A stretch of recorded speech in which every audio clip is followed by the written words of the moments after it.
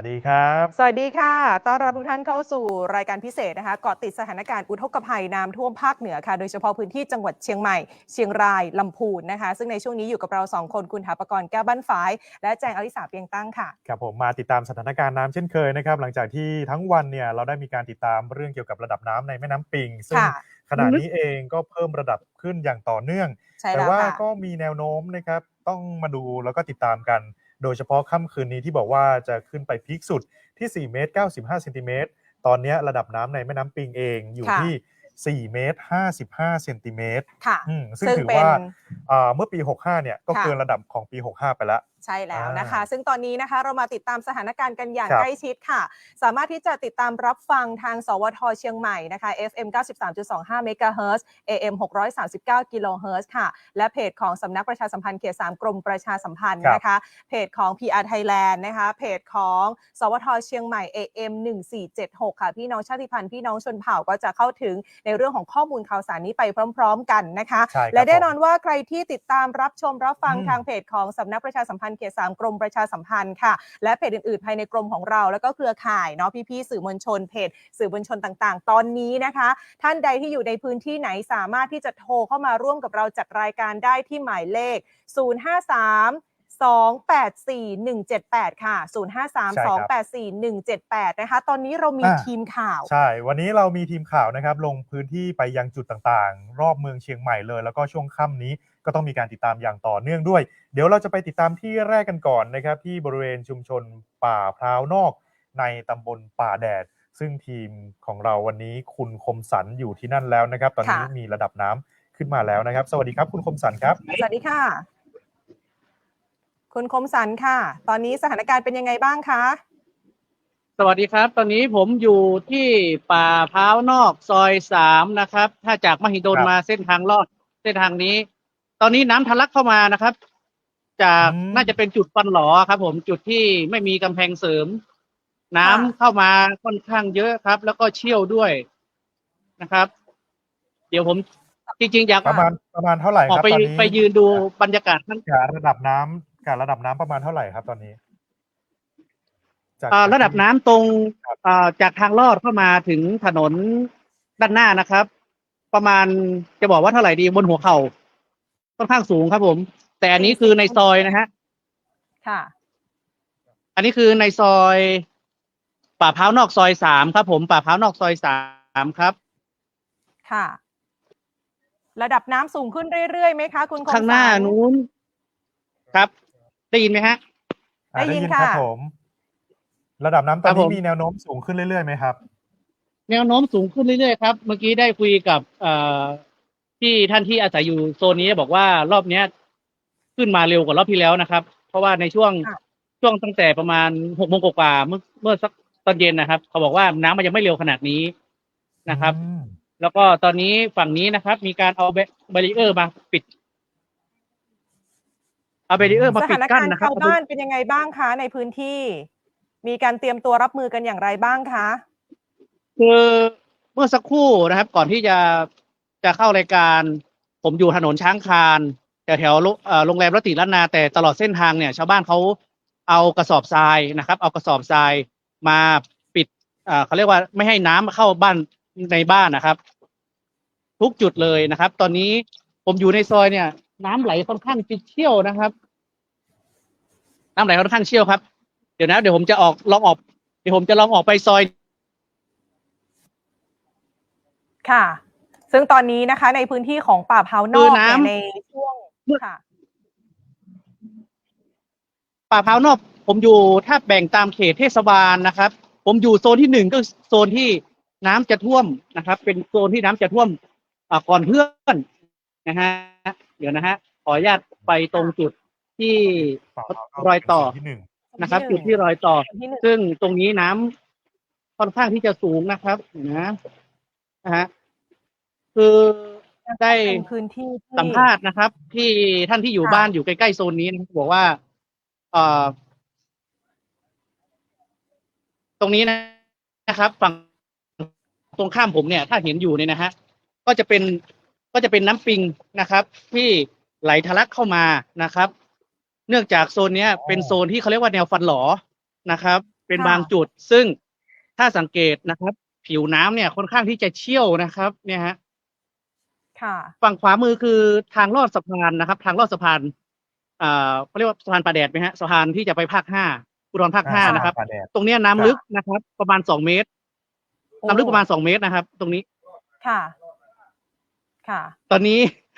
ถ้าจะเดินเข้าไปไม่ได้ครับ เพราะว่าน้ำเราไม่รู้ว่าจุดตรงเนี้ยลึกขนาดไหนนะฮะ ค่ะ ตอนนี้ของผมเนี่ยอยู่ที่หัวเข่านะครับ ตอนเนี้ยน้ำนะครับ ค่ะ แล้วก็ อันนี้คือในชุมช ถ้าน ฝั่ ป่าง พร้าวนอกใช่ไหมคะ ถึงระดับหัวเข่า ใช่ครับ ตรงนี้นะ ค่ะ ฮะ จุด แต่ถ้าตรง 3เขาเรียกว่าจุด3แยกตรงนี้นะฮะ เพราะว่าถ้าเลี้ยวซ้ายไปนะฮะ ถ้าเลี้ยวซ้ายไปฝั่งนี้นะครับ ฝั่งร้านอาหารเทอร์เลสเนี่ยนะฮะ ฝั่งนี้ก็คือถนน ค่ะ ช้างคลาน เดี๋ยวจะให้ไป ค่ะ ดูว่าน้ำเนี่ยไหลเชี่ยวขนาดไหนนะฮะ ตอนนี้ผม ค่ะ เดินเลาะฟุตบาท ไม่รู้ตรงไหนฟุต ค่ะ บาทตรงไหนถนนนะ น้ำ ระ ค่ะ วังด้วย ต้อ นะ ง ครับ ระวังด้วยนะคะ คุณคมสันต์ สาย ครับ ไฟ ผม ค่อนข้าง น้ำเชี่ ระ ยวย ง มาก ระยา นะ ง ครับ ด้วย ค่ะสำหรับคุณผู้ฟังที่ติดตามรับฟังทางสวทเชียงใหม่นะคะ ถ้าท่านสะดวกก็สามารถเข้ามาชมในเพจของสำนักประชาสัมพันธ์เขต 3 กรมประชาสัมพันธ์ แล้วก็ทางสวทเชียงใหม่ PRD ก็ได้แชร์ลิงก์ ฝั่งนู้น ข คือ อง ทางลอด ไล นะฮะ ฟ์สดด้วยนะคะ การจัดรายการครั้งนี้ สังเกตว่าระดับน้ำสูงมาก ถ้าทางลอดนี่น่าจะสูงถึงระดับ1.50 หรือ 2 เมตร อืม ค่ะ ใช่ครับ นี่คือ ตรงนี้ก็เป็น นี่ แย คือเป็ ก น วั จุ ด ด ใจ ฟันหลอนะ แย ฮะ ก จุดฟันหลอที่น้ำไหลออกมาจากร้านอาหารนะครับ แล้วก็จะไหลย้อนกลับไปถนนช้างคลาน แล้วก็ไหลไปทางป่าพร้าวนอก แล้วก็ไหลไปถึงโรงแรมรัตติล้านนานะครับ ไป ค่ะ สุดตรงนู้นเลยนะฮะ คือน้ำไหลค่อนข้างเชี่ยวแล้วก็ค่อนข้างแรงนะครับ จุดนี้ อั ไม่ นนี้ มี คือรับน้ำปิงโดยตรงเลยใช่ไหมคะ พื้นที่นี้รับน้ำปิงโดยตรงเลย ใช่ นะ ใช่เพราะว่าอยู่ริม ล้นตลิ่ง ริ มา แม่ ก็ น้ำ คื ปิ อง เข้า เลย ตรงนี้เลยนะคะ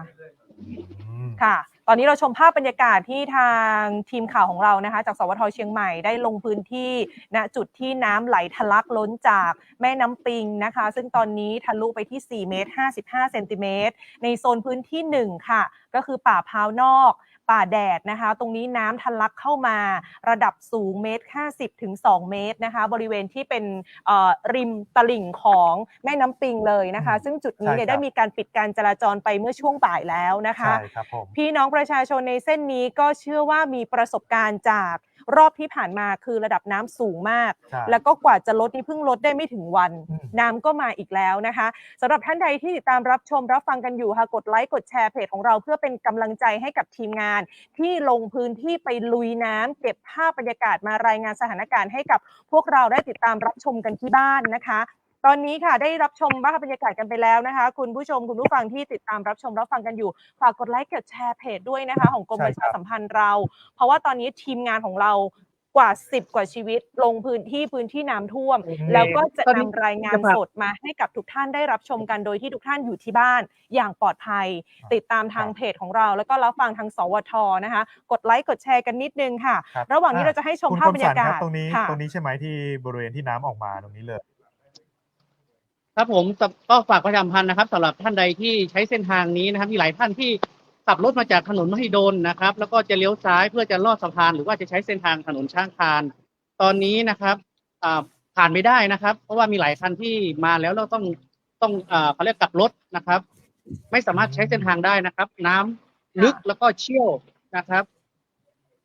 ต้องฝากประชาสัมพันธ์ด้วยว่าถนนจากท่านใดที่ใช้ถนนจากถนนมหิดลนะครับขาออกเชียงใหม่นะก่อนที่จะข้ามสะพานภูธรภาค 5เนี่ยบางท่านอาจจะเลี้ยวซ้ายลงมาเพื่อลอดสะพานตรงนี้นะครับ ตอนนี้ปิดกั้นเส้นทางนะครับ รถไม่สามารถผ่านได้นะครับ ทั้งรถยนต์และรถจักรยานยนต์นะครับ ตอนนี้คือสถานการณ์ที่พี่น้องประชาชนย้ายรถไปจอดบริเวณถนนเส้นมหิดลกับตรงสะพานเยอะไหมคะคุณคมสันคะ ตอนนี้จอดยาวครับจอดยาวตั้งแต่บนสะพานนะครับ ค่ะ เพราะว่าผมมาจากฝั่งมหิดลขาออกยาวไปจนถึง ค่ะ ฝั่งตรงข้ามปั๊มน้ำมันปตทมหิดลนะครับ ตอนนี้ ค่ะ แล้วก็มีประชาชน ค่ะ ที่เอาทั้งรถยนต์และมอเตอร์ไซค์นะครับ ที่มาจอดบนถนนนะครับ ทั้งสองฝั่ง ค่ะ นะครับ ค่ะ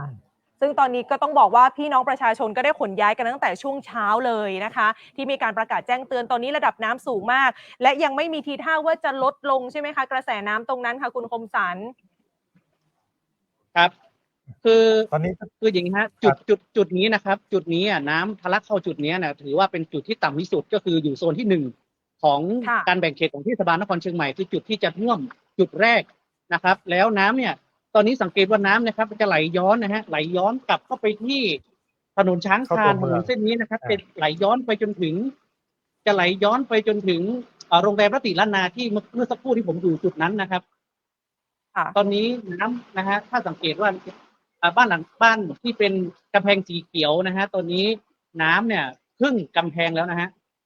โอ้โห น้ำนี่ ระดับ ตอน น้ำ นี้ ค่อนข้าง ดู สู ดู ง ดูแล้วน้ำเหมือนจะยังไม่ดูแล้วไม่ลดนะครับจะเพิ่มขึ้นมา ไม่ เรื่อยๆ ล แล้ ด วก็ นะ ค่อน คะ ข้างที่จะเชี่ยว ค่ะ นะ คุ ค ณ รับ คมสันต์คะพี่น้องประชาชนในละแวกนั้นมีการอพยพเคลื่อนย้ายกันหรือยังคะ? สำหรับประชาชนในโซนนี้นะครับ หลังจากที่ได้พูดคุยเมื่อสักครู่บอกว่าเขาได้เตรียมความพร้อมตั้งแต่ตอนเย็นหลังจากที่ทางการได้ประกาศแล้วนะครับ ว่าให้อพยพ ค่ หรือว่าเตรียมยกของพื้นที่สูง แล้วก็เป็นการท่วมในรอบครั้งที่2ในรอบอาทิตย์นะครับเขาก็มีการเตรียมพร้อมอยู่นะครับ แล้วก็มีการตื่น ค่ ตัวนะครับ เรื่องของการย้ายของพื้นที่สูง การอพยพกลุ่มเปราะบางและผู้ป่วยแล้วก็ผู้สูงอายุออกมาข้างนอกนะครับ รวมถึงเอารถจักรยานยนต์มาจอดบนถนนที่สูงขึ้นนะครับ ครับ ค่ะ ก็ถือว่าพี่น้องประชาชนเตรียมความพร้อมอย่างดี ตรงบริเวณใกล้เคียงตรงจุดนี้มีศูนย์ประสานงานให้ความช่วยเหลือไหมคะ หรือว่าหน่วยกู้ชีพกู้ภัยที่คอยดูแลพี่น้องประชาชนมีอยู่ใกล้เคียงไหมคะ? ตอนนี้ ตอนนี้นะฮะ ตอนนี้ ครับ ตอนนี้ยังไม่มีเจ้าหน้าที่มาประจำจุดนะครับ แล้วก็ ค่ะ ในจุดนี้เนี่ยมีเรือนะครับ มีเรือของป้องกันและบรรเทาสาธารณภัยของเทศบาลนครเชียงใหม่จอดอยู่2 ลำ แล้วก็มี ค่ เครื่องสูบน้ำนะครับ1 เครื่อง แต่ยังไม่ได้เดินเครื่องนะครับ แล้วก็แต่ยังไม่ ค่ะ มีเจ้าหน้าที่อยู่นะครับ แล้วก็จุดนี้ค่อนข้างที่จะมืดนะครับ จ ค่ ริง ๆ ะ อยากให้เจ้าหน้าที่เอาเครื่องเขาเรียกว่าเครื่องกั้นมากั้นตรงทางลงก่อนที่จะเข้ามาในซอยนี้นะครับ เพราะว่าเขาเอา แบรีเออร์ มากั้นตรงจุดที่เป็นน้ำแล้วอะครับ เพราะบางคน ค่ะ จะไม่ต้องเสียเวลาวนเข้ามา จะได้ไม่ต้องวนออกไปอีก ถ้าเห็นว่าไม่สามารถเข้าในเส้นทางนี้ได้นะครับ ค่ะ ตอนนี้มีหลายท่านทักเข้ามาถามว่าน้ำเข้าถึงเชียงใหม่แลนด์หรือยัง? แยกบัวระวงถึงหรือยังนะคะ? เดี๋ยวเราจะให้ทีมข่าวที่อยู่กระจายในพื้นที่ต่าง ๆ ได้รายงานเข้า ครับ มา ผม นะคะ คุณคมสันต์ครับ ตรงที่น้ำทะลักเข้ามาเนี่ยได้มีการเจ้าหน้าที่จะมีการปิดรูรั่วตรงนั้นไหมครับ? หรือว่าจะปล่อยเลย? เพราะว่าตอนนี้เห็นว่าสถานการณ์ก็คือน้ำไหลแรงมาก ใช่ค่ะ ตอนนี้จุดนี้ไม่สามารถที่จะกั้นได้แล้วนะครับ เพราะว่าตอนนี้เจ้าหน้าที่เมื่อสักครู่ที่ผ่านมาเจ้าหน้าที่เขาไปเสริมกระสอบทรายตรงที่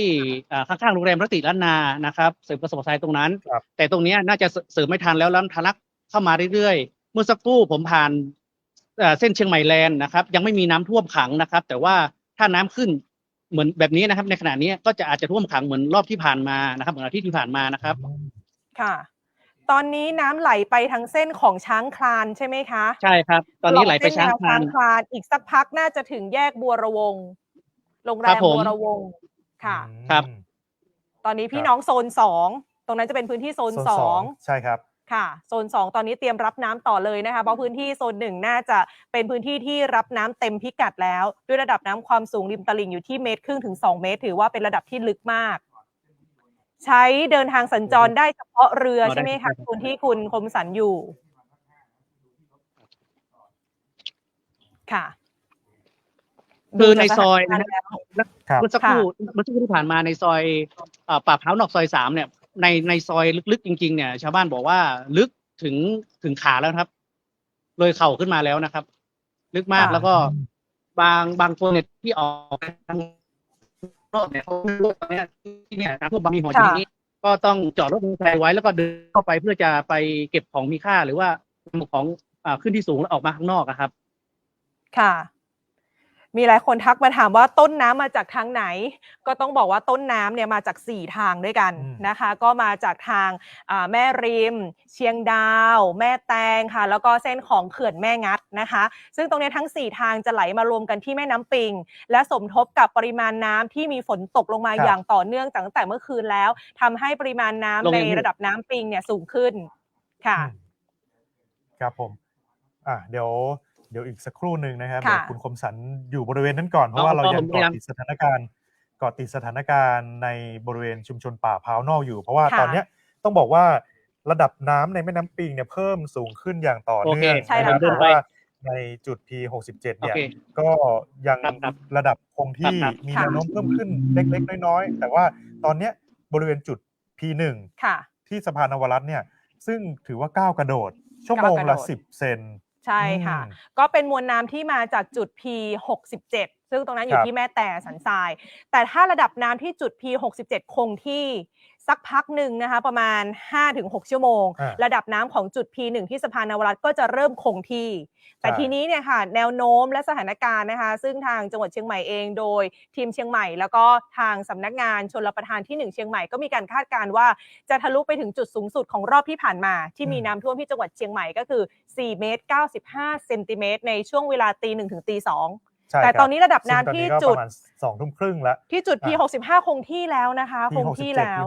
67นะคะขออภัย P67 คงที่แล้วคงที่อยู่แต่ก็ต้องดูต่อไปเรื่องเกี่ยวกับปริมาณน้ำเพราะว่าฝนเนี่ยตกในพื้นที่อย่างต่อเนื่องเลยโดยเฉพาะทางตอนเหนือของจังหวัดเชียงใหม่จะเห็นว่ารอบๆทั้งเมืองเนี่ยครึ้มมากนะครับแล้วก็ทางโซนตอนเหนือเองฝนตกลงมาอย่างต่อเนื่องตลอดทั้งวันที่ผ่านมาดังนั้นสถานการณ์น้ำเนี่ยเรายังคงติดตามอย่างต่อเนื่องอย่างที่เห็นไปจากคุณคมสันเมื่อสักครู่นี้ระดับน้ำเนี่ยเพิ่มสูงขึ้นก็ทำให้ทะลักเข้าบริเวณจุดที่อาจจะเป็นจุดที่ลุ่มต่ำแล้วก็เป็นรูรั่วอยู่ตรงนั้นทำให้น้ำมันไหลเข้ามาเยอะเลยตอนนี้ก็ไม่สามารถที่จะเข้าไปปิดได้ทันละใช่ค่ะก็ต้องปล่อยให้น้ำไหลเข้ามาเขาเป็นช่วงฟันหลอของแนวทางกั้นน้ำแล้วตอนนี้คือเจ้าหน้าที่เองก็ระดมกำลังอย่างเต็มที่นะครับในการช่วยเหลือพี่น้องประชาชนโดยเฉพาะพื้นที่ลุ่มต่ำแต่ละโซนเนี่ยที่เป็นโซน1โซน2ตอนนี้ไล่ไปทุกโซนเลยใครที่ยังไม่ได้เก็บของให้เก็บของเลยทันทีนะครับเพราะว่าอะไรก็เกิดขึ้นได้ใช่แล้วค่ะขออนุญาตมาดูที่คอมเมนต์กันนิดนึงนะคะอยากจะขอเชิญชวนทุกท่านที่ติดตามรับชมรับฟังกันอยู่นะคะกดไลค์กดแชร์เพจเพื่อที่ว่าเราจะได้เห็นสถานการณ์ในพื้นที่จริงๆว่าแต่ละจุดของจังหวัดเชียงใหม่ระดับน้ำไปถึงไหนแล้วนะคะคอมเมนต์เลยก็ได้นะครับผมเขาบอกว่าเคหะหนองหอยท่วมไหมเคหะหนองหอยยังไม่ท่วมนะครับผมแล้วก็บริเวณที่เป็นโกลบอลเฮาส์เส้นนั้นน่าจะน้ำมาแน่นอนแต่ต้องรอถ้าสมมติว่าน้ำท่วมในระดับของถนนช้างคลานเดี๋ยวเส้นวงแหวนรอบ2รอบ3ตามมาแน่นอนนะคะการกนก19ท่วมแล้วยังตอนนี้ยังไม่มีรายงานนะคะการกนก19นี่ถ้า19อยู่ช้างคลานตรงนี้ใกล้ละหรือว่าการกนกวิว19ที่เคยท่วมอยู่เมื่อคราวที่แล้วเมื่ออาทิตย์ที่แล้วถัดไปอีกวงแหวนรอบ2แถวสารพีนะครับต้องพูดแบบนี้ว่าโซนที่เคยท่วมโซนที่เคยท่วมต้องมีการเตรียมพร้อมรับมือด้วยเพราะว่าตอนนี้ปริมาณน้ำมันเยอะมากมาแน่นอนนะครับถ้าหากว่าท่านยังมีกระสอบทรายอยู่กั้นไว้เหมือนเดิมก่อนอย่าเพิ่งรื้อนะถึงแม้ว่าจะถึงไม่ถึงไม่รู้แต่เราเคยท่วมเมื่ออาทิตย์ที่แล้วเราควรจะกั้นไว้ก่อนนะครับค่ะตอนนี้คอมเมนต์สอบถามเข้ามาสารพีจะท่วมไหมคะแน่นอนค่ะถ้าระดับน้ำยังคงสูงขึ้นเรื่อยๆแบบนี้นะคะแล้วก็ท่วมบริเวณป่าแดดเดี๋ยวอีกสักพักหนึ่งค่ะน่าจะไปถึงสารพีในบางส่วนนะคะแล้วก็ทางทีมงานเดี๋ยวอีกสักครู่หนึ่งทีมงานจะรายงานสถานการณ์เข้ามาอยากจะขอเชิญชวนคุณผู้ชมคุณผู้ฟังกดไลค์กดแชร์เพจกันนิดนึงเพื่อเป็นกำลังใจให้กับทีมงานที่เสียสละนะคะลงพื้นที่ไปเก็บภาพบรรยากาศมารายงานให้กับคุณผู้ชมและคุณผู้ฟังได้ติดตามกันอย่างใกล้ชิดค่ะเดี๋ยวเรามาแจ้งนะครับเหตุการณ์ต่างๆที่เกิดขึ้นตอนนี้ว่ามีที่ไหนน้ำปิงเนี่ยล้นเข้ามาบ้างนะครับตอนนี้บริเวณขัวเหล็กเองหน้าจุด P1 เนี่ยน้ำปิงได้ทะลักเข้ามาบริเวณผิวถนนแล้วดังนั้นใช้ความระมัดระวังในการสัญจรด้วยแล้วก็ซอยเข้าโรงพยาบาลรานา3แถวป่าตันตอนนี้ก็มีน้ำหลากบนผิวถนนแล้วนะครับแล้วก็สะพานขัวสลีสีเวียงพิงบริเวณนั้นน่ะแถวป่าตันเองน่ะฝั่งตะวันตกตอนนี้ยูเทิร์นนั้นก็ปิดเรียบร้อยแล้วนะครับไม่ได้ให้ผ่านแล้วเพราะว่ามีปริมาณน้ำไหลหลากเข้ามานะครับแล้วก็อีกอย่างหนึ่งคือตอนนี้อีกจุดหนึ่งแถวช้างคลานเนี่ยหน้าพระหฤทัยหน้ามงฟอร์ดปฐมเนี่ยถนนเจริญประเทศตอนนี้ก็มีน้ำหลากเข้ามาบริเวณผิวถนนแล้วนะครับใช่ค่ะตอนนี้มีข้อความนะคะคอมเมนต์ทักเข้ามาสอบถามว่าหมู่บ้านวรุณนิเวศน้ำเข้าไหมคะหมู่บ้านวรุณนิเวศนี่อยู่แถวไหนเอ่ยถ้าอยู่ในโซนพื้นที่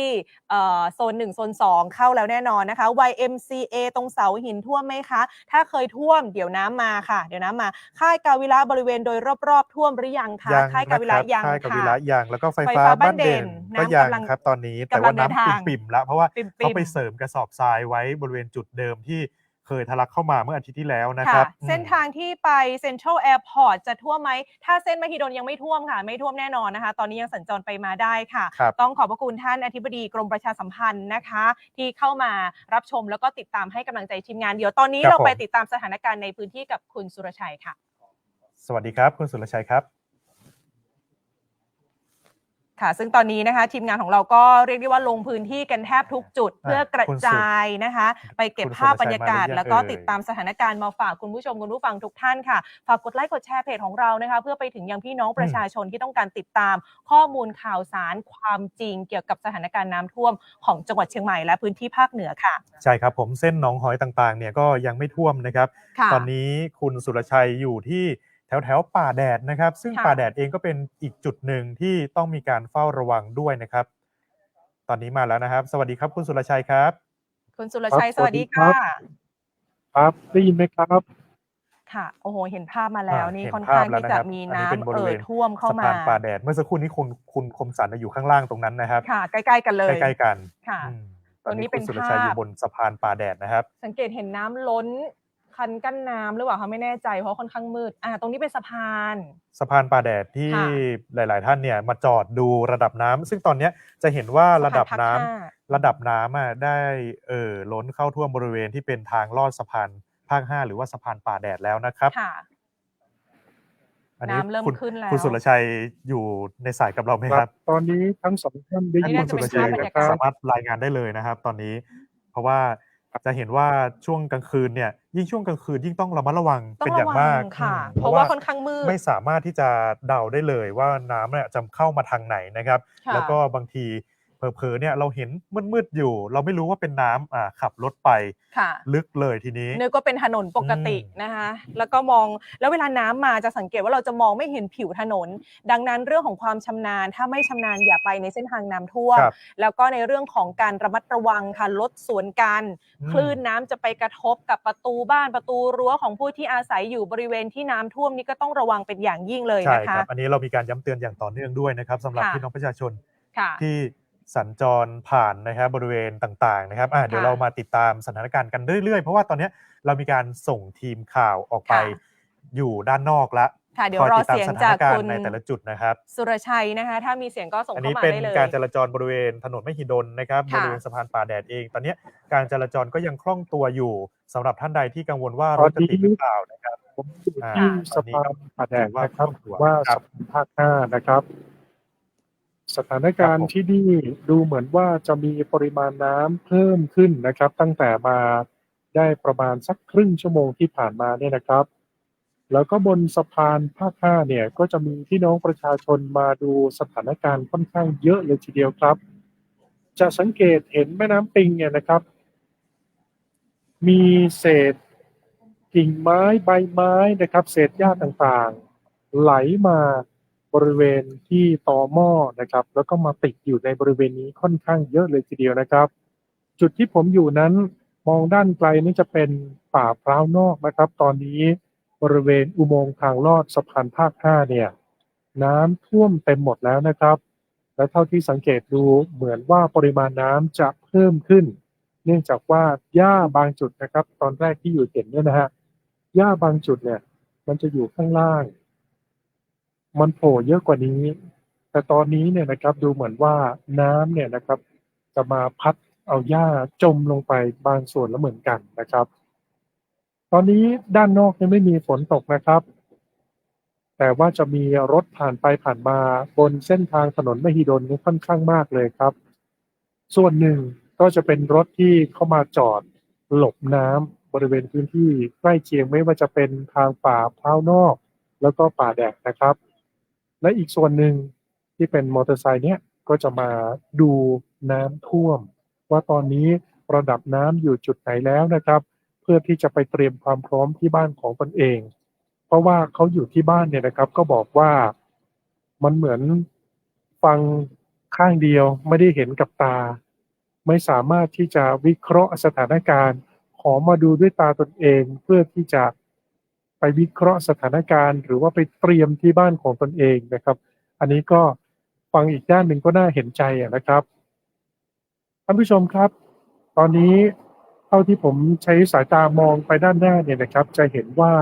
บริเวณน้ำปิงเนี่ยไหลค่อนข้างแรงแล้วก็ไหลเชี่ยวเลยทีเดียวนะครับเนื่องจากว่าปริมาณน้ำทางตอนเหนือที่ไหลลงมาเนี่ยเหมือนจะไหลมาเติมเรื่อยๆนะครับถ้ามีเศษกิ่งไม้มีเศษใบไม้เศษหญ้าต่างๆไหลมาเรื่อยๆแบบนี้ก็แสดงว่ายังเป็นช่วงที่ น้ำยังขึ้นอยู่นะครับ เมื่อสักครู่นี้มี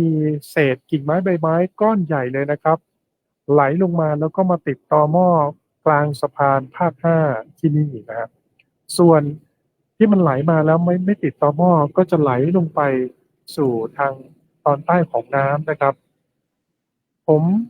อยู่คนละจุดกับคุณจันจิรานะครับ คุณจันจิราจะไปอยู่ด้านหน้าของโรงเรียนพิมานเด็กเชียงใหม่ จุดนั้นเนี่ยนะครับเขามีการทำเอากระสอบทรายมากั้นน้ำไว้ แล้วก็มีเครื่องสูบน้ำนะครับ เดี๋ยวสักครู่ถ้าเกิดว่าคุณจันจิราพร้อมเนี่ยนะครับ ก็จะได้เห็นบรรยากาศในสองจุดไปพร้อมๆกัน ที่เห็นอยู่ตอนนี้นะครับคู่กับจอของผมเนี่ยก็จะเป็นของคุณจันจิรานะครับ มาดูในโซนนี้นิดนึงนะครับ ตรงนี้เนี่ยที่ท่านผู้ชมได้เห็นเนี่ยมันไม่ใช่น้ำนะปกติแล้วเนี่ยมันจะเป็นถนนทางลอดสะพานป่าแดดเนี่ยนะครับสะพานภาค5เนี่ยแล้วไปนู่นนะที่มีแสงสว่างเล็กๆอยู่ตรงนู่นเนี่ยนะครับ อันนั้นจะเป็นป่าพร้าวนอกนะครับ เป็นเส้นทางที่จะเชื่อมไปสู่ถนนช้างคลานทางนู่นเนี่ยนะแต่ว่าตอนนี้เนี่ยนะครับน้ำปิงได้ล้นพนังกั้นน้ำบริเวณจุดนี้แล้วนะครับแล้วก็ทำให้ไหลท่วมถ้ามองเผินๆเนี่ยนะมันจะกลายเป็นลักษณะของเหมือนแม่น้ำปิงทั้งหมดเลยนะครับแต่จริงๆแล้วบริเวณด้านหน้าเนี่ยเป็นถนนทางลอดสะพานป่าแดดนะครับจะเห็นได้ว่ามีประชาชนเนี่ยตามมาดูน้ำเป็นจำนวนมากนะครับบางคนขับไปผ่านมาก็แวะมาดูบริเวณกลางสะพานเนี่ยนะครับเจ้าหน้าที่เขาไม่ให้มาจอดโดยเฉพาะรถใหญ่ๆเนี่ยไม่ให้มาจอดนะครับเขาจะมีกรวยกลางถนนแล้วก็กั้นไว้ครับแล้วก็มีรถของเจ้าหน้าที่ให้สัญญาณไฟเพื่อที่จะป้องกันคนที่จะมาดูหรือว่าคนที่จะจอดรถนะครับแล้วก็จะมาตรวจเช็คเป็นระยะตอนนี้ผมเดินมากลางสะพานอาจจะมืดไปนิดนึงนะครับจริงๆถ้ามองด้วยตาเปล่าเนี่ยมีไฟส่องสว่างนะครับแต่ว่าเนื่องจากว่าน้ำเนี่ยมันเป็นน้ำสีดำนะฮะสีดำสีน้ำตาลมองกลางคืนเนี่ยมันก็ทำให้ไม่ค่อยชัดนะครับเป็นภาพที่มืดนะครับตอนนี้ก็มีเจ้าหน้าที่ตำรวจนะครับจากตำรวจภูธรเมืองเชียงใหม่นะครับก็มาอำนวยความสะดวกให้กับพี่น้องประชาชนเพราะว่ามีประชาชนบางส่วนเนี่ยนะครับเขาก็แวะมาสอบถามเจ้าหน้าที่ว่าจะผ่านไปเส้นนั้นผ่านไปเส้นนี้จะทำอย่างไรดีจะไปทางไหนได้นะครับก็จะมาแวะถามเป็นระยะนะครับทำให้สองฝั่งของบริเวณถนนมหิดลตรงนี้เนี่ยนะครับก็จะมีรถมาจอดค่อนข้างมากนะครับนอกจากมาดูน้ำแล้วก็มาสอบถามเจ้าหน้าที่ด้วยตอนนี้มันกำลังขยับนะครับเพราะตรงหน้าตำนานของตำนานของน้ำก็ที่เราจะมาเข้าใต้สะพานเนี่ยนะครับเป็นหมดแล้วผู้ที่มาอยู่บริเวณสะพานภาค5ที่นี่เนี่ยนะครับก็จะมาแลกเปลี่ยนข้อมูลกันว่าที่ไหนเป็นอย่างไรแล้วบ้างนะครับไม่แน่ใจว่าท่านผู้ชมจะได้เห็นหรือเปล่านะครับบริเวณด้านล่างนี้นะครับจะมีเศษต้นไม้นะฮะต้นไม้ต้นใหญ่ๆเลยแล้วก็มีต้นกล้วยนะครับเศษหญ้าต่างๆเนี่ยลอยมาติดอยู่บริเวณตอหม้อกลางสะพานเนี่ยเยอะเลยทีเดียวแล้วครับไม่แน่ใจนะครับว่าวันพรุ่งนี้เนี่ยเจ้าหน้าที่ก็คงจะต้องมานำรถแบ็คโฮนะครับหรือว่ารถที่มีมือยาวๆเนี่ยนะครับต้องเอาออกเพราะไม่เช่นนั้นเนี่ยมันจะเป็นตัวต้านลำน้ำต้านกระแสน้ำนะครับถ้าเกิดว่าน้ำไหลผ่านได้ไม่ดีพอเนี่ยก็จะทำให้น้ำบริเวณด้านเหนือของสะพานเนี่ยนะครับจะถูกสิ่งเศษต่างๆเนี่ยนะครับมันกั้นน้ำไว้มันจะทำให้น้ำระบายได้ช้านะครับเดินมาอีกจุดนึงนะครับตอนนี้จะเห็นได้ว่ามีพี่น้องประชาชนเนี่ยนะครับมาใช้โทรศัพท์มือถือแล้วก็ถ่ายแล้วก็มาดูเป็นจำนวนมากแล้วก็คอยแจ้งข่าวสารไปให้ญาติพี่น้องที่อยู่ที่บ้านนะครับเมื่อสักครู่นี้เนี่ยนะครับมีตะขาบตัวเล็กๆมันก็คงจะหนีน้ำมานะครับแล้วก็ขึ้นมาเกาะตรงสะพาน แต่โชคดีที่มันไม่ตัวใหญ่เนาะแล้วก็มีคนเห็น ก็มันก็ไต่หนีไปนะครับ นี่เป็นจุดบริเวณสะพานภาค 5นะครับ ยังมีคนมาดูระดับน้ำเป็นระยะนะครับ ก็คงจะมีการเช็คหลายจุด ตอนนี้ผมเอี่ยวสุรชัยครับจาก NBT North นะครับทีมงานของสำนักประชาสัมพันธ์เขต 3 ก็พา เจ้า ท่านผู้ชมมาดูในจุดนี้นะครับ ครับขอบพระคุณ เจ้าม ากนะครับ ขอบคุณ อ่ะ พี่เอี่ยวจัดนัก ครับ เจ้า ผมเดี๋ยวเราไปที่อีกฝากหนึ่งตอนนี้คุณสุรชัยอยู่ฝากของฝั่งป่าพร้าวนอก เจ้า แต่ตอนนี้คุณจันจิลาได้รออยู่ที่ฝั่งป่าแดด ซึ่งตรงนั้นน่ะมี มี กระสอบทรายที่ เป็น ร พนั อง กั้น อยู่ น้ำ เป็นพนังกั้นน้ำอยู่นะครับ เจ้าเริ่มทะ เดี๋ยว ลั ร ก อ ละ สัญญาณจากคุณจันจิลาสักครู่หนึ่ง เจ้า ตอนนี้รอสัญญาณจากคุณจันจิรานะเจ้า ซึ่ง ครับ คุณผู้ชมคุณผู้ฟังเจ้าขออนุญาตเปลี่ยนโหมดสวิตช์มาอู้กับเมือง ครับผมเมื่อสักครู่นี้ เพื่อความตื่น หลาย เต้น ๆ ท่านได้ถามเส้นทางต่าง เจ้า ๆ มานะครับ ก็บอกว่าตรงไหนบ้างตรงหน้าปริ้นท่วมหรือยังไม่ท่วมนะครับ เจ้า ผมแล้วก็ตอนนี้เราพยายามให้ผู้สื่อข่าวของเราไปอยู่ประจำจุดต่างๆ ที่เป็นจุดที่มีพี่น้องประชาชนอยู่นะครับ แล้วก็มีจุดที่พนังกั้นน้ำรวมไปถึงแม่น้ำปิงเนี่ยไหลเข้า เจ้า ทะลักเข้าท่วมบ้านเรือนพี่น้องประชาชนบางส่วน เจ้า เข้าพื้นผิวถนนแล้ว ค่ะ ใจเย็นๆนะเดี๋ยว ใจ เรา เย็นๆ เราจะได้พูดคุยกับทีมที่ลงพื้นที่กัน เพราะว่าเรามีการเชื่อมโยงสัญญาณทั้งในห้องส่งเอง และนอกพื้นที่ที่เราพาทีมไปนะครับ ตอนนี้ทาง ไป ด้าน ที่ ของทีมข่าว บ้าน ส เวี วย ง ท ทองกัน เชียง ก่อน ใหม่นะคะ อ่ะ ก็พร้อมแล้วที่จะรายงานสถานการณ์เข้ามาค่ะ คุณเจี๊ยบดารุณีสวัสดีค่ะ สวัสดีครับ สวัสดีค่ะ คุณแจง ค่ะ คุณเจมส์คุณผู้ชมคุณผู้ฟังค่ะดารุณี ค่ะ เมฆสุวรรณค่ะทีมข่าวสวทเชียงใหม่ค่ะ ตอนนี้เจี๊ยบอยู่ที่หมู่บ้านเวียงทองค่ะ ซึ่งเป็นพื้นที่ที่ถูกจัดไว้อยู่ในโซนที่2นะคะที่จะเป็นพื้นที่รับน้ำต่อไปจากโซนที่1นะคะ ซึ่งตอนนี้เนี่ยถ้าคุณผู้ชมได้เห็นภาพเนี่ยระดับน้ำเริ่มเข้ามาในหมู่บ้านแล้วนะคะ ก็ถ้าจุดที่ฉันยืนอยู่เนี่ยประมาณถึงหน้าแข้งแล้วค่ะนะคะก็จะเห็นมีบาง ก็จะเห็นมีบางบ้านที่มีน้ำเริ่มเข้าในหมู่บ้านนะคะ แต่ว่าเขาก็จะมีอุปกรณ์มีเครื่องมือมีไดโวค่ะ สูบน้ำออกตลอดเวลานะคะ อันนี้ก็คือเป็นพื้นที่ในหมู่บ้านเวียงทองค่ะ เมื่อสักครู่นี้เห็นมีได้ยินว่ามีสอบถามถึงหมู่บ้านเชียงใหม่แลนด์ใช่ไหมคะก็เจ๊บก็ได้ไปแวะดูให้เช่นเดียวกัน ก็ทางเชียงใหม่แลนด์เนี่ยน้ำแห้งอยู่นะคะ ยังไม่มีน้ำเข้าในพื้นที่เชียงใหม่แลนด์ถ้าตอนนี้ยังผ่านก็ยังสามารถผ่านได้นะคะสำหรับโซนเชียงใหม่แลนด์ค่ะ แล้วก็ในส่วนของถนนมหิดลนะคะในส่วนของมหิดลนะคะ เดี๋ยวพยายามจะแผนกล้องไปดูในบ้านให้นะคะ ไม่ทราบว่าจะเห็นหรือเปล่าว่า ค่ะ ในบริเวณบ้านเนี่ยเป็นอย่างไรนะคะ ค่ะ นี่ก็จะเป็นในบริเวณบ้านไม่ทราบว่าเห็นไหม สัญญาณดีเลย์ประมาณ1 นาที ก็เป็นบางหลังค่ะที่ยังมีคนอยู่นะคะสำหรับพี่น้องประชาชนนะคะ ก็มีเป็นบางหลังก็ไม่มีคนอยู่นะคะ ก็จะปิดบ้านไว้แล้วก็กั้น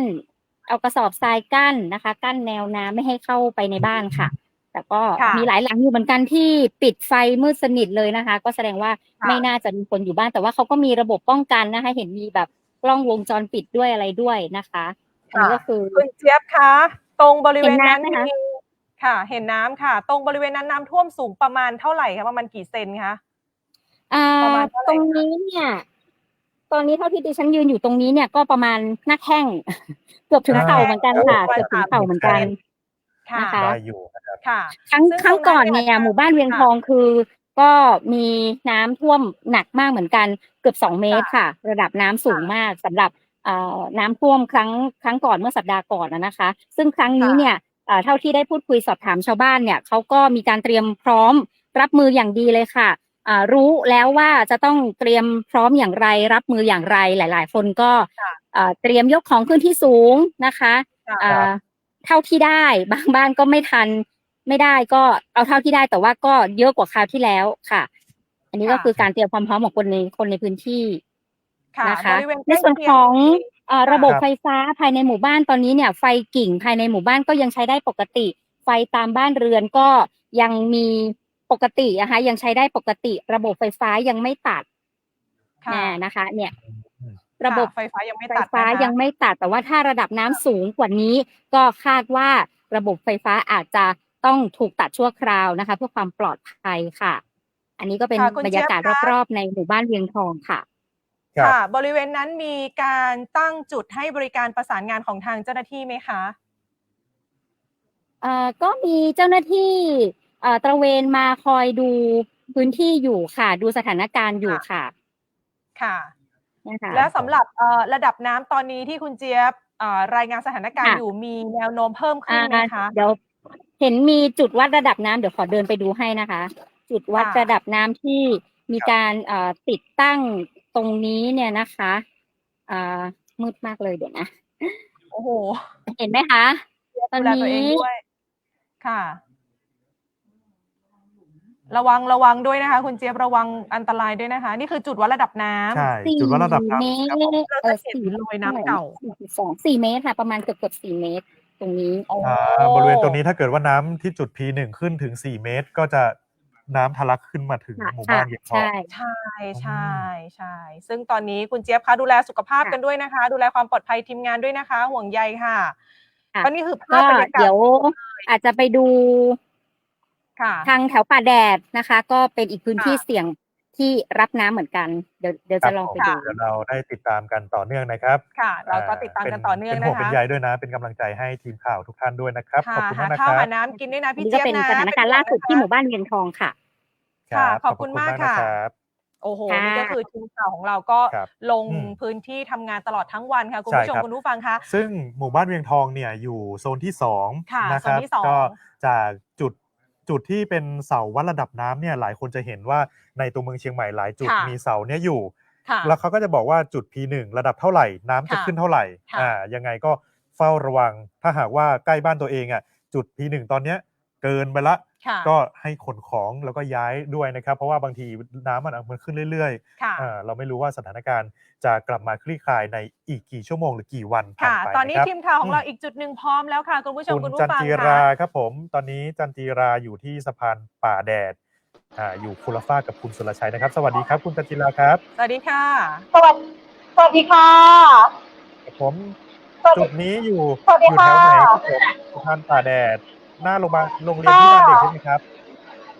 ตอนนี้กิ๊บอยู่ที่หน้าจุดโรงเรียนพิมานเด็กนะคะ ซึ่งจุดนี้ค่ะ น้ำกำลังขึ้นเลยค่ะ แล้วก็มีความ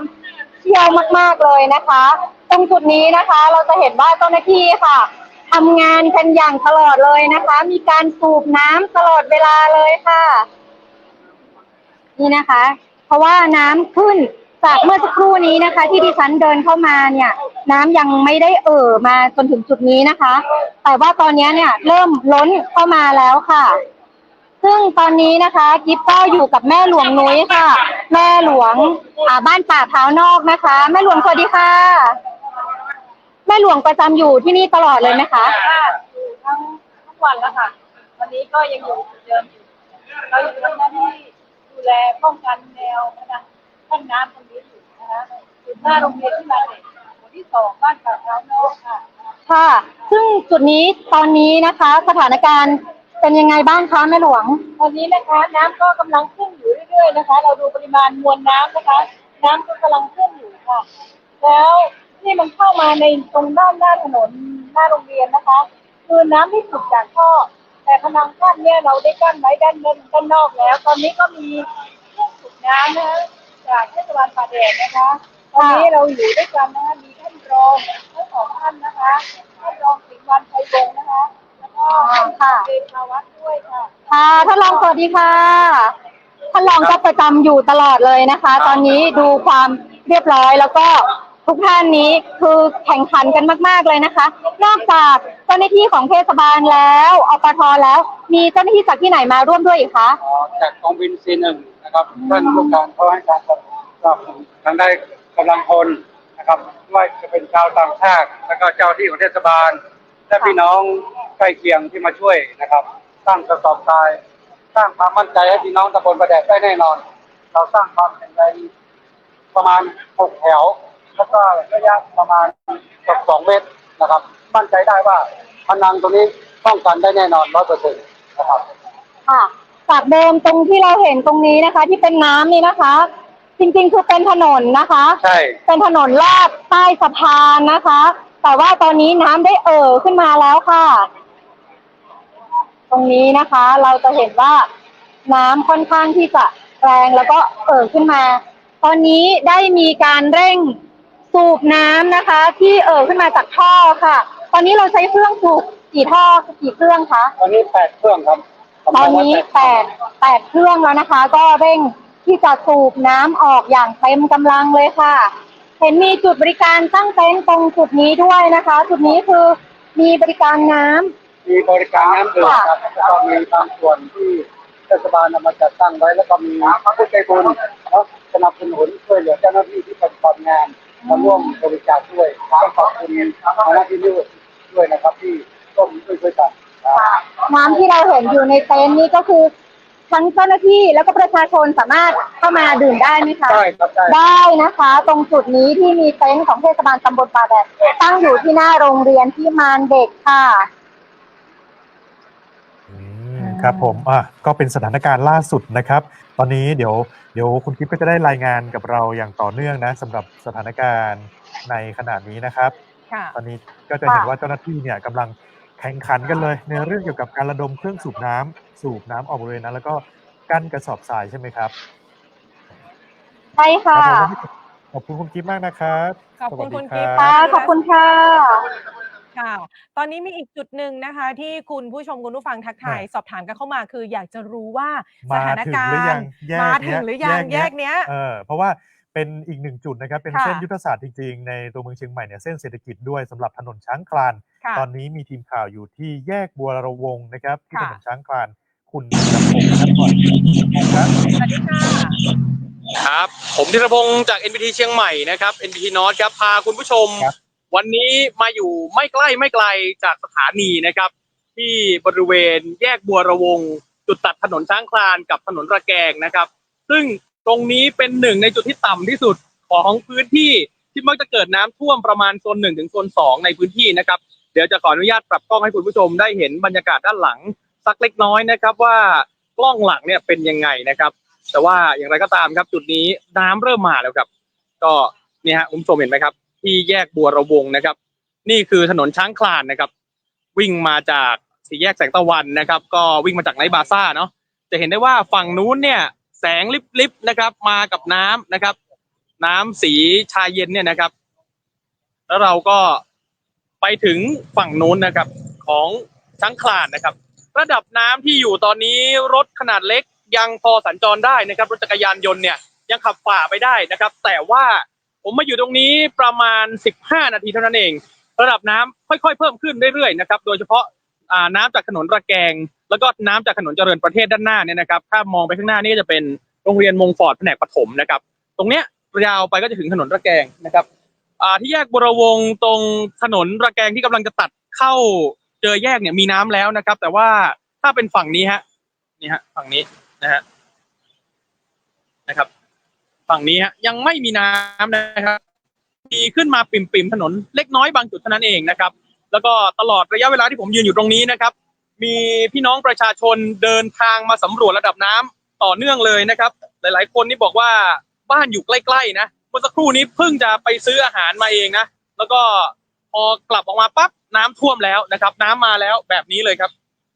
ระดับน้ำนะครับตรงนี้อยู่ที่ประมาณข้อเท้านะครับถ้าลงไปเนี่ยก็ยังไม่ลึกเท่าไหร่นะครับประมาณ10 ถึง 20 เซนติเมตรเท่านั้นเองนะครับที่น่าสนใจก็คือระดับน้ำที่1ตอนนี้เนี่ยน่าจะอยู่ที่ประมาณ4 เมตร 50 เศษแล้วใช่ไหมครับแต่ว่าจุดนี้ปกติเวลาท่วมเนี่ยนะครับมันจะไม่ถึง4 เมตร 50เนี่ยมันจะท่วมสูงกว่านี้แล้วนั่นหมายถึงว่าระดับน้ำที่ล้นเข้ามานะครับตรงนี้เนี่ยส่วนหนึ่งคือมาจากถนนเจริญประเทศแล้วก็มาจากท่อต่างๆรวมถึงจุดที่เป็นที่ลุ่มต่ำนะครับไม่ได้ทะลุแนวกั้นของทางเทศบาลที่เขาบอกว่าอยู่ที่ประมาณ 4.6 เข้ามานะดังนั้นเราก็ยังคงเห็นระดับน้ำที่ถนนที่แยกบัวระวงถนนช้างคลานตรงนี้แค่เพียงประมาณนี้เท่านั้นเองนะครับถ้าจำกันได้ระดับตรงนี้ลึกประมาณไหนนะครับถ้าเปรียบเทียบคุณผู้ชมที่มาบริเวณแยกบัวระวงเมื่อช่วงประมาณสัปดาห์ที่แล้วนะครับช่วงที่เราเพิ่งมีสถานการณ์น้ำท่วมวันแรกเลยเนี่ยวันอังคารวันพุธเนี่ย ต่ำกว่านั้นอีกประมาณสัก10 เซนครับระดับนี้นี่ยังพอสัญจรได้นะครับแต่อย่างไรก็ตามยังคงต้องเฝ้าระวังครับเพราะว่าคาดว่าน้ำจะยังมาเรื่อยๆนะครับเพราะว่าวันนี้ทางจังหวัดเองเนี่ยคาดการณ์ไว้ว่ามันจะแตะไฮพีคที่ช่วงประมาณ2 นาฬิกาของวันพรุ่งนี้ใช่ไหมครับก็คือค่ำคืนนี้นั่นเองแต่ว่าระดับที่เราเจออยู่ตอนนี้นะครับก็น่าจะเป็นระดับที่กำลังค่อยๆเพิ่มขึ้นนะครับอย่างที่ดูหลายๆจุดเมื่อสักครู่ที่หมู่บ้านเบียงทองก็ดีที่อื่นก็ดีปกติโซน1เหล่านั้นนะครับโซน1โซน2เหล่านี้น้ำจะขึ้นสูงกว่านี้แล้วถ้าอยู่ที่ระดับ4.5 เมตรแล้วนะครับแต่ว่าต้องบอกว่าปีนี้รอบนี้เทศบาลน่าจะป้องกันได้ในระดับที่สูงกว่ารอบที่แล้วพอสมควรทีเดียวทำให้ระดับน้ำที่เราเห็นตอนนี้ไม่สูงเท่ากับรอบที่แล้วเท่าไหร่นะครับนะก็บรรยากาศตรงนี้ยังมีคนสัญจรตลอดนะครับยังมีรถวิ่งไปวิ่งมาตลอดฮะตรงนี้ค่ะคุณอุ้ยคะพ่อค้าแม่ค้าเส้นนั้นเขาเก็บของกันหรือยังคะต้องบอกว่าเส้นนี้ตอนนี้นะครับหลายๆร้านนี่เรียกได้ว่าปิดร้านไปแล้วนะครับเดี๋ยวผมจะพาเดินไปดูนะครับถนนมันจะเดินยากนิดนึงแต่จะพาเข้าไปดูนะฮะคุณอุ้ยคะขอภาพนิ่งๆให้เห็นบรรยากาศว่าตอนนี้เส้นที่ร้านข้างหน้าเนี่ยนะที่เป็นร้านอาหารเนี่ยเขาปิดแล้วก็เอากระสอบทรายมากั้นแล้วนะครับแล้วก็ร้านแถบด้านขวามือด้านซ้ายมือเนี่ยนะครับก็อยู่สูงกว่าถนนอยู่แล้วก็เลยอาจจะไม่กังวลอะไรมากแต่ร้านที่อยู่ฝั่งถนนช้างคลานเนี่ยนะครับที่เป็นแผงลอยขายอาหารตลาดกลางคืนส่วนใหญ่ปิดหมดแล้วครับเพราะว่าสถานการณ์ไม่ค่อยน่าไว้วางใจนะครับขอภาพนิ่งๆเลยค่ะคุณอุ้ยคะขอภาพนิ่งๆเลยแป๊บนึงนะครับให้เห็นบรรยากาศแบบรถเดินสัญจรไปมาตรงนี้มุมนี้โอเคเลยค่ะมุมนี้โอเคเลยค่ะประมาณนี้นะครับบนวงเลยนะครับค่ะขอภาพมุมนี้นิ่งๆเลยค่ะคุณอุ้ยค่ะแป๊บนึงนะฮะจะโดนรถชนครับระวังตัวด้วยค่ะคุณอุ้ยระวังด้วยนะครับอยู่บนฟุตบาทก็ได้ประมาณนี้นะครับค่ะมุมนี้โอเคเลยค่ะภาพมุมนี้ดีมากเลยค่ะคุณอุ้ยโอเคเลยนะคะแต่คุณอุ้ยสภาพการยืนโอเคไหมคะปลอดภัยไหมคะก็ตอนนี้ก็โอเคอยู่นะครับก็ครึ่งน่องแล้วนะฮะตอนนี้ระดับน้ำเพิ่มขึ้นเรื่อยๆให้คุณอุ้ยอยู่ตรงจุดนี้ยาวเลยค่ะอยู่ตรงนี้ก่อนนะคะนิ่งๆก่อนนะเพราะเราจะสังเกตเห็นว่ารถยังสัญจรไปมาอยู่ใช่ไหมคะครับตอนนี้ยังสัญจรได้ครับแล้วก็รถจักรยานยนต์อย่างที่เห็นนะฮะยังวิ่งได้อยู่ครับค่ะเดี๋ยวให้คุณอุ้ยค้างภาพไว้ตรงนี้สักครู่หนึ่งนะคะเดี๋ยวเราขออนุญาตรายงานระดับน้ำที่จุดวัดน้ำ P1 สะพานนวรัตน์กันตอนนี้มีการอัปเดตแล้วระดับน้ำสูงขึ้นมากๆเลยค่ะครับผมสำหรับระดับน้ำจุด P1 ตอนนี้นะครับคุณอุ้ยได้ขึ้นมาที่4.63 เมตรขึ้นมา8 เซนจากชั่วโมงที่แล้วนะครับซึ่งถือว่าตอนนี้ระดับน้ำสูงขึ้นเรื่อยๆนะครับค่ะตอนนี้เองพี่น้องประชาชนเนี่ยมีการออกมาดูไหมแยกนี้แยกบัวระวงนะครับมีฮะตอนคือมันเขาเดินมาดูเรื่อยๆนะครับเมื่อสักครู่นี้ก็เพิ่งมีกลุ่มหนึ่งนะเดี๋ยวผมแพนให้ดูนะเนี่ยนะครับตรงแยกเนี่ยนะครับตรงถนนระแกงเนี่ยก็มีโซนที่พอจะจอดรถจักรยานยนต์ได้นะก็จะมีเป็นกลุ่มๆนะครับมากันเป็นชุดๆแล้วก็มาแวะดูน้ำนะครับแล้วก็มาพูดคุยกันสักพักนึงถ่ายภาพกับน้ำเนี่ยว่าสถานการณ์ตรงนี้ประมาณไหนรายงานกันสักครู่หนึ่งแล้วก็จะแยกย้ายกันไปนะครับเพราะว่าแยกบัวระวงนี่ต้องบอกว่าเป็นแลนด์มาร์คน้ำท่วมแล้วกันนะฮะว่าถ้าเริ่มหนักแล้วเนี่ยตรงนี้จะเริ่มท่วมแล้วนะครับก็ยังพอสัญจรได้นะครับแต่ว่าระดับความลึกแล้วก็ระดับของการเดินทางสัญจรจะยากลำบากขึ้นนิดนึงนะครับแต่ว่าโซนนี้เนี่ยก็มีจริงๆต้องบอกว่าตั้งแต่รอบที่แล้วที่ท่วมเนี่ยมีเสียงมาจากประชาชนที่อยู่ริมถนนค่อนข้างเยอะนะครับว่าใครสัญจรโซนที่มีน้ำท่วมแต่ว่ายังไม่สูงมากเนี่ยจะรบกวนให้อย่าบิดแรงหรือว่าอย่าเหยียบคันเร่งกันแรงๆนะครับเพราะว่าคลื่นน้ำที่มันมากับล้อเนี่ยนะครับมันจะกระแทกเข้าบ้านนะครับแล้วมันก็จะทำให้ทรัพย์สินเสียหายนะครับก็ขอความร่วมมือนะครับเข้าใจว่าทุกคนก็กลัวว่าเครื่องยนต์จะดับหรือว่ารถจะมีปัญหาในระหว่างเดินทางเนาะแต่ว่าอีกส่วนหนึ่งก็คือพี่ๆที่เขาลำบากอยู่แล้วนะครับถ้าเราขับเร็วเนี่ยก็เป็นการซ้ำเติมเข้าไปด้วยเนาะก็ขอความร่วมมือนิดนึงนะครับในโซนที่น้ำท่วมประมาณที่เรายังขับฝ่าไปได้นะไม่ว่ารถเก๋งหรือว่ารถกระบะหรือว่ารถจักรยานยนต์นะครับขอความร่วมมือกันนิดนึงฮะอย่างที่เราเห็นนะครับถ้าเลยแยกตรงนี้ไปนะครับถ้าเลยแยกบริเวณโรงพยาบาลเซ็นทรัลไปเนี่ยนะครับก็เริ่มแห้งแล้วก็อาจจะไปเจอกันอีกทีที่ตรงหน้าบริเวณใกล้ๆกับเชียงใหม่แลนด์อะไรอย่างเงี้ยนะครับถึงจะเริ่มมีระดับน้ำอีกครั้งหนึ่งซึ่งเดี๋ยวเราอาจจะดู ดูสถานการณ์สักครู่หนึ่งนะฮะก่อนที่จะ move ไปที่ช้างคลานฝั่งเชียงใหม่แลนด์เพิ่มอีกสักหน่อยหนึ่งจะได้เห็นบรรยากาศว่าระดับน้ำโซนนี้เนี่ยตอนนี้เป็นยังไงบ้างนะครับแต่ที่เจริญประเทศนี่เข้าใจว่าน่าจะขึ้นสูงพอสมควรแล้วครับตอนนี้ปักหลักอยู่ที่แยกบัวระวงนะคะ ซึ่งจะเป็นเส้นทางที่จะเข้าสู่แยกเส้นประชาสัมพันธ์แล้วก็จะมาถึงบริเวณสำนักประชาสัมพันธ์เขต 3 กรมประชาสัมพันธ์เราตอนนี้ให้คุณขับไปทางนั้นก่อนนะคะสังเกตว่าจะเห็นว่าตอนนี้มอเตอร์ไซค์เองก็ครึ่งล้อแล้วนะครับถ้าลงไปแยกบัวระวงเนี่ยคุณอุ้ยนิ่งๆก่อนนะคุณอุ้ยนิ่งๆก่อนนะคลื่นน้ำเองเนี่ยนะครับก็จะเห็นว่ารถยนต์บางคันก็ขับเร็วพอสมควรคลื่นแรงมากนะครับใช่ขอบคุณคุณอุ้ยมากๆนะคะสำหรับทีมงานของเราที่ต่อไปก็พร้อมที่จะรายงานสถานการณ์เข้ามาขอบคุณคุณอุ้ยและทีมงานค่ะดูแลความปลอดภัยกันด้วยนะคะครับขับรถดีๆด้วยนะครับผมเพราะว่าตอนนี้ขับรถเร็วมากแต่ละท่านนะครับตรงนี้เขาขับรถกันไวมากเลยในส่วนที่เป็นจุดที่เป็นน้ำท่วมเนี่ยก็จะเห็นว่ามีรถของพี่น้องประชาชนใช้ความเร็วพอสมควรอันนี้อยากฝากไว้นะครับสำหรับท่านใดที่ขับรถผ่านบริเวณจุดที่มีน้ำท่วมอยู่เนี่ยไปคลื่นน้ำมันไปกระทบกับผนังบ้านกำแพงบ้านกระจกรั้วประตูบ้านของพี่น้องประชาชนร้านค้าต่างๆพังได้นะครับค่ะมันเหมือนเป็นการไปซ้ำเติมเขาเราก็ต้องเห็นใจหันใจกันนักเจ้าหันใจเปิ้ลหันใจตัวเนาะต้องอุ้มกับเมืองแล้วอีกจุดหนึ่งนะครับตอนเมื่อสักครู่นี้เราได้รายงานสถานการณ์น้ำไปตอนนี้คุณเอกนรินทร์อยู่ที่บริเวณจุดที่1สะพานนวรัตน์นะครับสวัสดีคุณเอกนรินทร์ครับคุณเอกนรินทร์สวัสดีค่ะสวัสดีครับคุณแจงคุณเจมส์ครับตอนนี้ผมอยู่ที่จุดที่1นะครับบริเวณใกล้กับสะพานนวรัตน์นะครับถนนเชียงใหม่ลำพูนนะครับซึ่งตอนนี้ปริมาณน้ำอย่างที่เราได้เห็นกันนะครับว่าค่อนข้างจะเยอะทีเดียวครับส่วนรถสัญจรไปมาคือเยอะมากซึ่งตอนนี้นะครับถ้าเราสังเกตดูนะครับว่าถ้าหากว่ารถที่จะมุ่งหน้าไปทางค่ายกาวิระนะครับจะเห็นได้ว่าจะมีการกลับรถ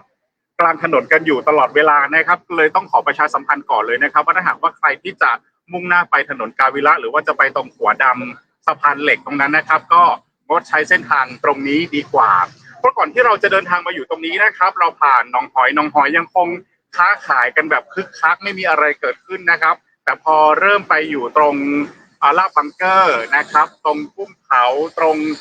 ขออภัยที่นี่ไม่มีเพลงใหม่ตรงเนี้ยเริ่มมีปริมาณน้ำเยอะขึ้นจนถึงบริเวณค่ายกาวิระน้ำก็เริ่มเพิ่มสูงขึ้นอย่างต่อเนื่องนะครับอยู่ตรงสะพานดำพ่อค้าแม่ค้ายังคงมาขายลูกชิ้นมาขายของกินเล่นแล้วก็มีพี่น้องประชาชนนะครับมาซื้อของกินกันอย่างต่อเนื่องนะครับตรงนี้นะครับถ้าระดับน้ำเท่าที่ผมยืนอยู่สักครู่หนึ่งก็จะเห็นได้ว่านะครับมีปริมาณน้ำเริ่มเยอะขึ้นอยู่แล้วนี่นะครับซึ่งคุณผู้ชมจะเห็นว่าตรงนี้ทางของเทศบาลเขาก็จะมีการนำกระสอบทรายนะครับมาอุดไว้แต่ว่าน้ำเนี่ยดูเหมือนจะมีการซึมมาอยู่ตลอดเวลาครับหากว่าอยู่ตรงข้ามนะครับก็จะเห็นด้านของโรงเรียนเชียงใหม่คริสเตียนนะครับตรงนี้ก็มีการป้องกันไว้เป็นอย่างดีสูงระดับเลยเกือบอกเหมือนกันนะครับสำหรับที่บริเวณหน้าโรงเรียนแต่เมื่อสักครู่ที่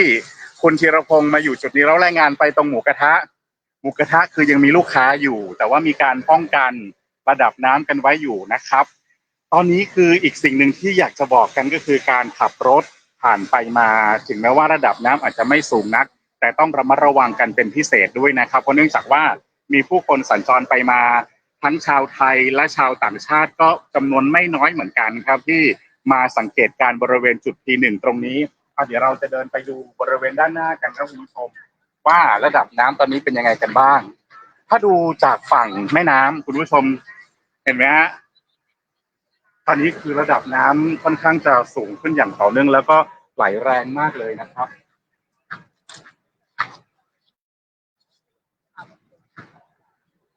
จริงๆเห็นไหมครับว่า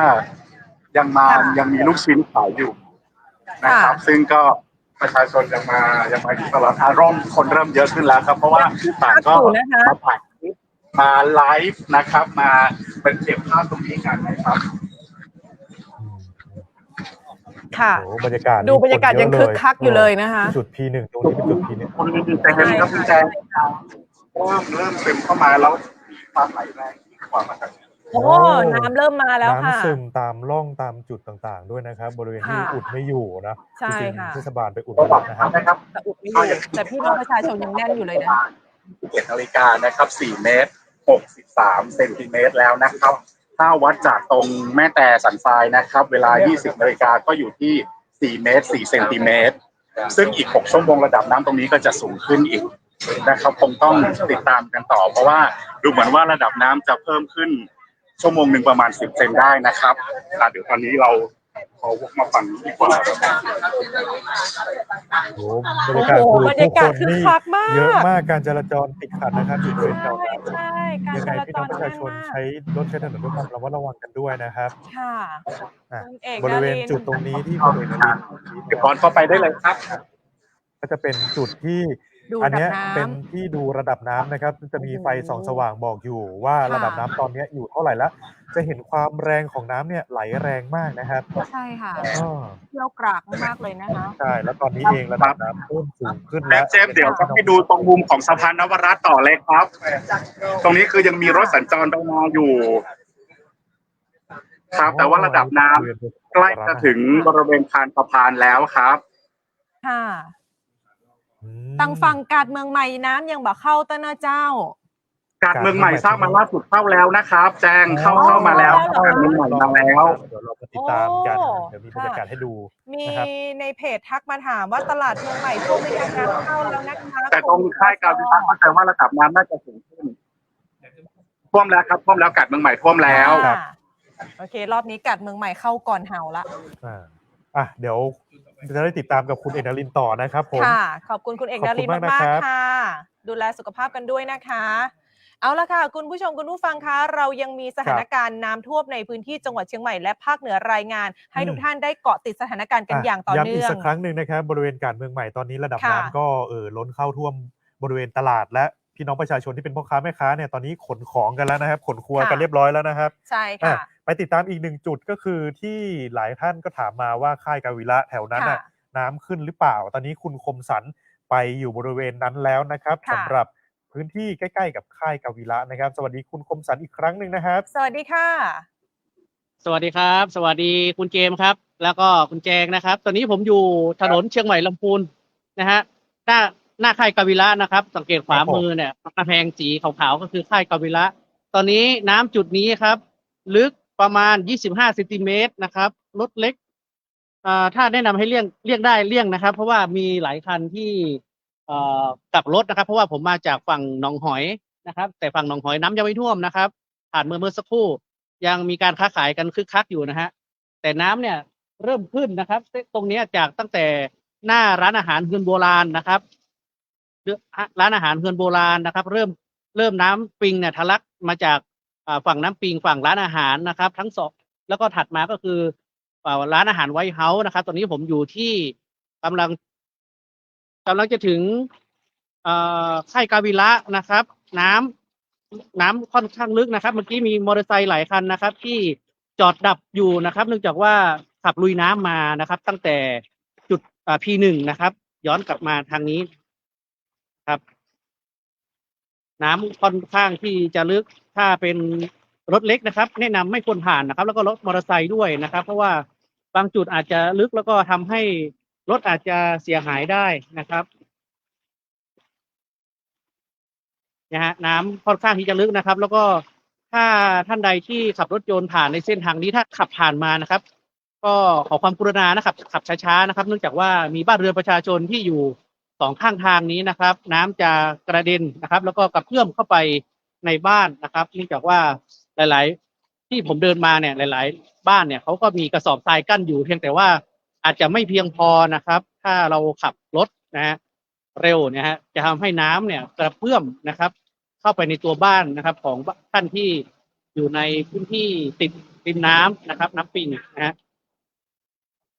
นี่นะครับ น้ำค่อนข้างที่จะเพิ่มรู้สึกว่าน้ำเพิ่มขึ้น แล้วก็ไหลค่อนข้างแรงนะครับไหลเชี่ยวเหมือนกันนะครับ นี่นะฮะเป็นถนนตรงนี้ที่ผมอยู่ก็คือถนนเรียกว่าถนนเชียงใหม่ลำพูนนะครับ หน้าค่ายทหารนะครับกาวิระนะครับมทบ33นะครับ ตอนนี้ร้านรวงนะปิดนะท่านใดที่จะมาโซนนี้นะครับไวท์เฮาส์ปิดนะครับ แล้วก็เฮือนโบราณปิดนะครับเนื่องจากว่าเมื่อกี้สังเกตว่ามีน้ำไหลผ่านนะทะลุผ่านจากทางร้านนะครับ ตั้งแต่ร้านเฮือนโบราณเป็นต้นมานะครับ จนถึงไว้เฮาส์แล้วก็เลยมาตอนนี้ผมจะถึงป้ายประตูทางเข้าค่ายกาวิระแล้วนะครับนะฮะน้ำ ระดับน้ำตอนนี้ น้ำน่าจะ เป็นยังไงบ้าง น้ำน่าจะทะลักมาจากน้ำปิงฝั่งนู้นนะมองเห็น ค่ะ ไฟ น่าจะเข้าโซนสวนที่อยู่ตรงข้ามกับค่ายกาวิระใช่ไหมครับโซนแถวนั้น ใช่ครับ อ๋อ โซน เนี่ นี้ ยฮะ เป็นโซนพื้นที่โซน 1 โซน 2 ใช่ไหมคะ อันนี้ผมอยู่โซน2ไหมฮะ ค่ะ โซน 2 โซน2ครับผม ค่ะ ครับโซนที่ โซน 2นะครับ โซน 2 โซน 5 โอ้โห ที่ เป็นพื้นที่ น้ำท่วมแล้วเมื่อกี้ไปโซนที่1ก็ท่วมนะฮะ ค่ะ ระดับน้ำน่าจะเพิ่มขึ้นเรื่อยๆนะครับ ค่ะ ระดับน้ำยังเพิ่มขึ้นเรื่อยๆนะคะ คุณคมสัน ใช่ครับ ตอนนี้กำลังจะ ค่ะ ถึงป้ายหน้าค่ายแล้วฮะน้ำยัง โอ้ เห็นไหมฮะน้ำยังไหลต่อเนื่อง ค่ะ ตอนนี้ น้ำทะลัก ถาม เข้าไป ว่า ในค่าย น้ำเข้าไปใน หรือยัง ค่าย คะ ทหารไหมครับ ตอนนี้ไม่แน่ใจว่าน้ำไหลออกจากในค่ายออกมาหรือว่าไหลเข้าไปในค่ายเดี๋ยวสักครู่นะฮะ เดี๋ยวคุณคมสันค่อยๆเดินนะครับ ค่ะ ค่อยๆเดินนะคุณคม การ สัน จรา นะ จรเส้นนั้นยังไม่มีการ นะฮะ ปิดการจรา ก็ จรใช่ไหมครับ ก็จะมาดูให้เพราะว่าหลาย ๆ ท่านอาจจะมีญาตินะฮะมีแฟนมีญาติที่มาเป็นทหารอยู่ในค่ายนี้นะครับ ค่ะ นะก็ไม่ต้องห่วงฮะรู้สึกว่าตอนนี้มีที่หน้าค่ายเนี่ยหน้าประตูทางเข้าเนี่ยมีกระสอบทรายนะครับ ปิดกั้นอยู่นะครับไม่มีน้ำไหลเข้าไปในค่ายนะครับ ไม่มีน้ำไหลเข้าไป ค่ะ โอ้โห นะฮะเดี๋ยว เจ้าห ขอ น้า ขยั ที่ บไป เขา ดู ก็ อีก ดู นิด แลกันอย่างดี รถมอเตอร์ไซค์ที่กำลังขับผ่านนี่คือ ลึกพอสมควร โอ้ลึ นะ กพอสมควร จากมอเตอร์ไซค์ที่ขับผ่าน ทางนี้ลึกนะฮะแต่ว่าสังเกตว่าจากในค่ายไม่มีน้ำนะฮะ โอ้ อ๋อ ตอนนี้ในค่ายคือกั้นทุกอย่างไว้หมดแล้วนะครับ ครับ รอไม่หมด เดี๋ยวเจ้าหน้าที่ทหาร แล้ว ขี่มอเตอร์ไซค์นะ ค่ะ นะฮะถ้าหันไปดูฝั่งนู้นก็มีเจ้าที่รักษาการอยู่นะครับ อยู่ข้างในนู้นนะฮะ ค่ะ แล้วก็ไม่มีน้ำในค่ายไม่มีน้ำนะครับ ไม่มีน้ำท่วมขัง แต่ว่า ค่ะ หน้าค่ายเนี่ยค่อนข้างลึกนะฮะเห็นไหมฮะ ค่ะ คุณคมสันขอภาพมุมนี้นานๆหน่อยค่ะ ขอภาพมุมนี้เลย ขอภาพมุมนี้เลยนะคะ ให้เห็นภาพชัดๆค่ะ อ๋อ มุมนี้นิ่งๆเลยค่ะ มุมนี้นิ่งๆเลยค่ะ เดี๋ยวนะฮะ เผื่อ เดี๋ยวนะ ว่า ฮะ พี่ๆน้องๆที่เขามีแฟน มีคนรัก มีครอบครัวทำงานอยู่ในค่าย เขาจะได้เห็นว่ายังปลอดภัยนะคะ น้ำยังไม่ทะลักเข้าค่ายกาวิระ แต่ถนนเส้นหน้าค่ายก็ถือได้ว่ารถเล็กไม่ควรมาดีกว่านะคะรถเล็กไม่ควรมา ถ้าเสียหายดับขึ้นมาเดี๋ยวมันจะไม่คุ้ม ใช่ ขับรถอ้อมเปลืองน้ำมันหน่อยนึง อืม นะคะ ดีกว่าไปซ่อมรถทั้งคัน ตอน ค่ะ ที่เข้ามาตรงหน้าค่ายกาวิระนี่ต้องผ่านแถวบ้านเด่นใช่ไหมครับ หลายคนถามมาแถวบ้านเด่นตอนนี้ บ้านเด่น มีน้ำเข้าแถวนั้นไหมครับ อันนี้เป็นเส้นลำพูนเชียงใหม่ ครับ อันนี้เราถนนครับผมลำพูนเชียงใหม่ครับผม ค่ะ อืม ข้างในท่วมไหมพี่ เส้นนี้ ข้างในท่วมไหมเดี๋ยวนะผมไปหาแป๊บนึง ค่ะ จะบอก ระวังระวัง เดี๋ยวคุยกับพี่ทหารหน่อยว่า อยากรู้ว่า ระ ข้าง วั ใน ง เป็น ด้วยนะมืดๆนะ มืดอยู่ ระวังด้วย แนะนำตัวกับเขาก่อนเลยค่ะ ว่ามาจากกรมประชาสัมพันธ์นะคะ อ๋อครับจะเข้ารั้วแล้วก็หลังบ้านเดียวแน่นอนถ้ามีระดับ ถ้าหลังบ้านแสดงว่าน้ำเนี่ยจากทางกัดตัดประคอยอ๋อตอนพี่ทหารบอกว่าตอนนี้ก็มีจุดฟันหลออยู่เหมือนกันนะครับทางด้านทิศใต้ของค่ายใช่ไหมฮะ จะมี ค่ะ น้ำนะฮะไหลย้อนเข้ามาถ้าน้ำเพิ่มมากกว่านี้นะครับ โอ้น้ำเข้ารองเท้าบูทฮะที่โอ้นี่ก็คือ มีท่านที่ขับรถผ่านในเส้นทางนี้ผมบอกว่าตอนนี้ยเขาขับกันอันหนึ่งแหละอาจจะกลัวรถดับเพราะว่าเป็นรถเล็กนะครับ อ๋อ เนี่ยมีรถเก๋งประมาณ4 ก็เลยรีบนิดนึง เขาก็เลยเร่งนะครับ เพื่อไม่ให้รถดับ แต่ว่าพอน้ำมันกระเพื่อมเนี่ย มันก็จะเข้าบ้านเรือนของประชาชนที่อยู่ก่อนถึงค่ายกาวิระนะครับ แล้วก็ ค่ะ เลยจากค่ายกาวิระไปนะฮะครับ ก็ต้องขอความร่วมมือแหละท่านไหนที่จะผ่านเส้นทางนี้ หรือถ้าไม่จำเป็นนะฮะใช้แนะนำให้ใช้เส้นทางเลี่ยงนะครับ ไม่ควรมาเส้นทางนี้ เพราะว่าน้ำเนี่ยดูแล้วเนี่ยมีแนวโน้มว่าจะเพิ่มขึ้นเรื่อยๆนะครับ ค่ะ รถอาจจะมาดับนะฮะเพราะว่า ค่ะ คุณคมสันคะ รถ ระหว่างทาง ครั ที่ บ จะ ผม ถึงก่อนค่ายกาวิระเส้นนั้นนะคะบริเวณอื่น ครับ มีน้ำท่วมขังผิวถนนไหมคะ อันนี้เข้ามาตั้งแต่แยกหนองหอยไหมครับ คุณคมสันเข้ามา ไว้เฮาส์ ทงหน ท่วมครับแนวหอยไม่ท่วม แต่น้ำเริ่มขึ้นตั้งแต่ร้านเฮือนโบราณที่ติดกับร้านไว้เฮาส์นะฮะ อ๋อ อ๋อ ตรงนั้นนะครับ พิธีกรเคยไปใช่ไหมครับเนี่ย พิธีกรคนไหน แสดงว่าคุณเจมส์เคยมาใช่ไหมฮะ ใช่พี่ ตอนนี้ ก็ นี่ฮะขับ ประกอบการ ถ้าขับมาแรงแบบนี้ฮะมันก็จะทำให้น้ำกระเด็นแล้วก็กระเพื่อมเข้าบ้านนะฮะเนี่ยเขาก็เกรงใจว่าเห็นเรายืนอยู่เขาก็เลยไม่ขับไว ค่ะ เขาขับไวมากนะฮะ ค่ะ คุณคมสันขอดูอีกฝั่งขอดูฝั่งนี้นิ่งๆหน่อยค่ะขอดูฝั่งนี้นิ่งๆหน่อย ไปทางไว้ ฝั่งนี้ที่รถยนต์กำลังจะขับ อัปเดต ฝั่งนู้นเป็นไวท์เฮาส์นะครับที่เห็นไฟไกลๆนู่นนะครับไวท์เฮาส์ ค่ะ ไวท์เฮาส์น้ำท่วมครับเมื่อกี้ เขาขอดูหน่อยอะค่ะเพราะว่าไปเที่ยวบ่อยไม่รู้ว่าวันนี้จะได้ไปหรือเปล่าพอดีไดเรคเตอร์เขาขอดู ครับ เมื่อ โอเค เมื่อสักครู่ ค่ะ เมื่อสักครู่ที่ผ่านมาคือปิดนะครับแล้วก็มีน้ำนะครับ น้ำไหลออกมาจากร้านไวท์เฮาส์แล้วก็ร้านเฮือนโบราณ น้ำไหลไปทางนู้นเลยใช่ไหมครับตอน ไป นี้ ทางลำพูนเนาะ ครับผมอันนี้คือน้ำไหลไปทางนู้นแต่ว่าไวท์เฮาส์กับเฮือนโบราณเนี่ยน้ำเขาล้นมาจากตลิ่งฝั่งน้ำปิงครับฝั่งร้านที่ติดกับน้ำปิงเนี่ยครับ แต่ลักษณะการไหลก็คือน้ำนี้น่าจะไหล ตรงนี้อาจจะเป็นที่อาจจะสูงหน่อยแต่ว่าฝั่งนู้นนะฮะมันไหลไปฝั่งนู้นฮะ ก็คือไหลไปทางทิศ ไหลไปฝั่งไว้ ใต้ ใช่ครับ ก็ไหลไปทางทิศใต้โอเคค่ะคุณคมสันค่ะขอบคุณมากนะคะ ดูแล นี่จะไปไหนต่อครับ ความ เนี่ย ปลอดภัยกันด้วย คืนนี้ไปไหนต่อไหมครับ คืนนี้ก็เดี๋ยวแวะไวท์เฮาส์ต่อไหม เขาบอกว่าปิด วันนี้เรามีภารกิจอยู่ร่วมกันถึงตี 3ฮะ ค่ะได้เล ครับ ย ผม ค่ะ เดี๋ยวยังไง ขอบคุณ รายงานเข้ามาเรื่อยๆนะครับดูแลตัวเองด้วยขอบคุณมากนะครับ ค่ะ ตอนนี้เราไปดูสถานการณ์น้ำท่วมในพื้นที่จังหวัดเชียงใหม่กันต่อค่ะ ครับ คุณผู้ช ผม ม ซึ่ง คุณผู้ฟัง ตอนนี้ คะ เราพาไปหลายจุดแล้วนะครับ ค่ะ สำหรับสถานการณ์ในพื้นที่เขาถามว่าแถวโรงพยาบาลค่ายกวิระท่วมไหมแถวโรงพยาบาลยังไม่ท่วมยังไม่ถึงนะครับ ยัง เพ ไม่ ราะว่า ถึง ตอนนี้ ค่ะ อยู่หน้าค่าย อยู่ ฝั่ง หน้า ที่ ค่ายละ ติดแม่น้ำปิงก่อนนะครับ ค่ะ แล้วก็แถวภาค ค่ะ 5ท่วมหรือยังคะท่วมภาค5เนี่ย ภาค ภาค 5เข้า น่าจะ แน่นอน น่าจะ เพราะว่า เข้า เป็นพื้นที่ต่ำพอๆกับทางลอดใต้สะพานป่าแดดเลยนะครับ ใช่ค่ะใช่ค่ะ ตอนนี้ขออนุญาตนะคะ คุณผู้ชมคุณผู้ ครั ฟัง บ ที่ติดตามรับชมรับฟังกันอยู่ อยากจะส่งกำลังใจให้กับทีมข่าวของเราที่ลงพื้นที่นับ 10-20 ชีวิตตอนนี้นะคะ ขออนุญาตกดไลค์กดแชร์ค่ะ เพื่อเผยแพร่ข้อมูลข่าวสาร ใช่ การประ ครั ชา บ สัมพันธ์ เพราะว่า และจะได้เกาะติดสถานการณ์ ตอน ไป เนี้ย พร้อมๆกัน เรากำลังพาไปชมจุดต่างๆ ทั่วทั้งเมืองเชียงใหม่เลยนะครับ ใครที่อยู่พื้นที่ไหนติดตามได้ ค่ะ กดไลค์กดแ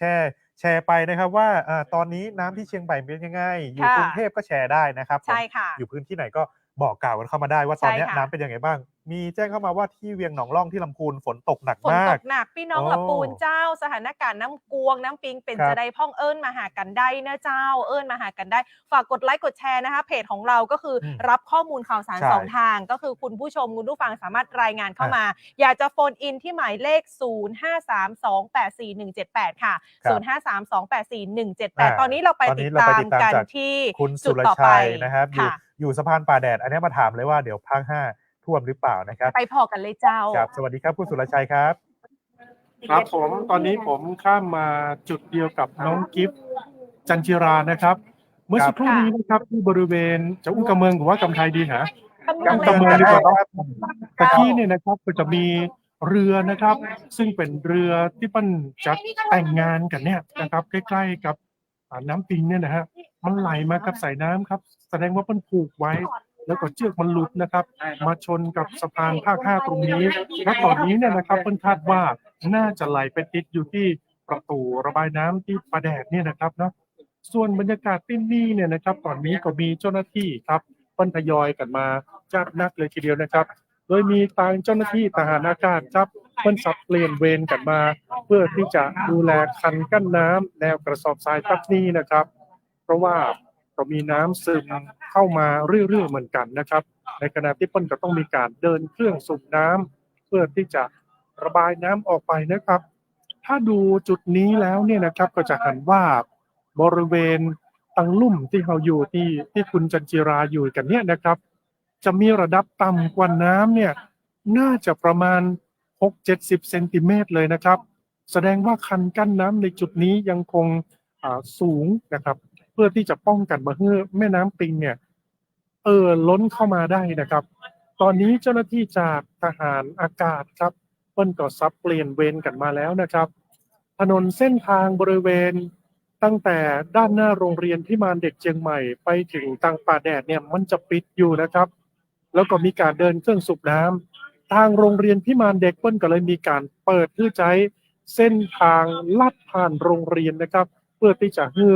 รถรา สัญจรไปได้คล่องดังบริเวณจุดนี้นะครับเปิดประตูถึง2ด้านเลยเพื่อที่จะระบายรถทั้งรถของเจ้าหน้าที่ทั้งรถของคนที่อยู่ในพื้นที่ตำบลป่าแดดที่ผ่านในจุดนี้แล้วก็มีการใช้เครื่องสูบน้ำสูบกันตรงนี้นะครับและในตอนนี้นะครับล่าสุดเนี่ยมีเม็ดฝนโปรยปลายลงมาแห่มแล้วนะครับแต่ว่าก็เม็ดบานใหญ่เป็นฝนโปรยฝนสุยๆเต้าอั้นนะครับตรงจุดนี้จะมี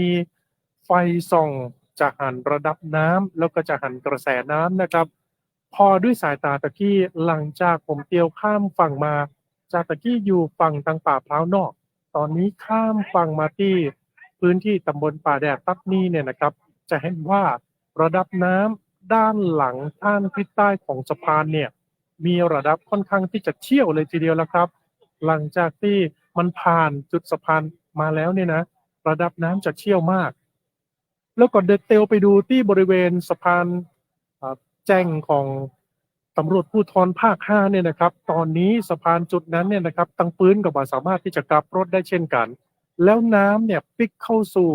บริเวณสำนักงานตำรวจภูธรภาค5แห่มแล้วนะครับหลังจากที่ตะวันนี้เนี่ยน้ำลดลงไปเปิ้นทำความสะอาดเที่ยวกันไปจ้าบนักแล้วเกือบจะเข้าที่เข้าทางแล้วนะครับแต่ว่าตอนนี้ปริมาณน้ำก็ปิกเข้ามานักเต็มบริเวณจุดนั้นเลยนะครับทำให้บริเวณ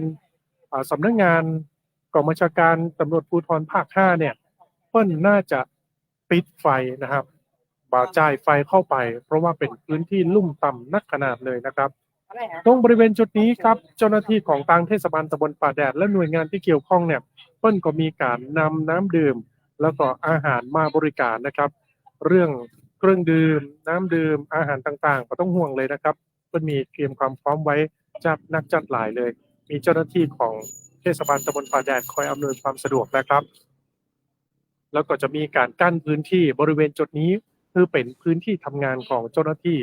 และหน่วยที่เปิ้นจะป้องกันพนังส่วนนี้ไว้พนังส่วนนี้ถือว่าเป็นพื้นที่สำคัญอย่างยิ่งเลยนะครับถ้าเกิดว่าบ่สามารถจะกั้นน้ำที่จุดนี้ได้เนี่ยก็จะทำให้น้ำเนี่ยไหลลงไปตามถนนจะกลายเป็นคลองเส้นหนึ่งเลยเพราะฉะนั้นเปิ้นถึงต้องเฝ้าระวังจุดนี้เป็นพิเศษเลยเพื่อที่จะมาให้น้ำไหลผ่านจุดนี้ได้นะครับและนอกจากนี้ถ้าเกิดว่าบ่สามารถจะกั้นจุดสะพานตัดที่บริเวณโรงเรียนพิมานเด็กนี้ได้นี่นะยังมีพื้นที่ลุ่มต่ำที่อยู่หลังโรงเรียนแห่มหลายชุมชนเลยทีเดียวนะครับซึ่งต่ำกว่าระดับถนนนี้ต่ำกว่าน้ำปิงถ้ามันผ่านไปเนี่ยจะสร้างความเสียหายแห่มนักเลยนะครับเพราะฉะนั้นจุดนี้จึงเป็นจุดสำคัญที่เปิ้นจะป้องกันพื้นที่ของตำบลป่าแดดในส่วนต้นนี้ได้นะครับเจ้าไอเอียวขอบคุณจัดนักนะเจ้าไอเอียวเจ้ายืนดึงให้เขาได้หันภาพการทำงานของทางเจ้าหน้าที่หน่อยละเจ้าขอพอตัดจุดที่เป็นพนังกั้นน้ำเจ้าเอียวเจ้าดึงเลยเจ้าตอนนี้ความแรงของน้ำเนี่ยประมาณไหนครับบริเวณที่มีไฟส่องอยู่ตรงนั้นครับพี่เอียวน้ำเนี่ยจะแรงมากๆนะครับน้ำนี่แรงตอบได้คำเดียวว่าน้ำแรงแต่จะแรงประมาณไหนนี่บอกกล้าลงไปวัดตั้งหลุมนะครับอย่าไปครับอย่าไปดีแล้วครับตอนนี้ที่เพราะเปิ้ลเบิ่งผ่านอยู่แล้วนะครับจุดนี้เป็นจุดพนังกั้นแล้วก็จะมีเครื่องสูบน้ำนะครับมีคุณผู้ชมถามมาตรงภาค5ฝั่งตรงข้ามฝั่งตำรวจนะครับ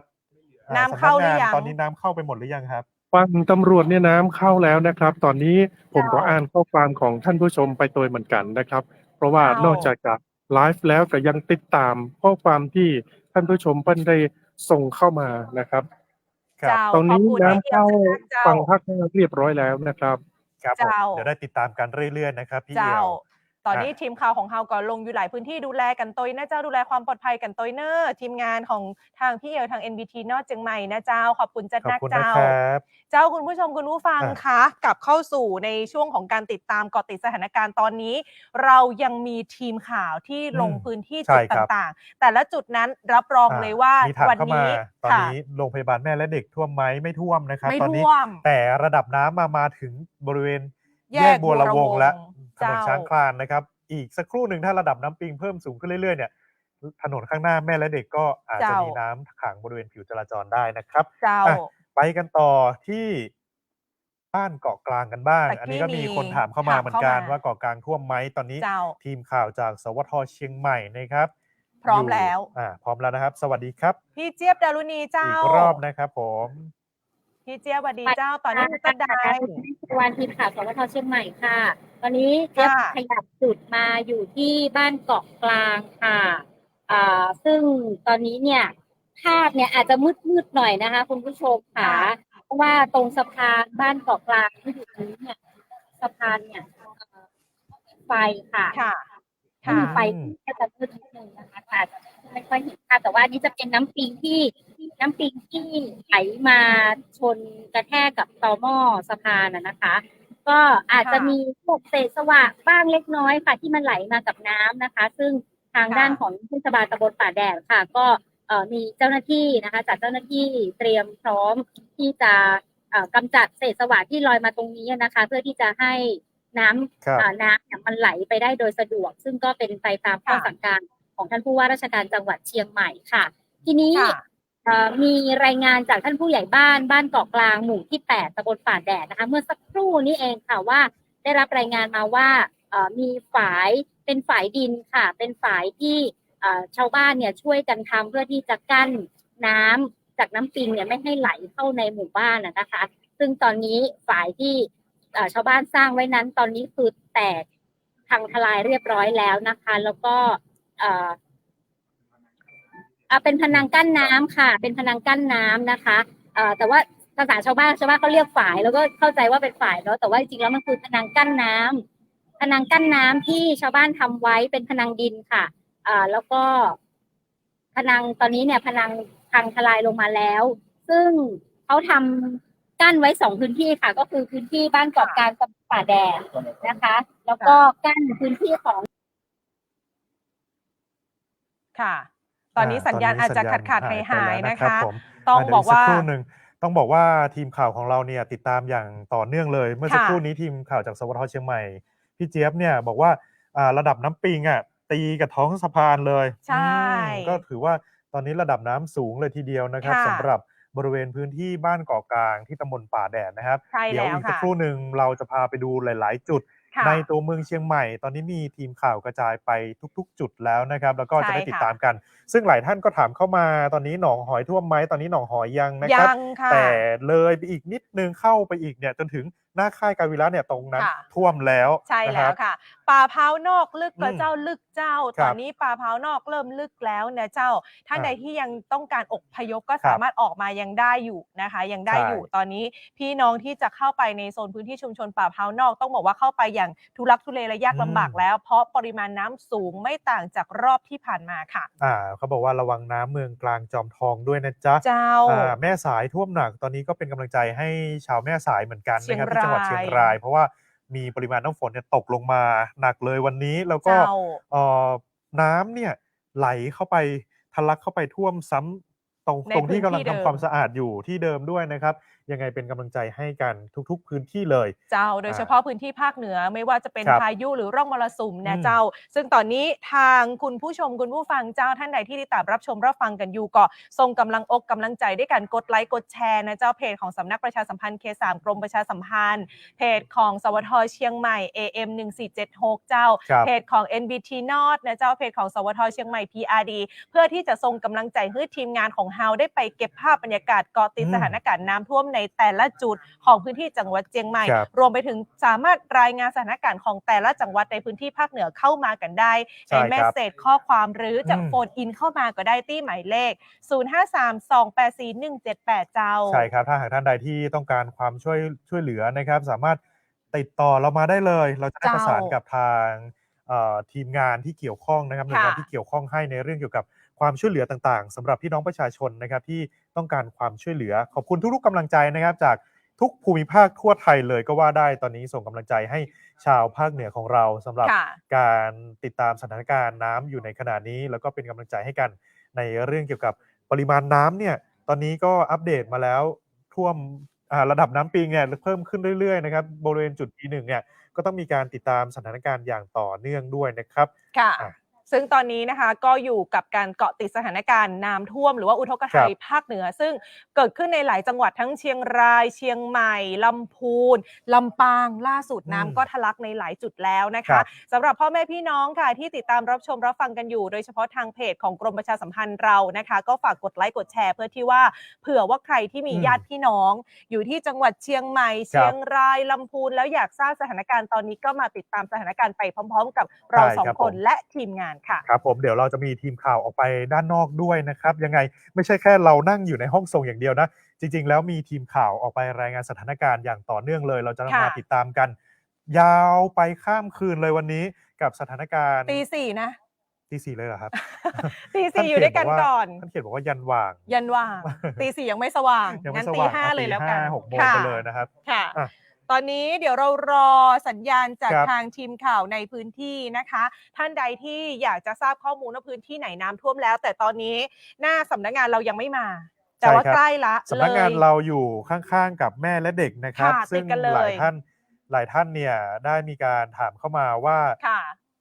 ปริมาณน้ำเนี่ยมาหรือเปล่าบริเวณหน้าโรงพยาบาลแม่และเด็กนะครับตอนนี้ยังไม่มีเข้ามานะครับตอนนี้ยังไม่มีเข้ามานะคะแต่ว่าอีกไม่นานไม่แน่ค่ะตอนนี้ท่านใดที่ติดตามรับชมกันอยู่ในพื้นที่ไหนน้ำกำลังเข้าน้ำกำลังท่วมนะคะหรือว่าจะเดินทางไปเส้นทางไหนทักทายมาพูดคุยกับเราในเพจของสำนักประชาสัมพันธ์เขต 3กรมประชาสัมพันธ์ได้ NBT North ช่อง 11 สวทเชียงใหม่ PRD รวมไปถึงสวทเชียงใหม่ AM 1476แล้วก็ PR Thailand ค่ะใช่แล้วนะครับติดตามทุกๆสถานการณ์ได้ในขณะนี้ซึ่งเรามีการเกาะติดอย่างต่อเนื่องนะครับสำหรับสถานการณ์น้ำโดยเฉพาะในพื้นที่จังหวัดเชียงใหม่ตอนนี้บริเวณที่เป็นเขตเศรษฐกิจในตัวเมืองเชียงใหม่มีการเฝ้าระวังกันแล้วก็บางจุดน้ำก็ได้ทะลักเข้ามานะครับท่วมพื้นผิวถนนแต่อีกสักพักนึงเนี่ยถ้าระดับน้ำขึ้นสูงเรื่อยๆแบบนี้ระดับน้ำก็อาจจะสูงขึ้นในพื้นที่เศรษฐกิจได้นะครับตอนนี้จุดหนึ่งที่เป็นจุดไฮไลท์ที่ทุกท่านติดตามคือสะพานภาค 5ตอนนี้ทีมงานของเราน่าจะพร้อมแล้วมีเจ้าหน้าที่เนี่ยเขาพยายามอุดรอยรั่วต่างๆแล้วก็พยายามซ่อมกระสอบทรายบริเวณนั้นอย่างต่อเนื่องเลยนะครับตอนนี้คุณจันจิลาอยู่กับเรานะครับสวัสดีครับคุณจันจิลาสวัสดีค่ะค่ะสวัสดีอีกครั้งหนึ่งนะคะตอนนี้ค่ะยังอยู่ที่เดิมค่ะที่หน้าโรงเรียนพิมานเด็กนะคะซึ่งตอนนี้ค่ะก็มีทีมของทหารอากาศค่ะได้มีการผลัดเปลี่ยนเวรกันนะคะแล้วตอนนี้ก็มีการใส่กระสอบทรายเพิ่มค่ะเพราะว่าน้ำเนี่ยมีการเพิ่มสูงขึ้นนะคะต้องบอกว่าเพิ่มสูงขึ้นเนี่ยรวดเร็วมากๆแล้วก็แรงมากๆเลยนะคะนี่ค่ะเจ้าหน้าที่ก็รีบที่จะใส่กระสอบทรายนะคะเพื่อที่จะนำไปแจกตามจุดต่างๆด้วยนะคะรวมไปถึงกั้นที่พนังจุดนี้ด้วยค่ะก็ต้องมีการเสริมเข้าไปนะคะอย่างเมื่อสักครู่นี้ที่พี่เอี่ยวสุรชัยนะคะได้รายงานไปเมื่อสักครู่มีเรือผ่านมาคาดว่าจะเป็นเรือของนักท่องเที่ยวนะคะสภาพตอนนี้ก็พังยับเยินเลยนะคะเพราะว่าลอดผ่านใต้สะพานภาค 5มาซึ่งตอนนี้เนี่ยเดี๋ยวให้พี่เอี่ยวแพลนกล้องไปนิดนึงจะเห็นว่าระดับน้ำเนี่ยตรงสะพานภาค 5นะคะคือสูงมากเลยนะคะเกือบจะเข้าตรงสะพานแล้วนะคะเจ้าหน้าที่ก็คือค่ะเจ้าหน้าที่คือมีความรีบเร่งมากตอนนี้นะคะอยากจะเห็นได้ว่าตอนแรกที่กิฟรายงานนะคะน้ำที่อยู่ตรงจุดด้านหน้าพนังเนี่ยค่ะยังไม่ได้มาขนาดนี้นะคะตอนนี้นี่คือเยอะมากๆเลยนะคะแต่ว่าเจ้าหน้าที่เขาก็มีการสูบน้ำตลอดเวลานะคะอันนี้เราจะเห็นท่อว่าเขาสูบท่อในน้ำในท่อค่ะลงแม่น้ำอีกค่ะเพื่อไม่ให้น้ำมันท่วมเข้ามาอีกนะคะซึ่งเครื่องตอนนี้ก็มี8ตัวค่ะก็เดินเครื่องเป็นระยะตลอดเลยนะคะเป็นระยะค่ะครับนี่ก็เป็นบรรยากาศที่สะพานด้านหน้านะครับใกล้ๆของสะพานภาค 5นะครับที่โรงเรียนพิมานเด็กเชียงใหม่ตอนนี้เนี่ยนะครับทีมงานของเรามาสมทบเพิ่มแถม2คนนะครับนั่นก็คือคุณเก่งวีระอนงค์แล้วก็น้องโรตีนะครับต่อมาผู้จ๋ากับผู้ที่อยู่บริเวณนี้นะครับทีมกู้ภัยต่างๆที่เปิ้ลพร้อมใจกันจะช่วยเหลือการสื่อสารตอบโต้กันอาจจะลำบากนิดนึงนะครับเพราะว่าจุดนี้มีเครื่องสูบน้ำอาจจะทำให้บ่ได้ยินตังห้องส่งนะครับแล้วต่อเจ้าหน้าที่เปิ้ลก็มีการตะโกนนะครับใช้เสียง พื่อที่จะสื่อสารกันเพื่อมันได้ยินชัดเจนยิ่งขึ้นนะครับเนาะตอนนี้เจ้าหน้าที่ลงไปตังลุ่มพุ่นนะครับเพื่อที่จะวางท่อสูบน้ำนะครับเป็นท่ออ้อนสายอ้อนนะครับจะสูบน้ำเพื่อระบายลงไปในบริเวณน้ำปิงนะครับในขณะที่เราเห็นอยู่ทางด้านนู้นเนี่ยนะครับก็มีเศษสวะหรือว่าเศษหญ้าเศษกิ่งไม้ต่างๆก็กำลังไหลมาเรื่อยๆอยู่นะครับนั่นแสดงว่าจะมีปริมาณน้ำเพิ่มนักยิ่งขึ้นโดยเจ้าหน้าที่นะครับเปิ้ลกำลังลากท่อของเครื่องสูบน้ำเนี่ยเป็นท่อสายอ่อนเนี่ยนะครับลงไปปุ้นเลยนะครับหิมน้ำปิงบริเวณหิมน้ำปิงตะแป๊เลยที่ป้ายของเทศบาลตำบลป่าแดดตั้งปุ้นนะฮะเพื่อที่จะระบายน้ำให้มันลงไปตั้งลุ่มขึ้นนักที่สุดนะครับในตอนนี้เรากำลังเดินเครื่องสูบน้ำกันนะครับเดินเครื่องสูบน้ำกันเปิ้ลต้องไม่ได้เดินทั้ง8เครื่องพร้อมกันนะครับเปิ้ลทยอยเดินเครื่องเพราะว่าถ้าเครื่องไหนออนหรือว่าเครื่องไหนมีปัญหาก็จะได้ใช้แอมเครื่องหนึ่งสูบน้ำเพื่อที่จะระบายลงไปได้นะครับตรงจุดนั้นนะคะจะมีการปักธงแดงนะคะ ตอนแรกนะคะที่เรามารายงานนะคะตอนแรกน้ำยังไม่ขึ้นขนาดนี้นะคะตอนนี้ต้องบอกว่าน้ำขึ้นชั่วโมงนึงเนี่ยเกือบจะเป็น10 เซนได้หนุนเข้ามาสูงมากๆเลยนะคะแต่ว่าเจ้าหน้าที่เนี่ยเขาก็บอกว่าพนังตรงนี้ค่ะแข็งแรงมากๆเลยนะคะอันนี้คือตั้งแต่ครั้งที่แล้วนะคะยังไม่ได้รื้อออกค่ะเสริมครับเสริมแล้วก็เสริมเข้าไปอีกเพราะว่าอันนี้เท่าที่พนังที่เห็นอยู่เนี่ยนะครับคือทำใหม่เมื่อกี้ช่วงบ่ายตอนพี่เอี่ยวมารับลูกเนี่ยนะครับก็จะได้เห็นว่าเปิ้ลเอากระสอบทรายมาใส่ตรงนี้ใหม่เพราะว่าจุดเดิมเนี่ยมันแตกไปนะครับแล้วก็ชำรุดไปนะครับอาจจะเป็นนูนเสริมเข้ามาสีขาวๆนี่จะเป็นแก่นใหม่ใบใหม่นะครับแต่เชื่อมั่นว่าบริเวณจุดนี้เนี่ยจะมั่นคงแข็งแรงครับเพราะว่าเปิ้ลเสริมกระสอบทรายได้แบบแน่นหนามากๆนะครับแล้วก็หลายชั้นมากๆนะครับถ้าเกิดน้ำผ่านมาได้นี่ก็เสี่ยงตึกนะแสดงว่ามันน่าจะผ่านมาได้นะครับจุดนี้เนี่ยเจ้าหน้าที่ของทางเทศบาลป่าแดดเจ้าหน้าที่ทหารอากาศรวมถึงพี่น้องประชาชนในชุมชนเนี่ยมาช่วยกันเต็มที่นะครับเพราะว่าความสามัคคีนั้นจะนำไปสู่ความสำเร็จในการที่จะป้องกันแก้ไขปัญหาน้ำทะลักเข้าสู่พื้นที่ตอนต้นของตำบลป่าแดดจุดนี้ได้นะครับตอนนี้มีการเดินเครื่องสูบน้ำทั้งหมดเนี่ยเท่าที่นับดูนะน่าจะ 4-5 เครื่องแล้วนะครับมีทั้งเครื่องสูบน้ำเป็นท่อใหญ่แล้วก็เครื่องสูบน้ำท่อน้อยนะครับอันนี้ก็เร่งกันเต็มที่นะครับเพราะว่าน้ำเนี่ยมันปุดมาตรงซอกยางปะตอยเลยนะครับน้องทิพย์ให้เอียวหันนะครับมียางปะตอยซึ่งเป็นรอยต่อของถนนเนี่ยนะครับมันยังสามารถที่จะทะลุผ่านยางปะตอยเข้ามาได้นะครับเพราะฉะนั้นตอนนี้เจ้าหน้าที่เปิ้ลก็เร่งสูบน้ำออกเป็นระยะนะครับเพื่อที่จะมาคือน้ำท่วมพื้นที่เพราะว่าจุดนี้เป็นพื้นที่ที่อาจจะเปียกสักเท่าใดนะครับเพราะว่าจากการเป็นพื้นที่จะนำทรายมาลงแล้วก็กั้นกระสอบทรายในขณะที่รถบรรทุกทรายเปิ้ลก่อนนำมาเทลงเป็นระยะนะครับแล้วก็ให้เจ้าหน้าที่ทหารเนี่ยได้กรอกใส่กระสอบแล้วก็จะได้มาเสริมเป็นจุดที่มั่นคงกันต่อไปนะครับอันนี้เป็นสถานการณ์ที่บริเวณด้านหน้าโรงเรียนพิมานเด็กนะครับการที่เฮามานี่เฮาก็เกรงใจเจ้าหน้าที่เปิ้ลเหมือนกันนะหัวเปิ้ลว่ามาเตอร์เปิ้ลนะครับเนื่องจากว่าที่นี่เปิ้ลลุยกันเต็มที่แต่บ่มีสื่ออื่นๆนะครับยังมีสื่อของกรมประชาสัมพันธ์ที่ระดมกันมาจุดนี้มีทั้งน้องโรตีมีทั้งพี่เก่งวีระอนงค์นะครับแล้วก็มีทั้งน้องปอนะครับจากสวทเชียงใหม่อันนี้ก็จะได้มาสับเปลี่ยนหมุนเวียนกันเพื่อข้อมูลกับพี่น้องประชาชนนะครับเนื่อที่บริเวณด้านหน้าของโรงเรียนพิมานเด็กเชียงใหม่นะครับทางในห้องทรงจะไปจุดอื่นต่อก่อนเชิญได้นะครับหรือว่าจะให้เขายาวตรงนี้ก็สามารถทำได้เพราะว่ามีข้อมูลอยู่เดี๋ยวพาไปจุดอื่นๆต่อนะครับพี่เอี่ยวขอบคุณมากนะครับขอบคุณจัดนักเจ้าพี่เอี่ยวเจ้าเดี๋ยวปิกมาหาใหม่เนอะครับผมขอบคุณนะครับคุณสุรชัยที่อยู่บริเวณหน้าโรงเรียนพิมานเด็กซึ่งตอนนี้เรียกได้ว่าเจ้าหน้าที่เนี่ยก็ตึงกระสอบทรายอย่างเต็มที่เลยนะครับแล้วมีอีกจุดหนึ่งที่ต้องบอกว่าตอนนี้นี่ที่บริเวณสะพานเมงลายอนุสรณ์นะครับทางเทศบาลนครเชียงใหม่ได้มีการปิดการจราจรบนสะพานเมงลายอนุสรณ์เป็นการชั่วคราวเพราะว่าตอนนี้ เศษกิ่งไม้ใบไม้ขยะต่างๆอ่ะมากองอยู่นี่เห็นไหมค่ะมากองอยู่บริเวณริมสะพานนะครับอาจจะทำให้สะพานเนี่ยชำรุดได้ดังนั้นต้องรีบเคลียร์แล้วก็เพื่อที่จะระบายน้ำได้เร็วมากยิ่งขึ้นนะครับตอนนี้คือขยะแล้วก็สิ่งกิ่งไม้ต่างๆเนี่ยอยู่เต็มสะพานเลยนะครับท่านใดที่จะใช้สัญจรผ่านเส้นนี้เลี่ยงได้เลี่ยงนะครับแล้วก็ไปใช้ทางจุดอื่นก็ได้เช่นเดียวกันนะครับสำหรับบริเวณจุดนี้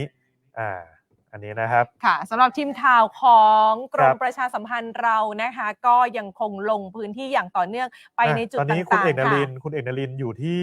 ไนท์บาซ่านะครับไปติดตามจากคุณเอกนรินทร์ก่อนนะครับในจุดนี้นะครับผม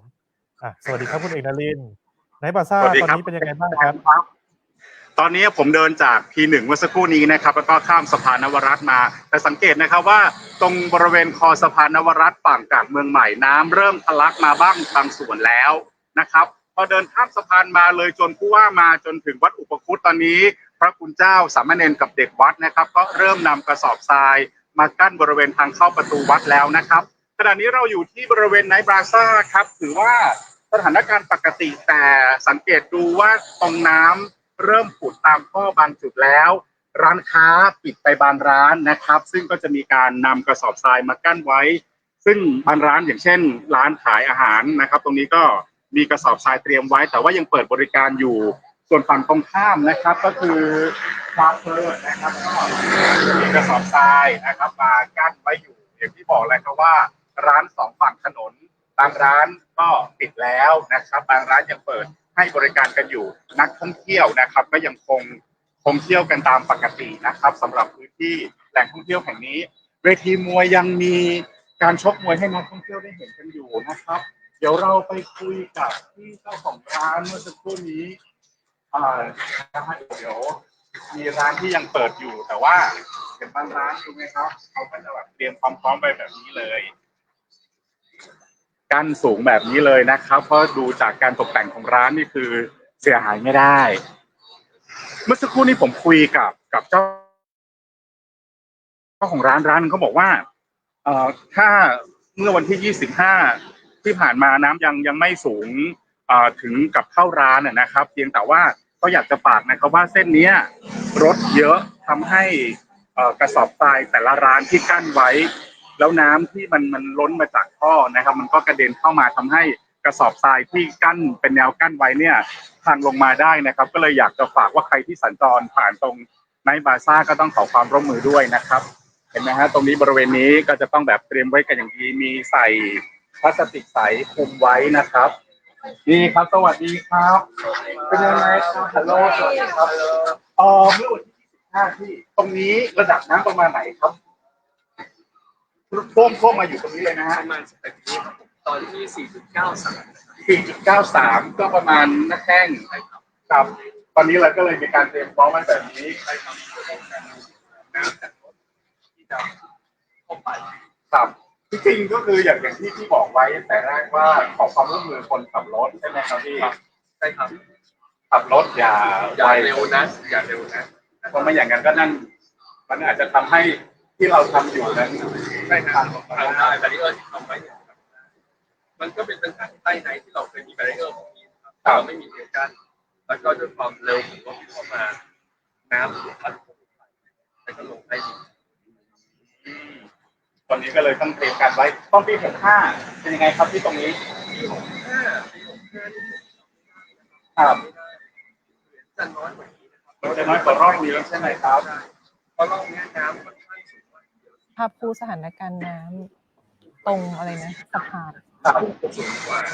ปีที่แล้วนะครับก็เลยต้องเตรียมไว้แบบนี้แต่มันก็น่าจะอุ่นใจเนาะทั้งชั้นในชั้นนอกเรากันไม่ดีเลยตอนนี้คนลงพวบเลยอ่ะคุณค่า thank you will confirm England วิวได้นะครับข้อมูลเยอะนะครับ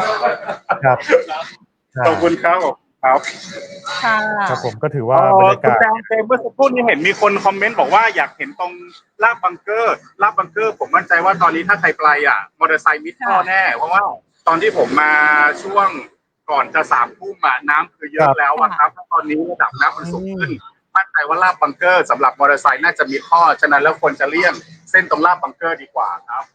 ค่ะ ครับผม ขอบคุณ วัน คุณ นี้ เอ ขอบ ก คุณคุณเอกนฤทธิ์ ค่ะ นะครับ เดี๋ยวไปจุด ค่ะ อื่น ๆ ต่อนะครับผม ค่ะ ไปจุดอื่นต่อเลยนะคะ ครับ ซึ่ง อ่ะ ตอนนี้ก็มีอีกหลายจุดหลายพื้นที่ค่ะ ที่น้ำเริ่มทยอยเข้าแล้ว แต่ขออนุญาตแจ้งทางกาดหลวง ครับ กาดหลว กาง ดหลวง น้ำ ตอน ยัง นี้ ไม่เข้า น้ำยังไม่เข้า แต่ว่า ค่ะ โซนที่เป็นกาดเมืองใหม่ กาด อยู่ เมืองใหม่ อยู่อีกฟากหนึ่งของกาดหลวงนะครับ ค่ะ ซึ่งตอนนี้ก็มีปริมาณน้ำเนี่ยไหลเข้ามาบริเวณตลาดแล้ว ซึ่งกาดหลวงกาดต้นลำไยโซนนั้นน่ะก็ต้องเฝ้าระวังอยู่ เพราะว่า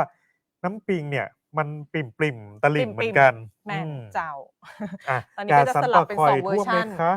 สันปะคอยเดี๋ยวรอทีมงานแจ้งเข้ามา ครั อี บ กทีหนึ่งนะคะ ว่าท่วมหรือยังแต่ถ้าพี่น้องประชาชน อ่ะ รับฟังรับชมกันอยู่ก็คอมเมนต์กันเข้ามาได้ว่า ใครที่อยู่สันปะคอยน้ำเข้าหรือยังเจ้า เอิ้นกันเข้ามาได้ ครับ ในทางเพจของสำนักประชาสัมพันธ์เขต 3 กรมประชาสัมพันธ์เจ้า ครับผม แล้วก็ขอชุมชนเกาะกลางอีกครั้งได้ไหมบอกอย่างนี้นะครับ เดี๋ยว ก็ต้อง รอ บอก สั ว่าก ครู่ รออีกสักครู่หนึ่ง ร เรา อ จะ สัก พา ครู่ ไป ชุมชน นะครับ เกาะ สำห ก รับ ลาง ในช่วงที่เป็นชุมชนเกาะกลางนะครับ ค่ะ ซึ่งตอนนี้เองหลายจุดเนี่ยก็มีการเฝ้าระวังอย่างต่อเนื่อง ซึ่ง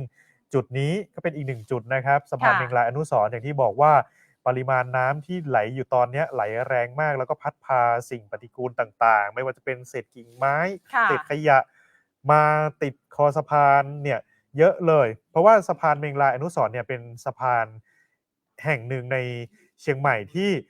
ไม่ได้มีสะพานที่โค้งหรือว่า ค่ะ ยกสูงเท่าสะพานนวรัตน์ ใช่ สะพานภาค 5 แบบเนี้ย ค่ะ นะครับก็จะอยู่ต่ำกว่าก็ทำให้เศษกิ่งไม้ต่างๆเนี่ยมันติดกับคอสะพานอ่ะเยอะเลยนะครับ ก็ถือได้ว่ามันเป็นอุปสรรคในการไหลของน้ำนะคะ ใช่ ซึ่งตรงนี้เนี่ยคุณผู้ชมคุณผู้ฟังที่ติดตามรับชมกันอยู่ ถ้าเดินทางไปเส้นทางนี้ตอนนี้ไม่ได้แล้วนะคะ ต้องเลี่ยงเส้นทางการเดินทางไปที่สะพานนี้โดยเด็ดขาดเลย ใช่ เพราะว่ามันจะไปเกะกะการทำงานของเจ้าหน้าที่ สำหรับ ตอนนี้เรามีเครื่องจักรในการ อ่า ช่วยน้ำให้ ใช่ ไหล ครับผม ผ่านโดยสะดวก เพราะว่าสิ่งกีดขวางสิ่งปฏิกูลต่างๆ เศษไม้กิ่งไม้ต่างๆ พอไหลเข้ามาเนี่ยต้องยอมรับเลยนะคะว่า มันทำให้การไหลของน้ำ ครั นั้ บ นมีอุปสรรคค่ะ แล้ว ใช่ ก็ ครับ จะทำให้น้ำเนี่ยล้นท่วม อืม บริเวณริมตลิ่งมากยิ่งขึ้น และ ใช่ ด้วยความแรงเนี่ย แล้ว ก ต้อง ลัว บอกว่า ว่าอันตราย อ่ะ ของสะพาน ใคร เนี่ย ที่จะไปมาทางหนองหอยแล้วจะเข้า ค่ะ ช้างคลานเนี่ยตอนเนี้ยเลี่ยงได้ทุกเส้นเลี่ยงไปก่อนนะครับ เลี่ยงไปก่อน หนองหอยแล้วก็จะตรงไปทางสะพานนวรัตน์ ค่ะ หรือว่าไปทางไฟฟ้าบ้านเด่นไปทางหน้าค่ายกาวิรัตน์เนี่ยตอนนี้ระดับน้ำก็เพิ่มสูงขึ้น ใช่ ใช้สัญจรทางอื่นนะครับ อ้อมไป ค่ะ ใช้สัญจรทางอื่นจะดีกว่า จุดนี้ก็เป็นจุดที่สะพานภาค 5 นะครับ เห็นไหมปริมาณน้ำที่ไหลเนี่ยความแรงของน้ำอะ โอ้โหแรง ไหล มาก เร็วมากแล้วก็แรง ค่ะ มากนะครับเมื่อสักครู่ก็จะเห็นว่ามีเรือมาติดที่คุณสุรชัยได้บอกไปว่ามีเรือเนี่ยมาติดมาชนกับสะพานแล้วก็ตอนนี้ไหลไปแล้วไหลไปทางประตูป่าแดดแล้ว ค่ะ อืม ซึ่งตรงนี้นะคะก็เป็นอีกจุดหนึ่งที่เราจะเห็นระดับน้ำอย่างชัดเจนค่ะ ครับ คุณผู้ชมคุณผู้ฟังคะสถานการณ์น้ำเรายังเกาะติดกันอย่างต่อเนื่องนะคะ โดยทีมข่าวของกรมประชาสัมพันธ์ โดยสำนักประชาสัมพันธ์เขต 3 กรมประชาสัมพันธ์ตอนนี้เรากระจายทีมงาน ลงพื้นที่ณจุดที่มีสถานการณ์น้ำท่วมในหลาย ๆ ชุมชนนะคะ โดยเฉพาะจุดไฮไลท์ต่างๆ ซึ่งตอนนี้ค่ะทุกท่านจะได้ติดตามรับชมเกาะติดสถานการณ์ไปพร้อม ๆ กับเรานะคะตลอดยาวๆตลอดทั้งค่ำคืนเลย คุณผู้ชมคุณผู้ฟังค่ะสามารถช่วยเป็นกำลังใจให้กับทีมงานของเราได้ ด้วยการกดไลค์กดแชร์เพจนะคะ เพื่อที่ว่าใครที่มีญาติๆอยู่ในพื้นที่ดังกล่าวสงสัยว่าน้ำเข้าหรือยังน้ำไปถึงไหนแล้ว เราแชร์เพจหน่วยงานภาครัฐนำเสนอข้อมูลที่ชัดเจนนะคะ แล้วก็ถูกต้องตรงนี้ไม่ใช่ข่าวลือไม่ใช่ข่าวปลอมที่เสพกันทางสื่อโซเชียลต่างๆ แต่เราพาไปดูสถานการณ์จริง ๆ ว่าเกิดอะไรขึ้นณจุดไหนและเจ้าหน้าที่ทำงานกันอย่างไรบ้างค่ะ ครับผมซึ่งก็ต้องบอกว่าตอนนี้เรามีการไลฟ์ไปทาง Facebook Fanpage ของคลื่น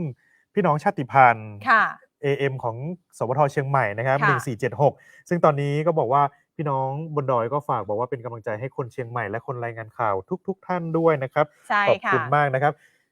บ้านหนองเขียวที่เชียงดาวบอกว่าฝนตกครับ ค่ะ ได้มีการแจ้งมานะครับฝนตกหนักเลยค่ะ แล้วก็ มวล ถาม น้ำจาก ว่า เชียงดาวเดี๋ยวไหลมาสม ครับ ทบนะคะ หน้าโรงเรียนจิตตาเป็นยังไงท่วมไหม หน้าโรงเรียนจิตตานี่อยู่เส้นไหนเอ่ย เดี๋ยวให้ทางทีมงานได้เช็คนะครับว่า ค่ะ อยู่ตรงไหนที่เราเห็นอยู่เนี้ยทางเจ้าหน้าที่กำลังพากันเนี่ยกั้นกระสอบทรายนะครับ แล้วก็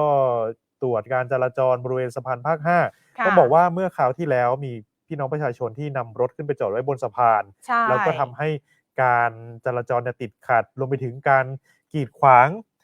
การทำงานของเจ้าหน้าที่ที่จะทำงานนะครับโดยการ เอากิ่งไม้เศษไม้เนี่ยออกจากบริเวณคอสะพานนะครับก็ทำให้จุดเนี้ย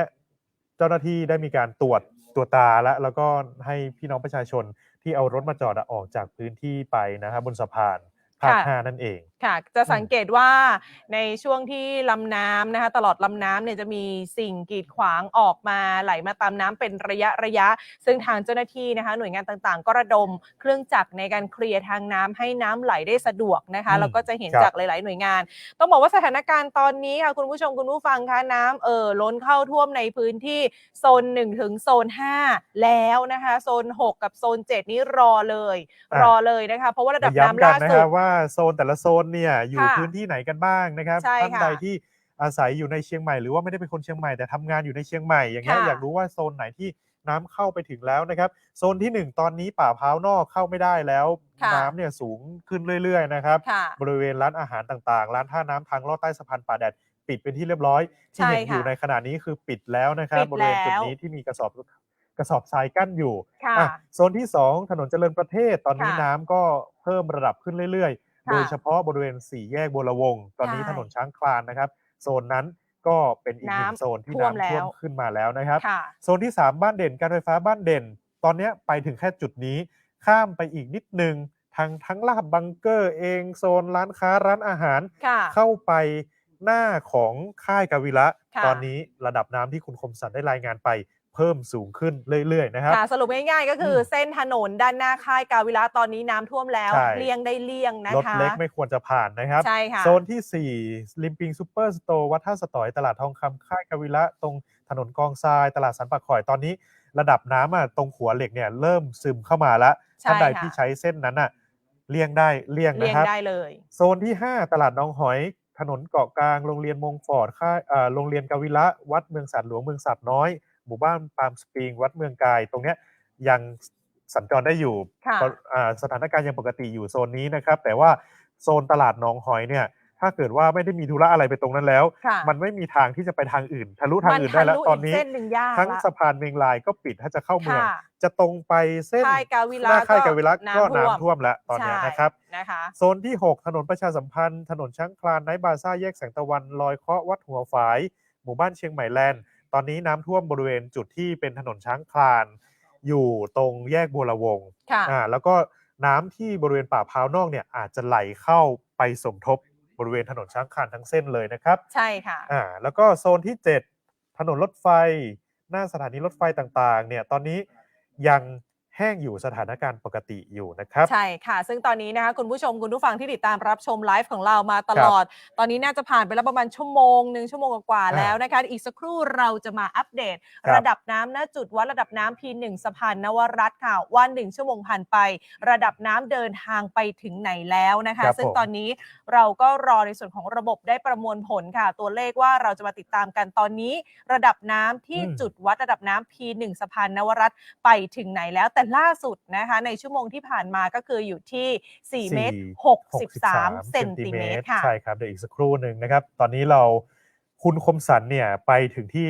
กาดเมืองใหม่ละสำหรับท่านใดที่อยากรู้ว่าบริเวณแถวนั้นนะเพราะว่าโซนกาดเมืองใหม่เองเนี่ยเป็นโซนที่อยู่ติดริมแม่น้ำปิงใช่เป็นย่านเศรษฐกิจนะคะแล้วก็เป็นพื้นที่ที่พี่น้องประชาชนก็จะเดินทางไปจับจ่ายใช้สอยกันเป็นประจำแล้วก็เป็นพื้นที่สำคัญที่พ่อค้าแม่ค้าอยากจะทราบสถานการณ์เดี๋ยวอีกสักครู่นึงอย่าเพิ่งออกไลฟ์ไปไหนเดี๋ยวเราจะพาไปเกาะติดสถานการณ์กันที่ย่านเศรษฐกิจกันต่อนะคะตอนนี้ขออนุญาตบอกว่าดูตัวเลขกันเลยตัวเลขที่จุด P1 นะครับตอนนี้อยู่ที่4เมตร70เซนติเมตรครับ4เมตร70เซนติเมตรค่ะเลขที่ออก470นะคะ4เมตร70เซนติเมตรแล้วระดับน้ำสูงขึ้นเรื่อยๆสูงกว่าใน1ชั่วโมงที่ผ่านมาประมาณ7เซนติเมตรนะครับผมก็ท่านใดที่ติดตามระดับน้ำจากจุด P1 อยู่เนี่ยต้องบอกว่าต้องติดตามอย่างต่อเนื่องโดยเฉพาะพื้นที่ท้ายน้ำนะครับในตัวเมืองเองตอนนี้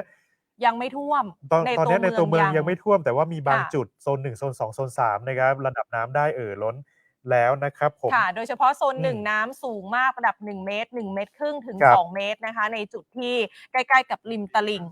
ตลอดลำน้ำของน้ำปิงของเรานะคะพื้นที่ที่อยู่ต่ำสุดๆเลยก็คือใกล้กับริมน้ำริมน้ำปิงเนี่ยต้องเฝ้าระวังเลยความสูงของน้ำที่ท่วมสูง เกิน1 เมตรขึ้นไปแน่นอนนะคะ ตอนนี้ ใช่ครับ ท่านใดที่ติดตามรับชมรับฟังกันอยู่ค่ะ ก็ฝากให้กำลังใจทีมงานของเรากันนิดนึงด้วยการกดไลค์กดแชร์เพจนะคะ ครับตอนนี้คุณคมสันพร้อม ค่ะ แล้วนะครับ อยู่ที่กาดเมืองใหม่นะครับ คุณคมสันโอ้โหเห็น โอ้ ระ โห ดับน้ำ เห็ ใน นระ กา ดั ด บ เมือง น้ำ ใหม่ มาแล้ แล้ว วนะ กาดเมืองใหม่ สวัสดีครับ สวัสดีครับคมสันครับสวทเชียงใหม่ครับ รายงานตอนนี้เป็นนินจานะ ขยับมาอยู่ที่ ไว จ มาก ริงๆผมเมื่อสักครู่ผมอยู่ที่กาดหลวงนะครับกาดหลวงน้ำไม่ท่วมนะครับผมเดินย้อนจากกาดหลวงมาที่กาดเมืองใหม่ตอนนี้แต่กาดเมืองใหม่โซนด้านหน้าติดกับน้ำปิงน้ำไม่ท่วมนะครับ ไม่มีน้ำท่วมขัง แต่ว่าตอนนี้ที่ผมอยู่จุดนี้ก็คือถนนหลังเทศบาลนครเชียงใหม่เขาเรียกว่าถนนซอย3ผมไม่แน่ใจเหมือนกันน้ำนะครับ เป็นน้ำน่าจะน้ำไหลย้อนท่อนะครับ จากน้ำปิงเข้ามานะครับ เพราะว่าด้านนอกอ่ะ มีพ่อค้าแม่ค้าแล้วก็มีคนมาจับจ่ายซื้อของปกตินะครับ แต่ว่าท่วมเฉพาะซอยหลังเทศบาลตอนนี้นะฮะก็พ่อค้าแม่ค้าก็บางร้านก็ปิดนะครับ บางร้านก็ยังมาอยู่นะมาขายของอยู่นะครับ น่าจะเป็นการเฝ้าระวังนะครับ ตอนนี้น้ำเนี่ยที่ผมอยู่เนี่ยอยู่ซอยหลังเทศบาลนะครับ ซอยหลังเทศบาลนครเชียงใหม่นะครับรั้วติดกับเทศบาลนครเชียงใหม่อันนี้คือเทศบาลนครเชียงใหม่นะครับตรงนี้นะด้านซ้ายมือตัวนี้ก็คือซอยด้านหลังเทศบาลนครเชียงใหม่นะครับก็จะไปทะลุออกตรงจุดที่เจ้าหน้าที่ดับเพลิงอยู่หรือว่าหน่วยดับเพลิงของเทศบาลนครเชียงใหม่อยู่นะครับ น้ำเนี่ยเป็นน้ำที่เขาเรียกว่าน้ำไหลย้อนท่อนะครับ น้ำไหลย้อนท่อเข้ามานะครับ จากน้ำปิงนะฮะนะครับเดี๋ยวสักครู่นะครับตอนนี้นะครับน้ำสวัสดีครับสวัสดีครับผมรอบที่แล้วน้ำท่วมถึงขนาดนี้ก่อนนี่ค่ะ ท่วมหนักกว่านี้โอ้โหครับ อันนี้ถือว่าน้อยนะฮะเขาบอกว่ารอบที่แล้วท่วมเยอะกว่านี้นะครับ ถึงตรงที่แม่ค้านั่งนะครับ ตอนนี้น้ำนะครับ น้ำกำลังเริ่มมานะครับ อันนี้เริ่มท่วมตั้งแต่กี่โมงครับเริ่มท่วมตั้งแต่กี่โมง6:30แล้วพอจะรู้ไหมทางเจ้าหน้าที่เขาได้แจ้งเตือนแล้วใช่ไหมครับว่าน้ำจะท่วมถึงเยอะสุดเนี่ยถึงกี่โมงเห็นไหมพ่อค้าแม่ค้ารับทราบนะครับประมาณ2:00นะครับน้ำที่จะขึ้นเยอะสุดนะครับรอบที่แล้วได้เข้าไปถึงในวุ่นเลยพ่อค้าแม่ค้าบอกว่ารอบที่แล้วเนี่ยเยอะกว่านี้นะฮะแต่ว่าตอนเนี้ยจะบอกว่าน้ำกำลังจะเริ่มขึ้นมาเรื่อยๆนะครับตอนนี้นะฮะครับแต่พ่อค้าแม่ค้าตอนนี้พ่อค้าแม่ค้าที่กาดเมืองใหม่เขาก็รับทราบนะครับเนื่องจากว่าเจ้าที่มาแจ้งเตือนแล้วก็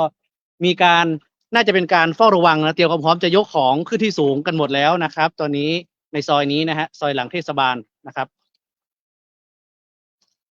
นี่นะฮะก็น้ำตอนนี้น่าจะประมาณสัก25 เซนได้นะครับ25 เซนติเมตรนะครับความลึกนะครับก็ท่วมเฉพาะซอยนี้นะครับเริ่มจากซอยนี้ก่อนนะครับแต่ถนนด้านหน้าเทศบาลนครเชียงใหม่ที่เขาเรียกว่าเจดีย์ขาวไม่ท่วมนะครับยาวไปจนถึงกาดหลวงไปจนถึงหน้าจวนผู้ว่าไม่ท่วมนะครับจับจ่ายข้างนอกก็จับจ่ายใช้สอยซื้อของกันปกติ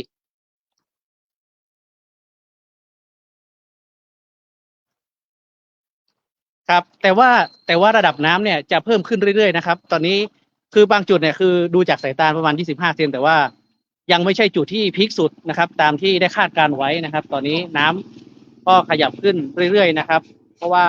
พ่อค้าแม่ค้าบอกว่าน้ำเนี่ยเริ่มขยับขึ้นมาเนี่ยตั้งแต่ช่วง6 โมงเย็นที่ผ่านมานะครับช่วงหัวค่ำที่ผ่านมาครับบางจุดก็ลึกนะฮะบางจุดก็ลึกครับแต่ก็ขอความร่วมมือนะกับมอเตอร์ไซค์ขับรถยนต์ผ่านในซอยนี้ก็ช้าๆหน่อยนะครับเก็บของหมดแล้วมั้งครับรอบที่แล้วเนี่ยน้ำลึก4 ฟุตมาถึงตอนไหนฮะแล้วค่ะครับประมาณแมลงกลับมาแล้วนะ แมลงกลับมาแล้วมันก็ตอนนี้เก็บของหมดแล้วเหมือนกันครับมีความกังวลก่อนเหมือนรอบแล้วบอกกังวลแล้วเนาะชินแล้วแม่ค้าบอกว่าชินแล้วนะครับเพราะว่าอันนี้รอบที่2ในรอบสัปดาห์นะครับน้ำท่วมครั้งที่2ในรอบสัปดาห์นี้นะครับก็เนื่องจากว่าจังหวัดเชียงใหม่ของเรานะครับก็ฝนตกหนักนะครับเมื่อค่ำคืนที่ผ่านมาในหลายพื้นที่โดยเฉพาะพื้นที่ต้นน้ำของน้ำปิงเนี่ยนะครับ ในของ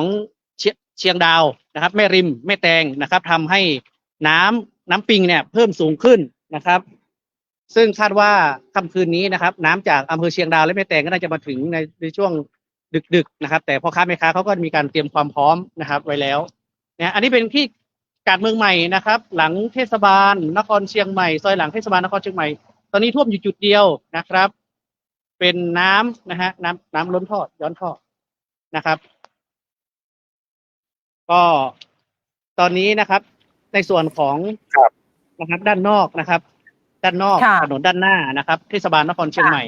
ก็ยังไม่ท่วมนะครับ มีการจับจ่ายพ่อค้าแม่ค้าก็ยังมาขายของอยู่นะครับ แต่เขาก็มีการเตรียมความพร้อมเนื่องจากมีเจ้าหน้าที่แจ้งเตือนแล้วว่าน้ำจะเพิ่มสูงขึ้นและพีคสูงขึ้นนะครับ แต่ก็ต้องให้กำลังใจกันเนาะเพราะว่าต้องขายของนะครับ ตอนนี้ให้กำลังใจโดยการส่งกำลังใจให้ทีมงานนะคะ คนดูทุกท่านช่วยกดไลค์กดแชร์แล้วกันเนาะส่งกำลังใจฝากกดไลค์กดแชร์แล้วอยู่ด้วยกันนะครับ ติดตามกันนะครับในเรื่องของน้ำล้นตลิ่งของจังหวัดเชียงใหม่ของเรานะครับอันนี้โซนกาดเมืองใหม่นะครับท่านใดที่เคยไปกาดเมืองใหม่เนี่ยต้องบอกว่าเป็นตลาด ข้างหน้า สด นี่ก็หมดแล้วพี่เป็นซ้ายมือนี่ก็จะเป็นดับเพลิงครับผมเป็นเทศบาลหมดเลยขอบคุณคมสันอยู่นิ่งๆภาพตรงนี้นิดนึงค่ะยืนอยู่ตรงนี้พอสะดวกไหมคะ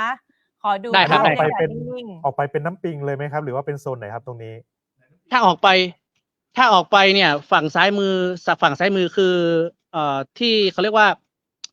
สถานีดับเพลิงของเทศบาลนครเชียงใหม่แล้วก็พอผ่านสถานีดับเพลิงไปก็จะเจอเจดีย์ขาวเป็นวงเวียนเจดีย์ขาวครับผมค่ะซึ่งตรงนี้เนี่ยตอนที่ค่ะในขณะนี้ให้คุณคมสันยืนนิ่งๆก่อนนะคะเราขอชมภาพแบบคมชัดๆเลยขอนิ่งๆชมภาพบรรยากาศตอนนี้สังเกตว่าระดับน้ำเพิ่มขึ้นเรื่อยๆใช่ไหมคะตอนนี้แฟนเพจคืออยากเห็นหน้าคุณคมสันแล้วระดับน้ำเพิ่มขึ้นครับระดับน้ำเพิ่มขึ้นเรื่อยๆครับเพราะว่าอย่างพ่อค้าแม่ค้านี่คือปรับนิ่งๆเลยค่ะขอภาพนิ่งๆมุมนี้น้ำที่ขึ้นมานี่คือผุดจากท่อหรือว่าไหลมาจากน้ำเพราะว่าเห็นน้ำผุดจากข้างหน้ายังมีรถวิ่งอยู่เลยตอนนี้น้ำผุดจากท่อครับน้ำท่วมตอนนี้น้ำท่วมที่ซอยหลังเทศบาลนครเชียงใหม่ซอยเดียวซอยนี้นะฮะตอนนี้น้ำผุดจากท่อครับผมค่ะเพราะว่าด้านหน้ายังค้าขายกันปกตินะครับถนนเรียบน้ำปิงค่ะตอนนี้สีขุ่นนะฮะสีขุ่นมากนะครับสีโอวัลตินนะสีชาเย็นเลยนะฮะขุ่นนะฮะสีชาเย็นเลยนะเป็นน้ำผุดจากท่อเนาะใช่ครับน้ำผุดจากท่อครับผมคมสันอยู่กับเราก่อนนะคะขอดูภาพบรรยากาศตรงนี้นิ่งๆเพราะว่ามันจะเห็นตรงถนนที่ติดกับริมน้ำปิงเนาะถนนที่เราเห็นตรงนั้นเห็นรถสัญจรไปมาเส้นนั้นน่ะกำลังมีเส้นทางที่ยังขับรถไปมากันได้อยู่สัญจรไปมากันได้อยู่แต่ถ้าโซนหลังตลาดตอนนี้น้ำเริ่มผุดจากท่อแล้วก็เข้าท่วมพื้นที่ย่านการจำหน่ายค้าขายกันอยู่พ่อค้าแม่ค้าปิดไปเยอะไหมคะปิดไปเยอะไหมคะปิดร้านเดี๋ยวผมจะพาไปเดี๋ยวจะพาไปจุดที่น้ำปิงด้านหน้าเทศบาลนครเชียงใหม่ตรงเจดีย์ขาวนะครับตรงนั้นเนี่ยน้ำเริ่มปริ่มนะปริ่มตลิ่งเหมือนกันนะครับตรงนั้นค่ะครับเดี๋ยวเห็นว่าเราติดตามไปสักครู่นะครับก็ฝากท่านผู้ชมนะฝากกดไลค์กดแชร์เป็นกำลังใจกันด้วยนะครับทีมข่าวของสำนักพยาบาลเขต 3นะครับทุกหน่วยเลยนะฮะซึ่งตอนนี้เองนะครับจะเห็นว่าร้านค้าต่างๆเนี่ยก็ปิดกันไปเยอะแล้วเพราะว่าโซนกาดเมืองใหม่เนี่ยจะเป็นโซนที่เรียกได้ว่ามีพ่อค้าแม่ค้าขายของกันตอนกลางคืนจะเห็นว่าคนมาซื้อก็ยังมากันอยู่ยังเดินทางมากันอยู่ใช่คนซื้อก็สู้คนขายก็ไม่ท้อต้องบอกแบบนี้นะคนขายไม่ท้อคนซื้อไม่ท้อคนซื้อไม่ทิ้งแล้วก็คุณผู้ฟังคุณผู้ชมก็อย่าเพิ่งทิ้งเราเนี่ยจะเห็นว่าระดับน้ำเนี่ยจะท่วมอยู่แค่ในซอยเนาะเพราะว่าผุดตามท่อเพราะเป็นจุดที่ต่ำค่ะเราจะเห็นบรรยากาศละมากันที่ถนนเส้นปกติก็คือสัญจรไปมาได้กำลังหันกล้องเหรอตอนนี้นะคะก็อยู่ในบรรยากาศที่ถ้าสมมุติว่าตรงนี้เป็นเส้นที่ไปทะลุก็จะทะลุข้างหน้าเป็นเจดีย์ขาวแล้วก็เป็นแม่น้ำปิงละอันนี้ก็ใกล้แม่น้ำปิงละแต่เมื่อสักครู่ในซอยขอหันกลับเข้าไปในซอยหน่อยค่ะคุณคมสันคะขอหันกลับเข้าไปดูในซอยหน่อยคุณคมสันจะเดินไปถึงตรงบริเวณเจดีย์ขาวแล้วนะครับ ค่ะขอเห็นน้ำในซอยนิ่งๆหน่อยค่ะอันนี้ก็ต้องบอกว่าคุณคมสันนี่คือวาร์ปเก่งมากโอเคขอมุมนี้นิ่งๆเลยค่ะคุณคมสันขอมุมนี้นิ่งๆเลยนะคะ ให้คุณผู้ชมได้ติดตามดูว่าสถานการณ์ตอนนี้คือน้ำผุดจากท่อไม่ใช่น้ำล้นจากตลิ่งใช่นี่เราจะเห็นชัดเลยว่าเป็นน้ำผุดจากท่อนะคะกาดเมืองใหม่เจ้าคุณผู้ชมติดตามรับชมรับฟังกันอยู่นี่คือกาดเมืองใหม่สถานการณ์ตอนนี้คือน้ำจากท่อท่วมจากด้านหลังมานะคะตรงบริเวณถนนด้านหน้าเนี่ยที่จะไปตลาดจับจ่ายซื้อของในตอนนี้ก็ยังเดินทางมาได้อยู่พ่อค้าแม่ค้าปิดร้านไปบางส่วนที่มีน้ำท่วมสูงแต่ในร้านก็บอกว่ายังขายครัวอยู่เจ้ายังเฝ้าระวังกันอยู่นะครับใช่ค่ะคุณคมสันไปทางน้ำปิงเลยก็ได้นะครับค่ะเดี๋ยวค่อยๆเดินนะเพราะว่าหลายคนเนี่ยอาจจะสงสัยว่าอย่างที่บอกว่าตอนนี้น้ำมันขุดจากท่อนะครับแล้วก็อีกอย่างหนึ่งคือบริเวณที่เป็นถนนที่อยู่ริมน้ำปิงเนี่ยตอนนี้ยังแห้งอยู่แต่ระดับน้ำก็ปริ่มตลิ่งแล้วนะครับค่ะซึ่งหลายๆจุดนะคะตอนนี้ทีมข่าวของเราก็ลงพื้นที่เดี๋ยวให้ทางคุณคมสันหามุมดีๆนะคุณคมสันเดี๋ยวเราไปดูคุณคมสันนี่คือรู้เลยครับว่ากำลังเดินอยู่วิ่งอยู่เลยก็ว่าได้นะครับเดินดีๆนะส่งกำลังใจให้ทีมข่าวของเราด้วยนะคะเพราะว่าโอ้โหทุ่มเทมากๆตอนนี้มาอัปเดตสถานการณ์น้ำกันนิดนึงในบาซ่าแถวแมคโดนัลล์น้ำเริ่มขึ้นแล้วนะคะซึ่งเดี๋ยวอีกสักครู่ทีมข่าวของเราจะพาไปชมบรรยากาศกันสดๆเลยที่แถวแมคโดนัลล์เส้นไนท์บาซ่าเมื่อสักครู่เนี่ยน้ำยังไม่มาแต่ตอนนี้น้ำมาแล้วค่ะอันนี้นะครับคุณคมสันกำลังพาไปบริเวณริมน้ำปิงที่อยู่ใกล้กับเจดีย์ขาวนะครับตรงที่กาดเมืองใหม่จะเห็นว่าพ่อค้าแม่ค้าเนี่ยเขาคุยไหมตอนนี้ถนนหน้าเทศบาลนครเชียงใหม่นะครับที่ก็เป็นโซนหนึ่งของกาดเมืองใหม่ก็ยังมีพ่อค้าแม่ค้าจะมาขายของกันอยู่นะครับแล้วก็มีประชาชนเนี่ยมาจับจ่ายอยู่นะครับน้ำไม่ท่วมนะครับแต่ว่าจะให้สังเกตว่าฝั่งขวามือก็คือน้ำปิงตรงนี้นะฮะเห็นไหมฮะน้ำปิงอยู่ริมรั้วตรงนั้นเลยนะครับริมรั้วโอ้สูงมากขึ้นมาแล้วนะครับฝั่งนู้นนะฮะก็น้ำขึ้นมาเรื่อยๆนะครับก็ค่ะนะฮะฝั่งนู้นนะครับฝั่งนู้นนะคะจะสังเกตว่านะฮะว่าน้ำนี่ก็คือไหลแรงมากขึ้นสูงแล้วก็ไหลแรงมากนะครับค่ะบรรยากาศตอนนี้คืออยู่ริมน้ำปิงในฝั่งของถนนเส้นหน้าเทศบาลนครเชียงใหม่นะคะระดับน้ำเนี่ยสูงมากแล้วก็ไหลแรงนะครับตรงข้ามเป็น3 เสนวิลล่านะครับ3 เสนครับตรงข้าม3 เสนวิลล่านะครับแอดมินสงสัยจะมาบ่อยนะฮะรู้พูดเขาจะรู้จักสะพานนครพิงค์นะครับบริเวณนั้นที่คุณคมสันยืนอยู่ตรงนี้นะครับขอมุมที่สว่างหน่อยค่ะคุณคมสันขอมุมที่สว่างตอนนี้จับภาพฝั่งทางสะพานนครพิงค์ก็ได้นะครับฝั่งขวาค่ะจะสว่างขอนิ่งๆเลยค่ะโอเคตรงนี้ขอนิ่งๆเลยนะคะขอนิ่งๆเลยตรงนี้เป็นโอเคมุมนี้เลยค่ะจะเห็นว่าสะพานนครพิงค์เนี่ยเป็นสะพานโค้งนะครับที่โค้งขึ้นก็เลยทำให้กิ่งไม้เศษไม้ต่างๆเนี่ยไม่ได้มากีดขวางอยู่บริเวณนั้นแต่สะพานเมงลายที่เราเห็นเมื่อก่อนหน้านี้จะเห็นว่าเป็นสะพานที่ระดับเดียวกับน้ำเลยนะครับก็เลยทำให้กิ่งไม้ไปอยู่บริเวณนั้นนะครับครับผมตอนนี้นะครับถ้าสังเกตดีๆจะเห็นเรื่องของเศษไม้ใบหญ้านะครับเศษสวะต่างๆที่ลอยมาอย่างที่คุณเจมบอกไปก็คือสะพานนี้เป็นสะพานโค้งนะครับทำให้เศษไม้ใบหญ้าเนี่ยจะไม่ติดในใต้สะพานนี้นะครับก็น่าจะรอดไปได้แล้วก็อาจจะไปติดที่สะพานนวรัตน์แล้วก็สะพานเมงรายนะครับตอนนี้น้ำเพิ่มขึ้นเรื่อยๆแล้วก็ดูแล้วเหมือนจะเชี่ยวกว่านะครับกว่าเดิมเมื่อตอนเย็นนะครับน้ำเพิ่มขึ้นเรื่อยๆนะครับไม่แน่ใจว่าขณะนี้น้ำที่สถานีP1เท่าไหร่แล้วนะฮะตรงนี้คือสะพานนครพิงค์นะครับด้านซ้ายมือก็คือถ้าเป็นร้านอาหารหรือว่าเป็นคอนโดก็คือคอนโดริมปิงนะครับแล้วก็เป็นร้านอาหาร3 เสนวิลล่านะครับ3 เสนวิลล่านะครับแล้วก็ตรงนี้ก็เป็นจุดที่ปกติเราก็มาลอยกระทงกันนะฮะจุดนี้นะครับเป็นท่าที่ลงมาลอยกระทงกันหน้าเทศบาลนครเชียงใหม่นะครับแต่ว่าพ่อค้าแม่ค้าจุดนี้น้ำจะไม่ท่วมนะฮะพ่อค้าแม่ค้าก็มาโอเคขอนิ่งๆมุมนี้เลยค่ะขอนิ่งๆมุมนี้เลยให้เห็นว่าระดับน้ำกับ บรรยากาศการช้อปปิ้งตอนนี้ยังคึกคักอยู่แล้วก็ ขอนิ่งๆเลยค่ะคุณคมสันนิ่งๆนิดนึง อีกประมาณ ค่ กี่เซนนะครับ ถึงจะล้นรั้วตรงเนี้ยครับคุณคมสัน ประมา ถ้า ณ จุด กี่เซน นี้ประมาณ เอาจากสายตาประมาณเท่าไหร่ เราจากสายตาประมาณ50-60 เซนครับ อ๋อ ค่ะ ยังได้อยู่ ประ นะ มาณ ครับ 2 ฟุต ครับ อืม 4 เม ต ต อ ร นนี้ 70 4 เมตร เซน 70แล้ว ครับ ตรงนี้ถ้าขึ้นอีก25 เซนไม่ท่วมครับ แต่ว่าน้ำน่าจะไปย้อนท่อในข้างในครับที่เดินไปเมื่อกี้นะครับ ข้างใน ครับ ต่ำกว่าตรงนี้ แต่ตรงเนี้ยไม่น่าจะท่วมครับผมไม่น่าท่วมค ค่ะ รับ เพราะว่า อ๋อแล้ว เหลืออีกประมาณน่าจะประมาณสัก50-60 เซนได้ถึงจะล้นขอบกำแพงตรงนี้นะครับ ค่ะ ล้นขอบกำแพงตรงนี้นะเหลือเยอะนะฮะเหลือเยอะ ค่ะ อืม พี่น้องประชาชน ยังเยอะอยู่ ที่ นะครับ จะไปจับจ่ายซื้อของตอนนี้ก็ยังไปได้ สัญจรไปมาเส้นทางของหน้าเทศบาลนครเชียงใหม่ก็ยังไปได้นะคะ ครับ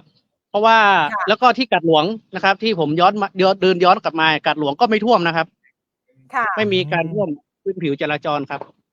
ค่ะ มีเพียงแค่ด้านหลังนะคะ ของกาดเมืองใหม่เท่านั้น ใช่ นะ ครั คะ บ ที่น้ำ เฉพาะด้านหลัง ขอบคุณค่ะ ครับ คุณคมสัน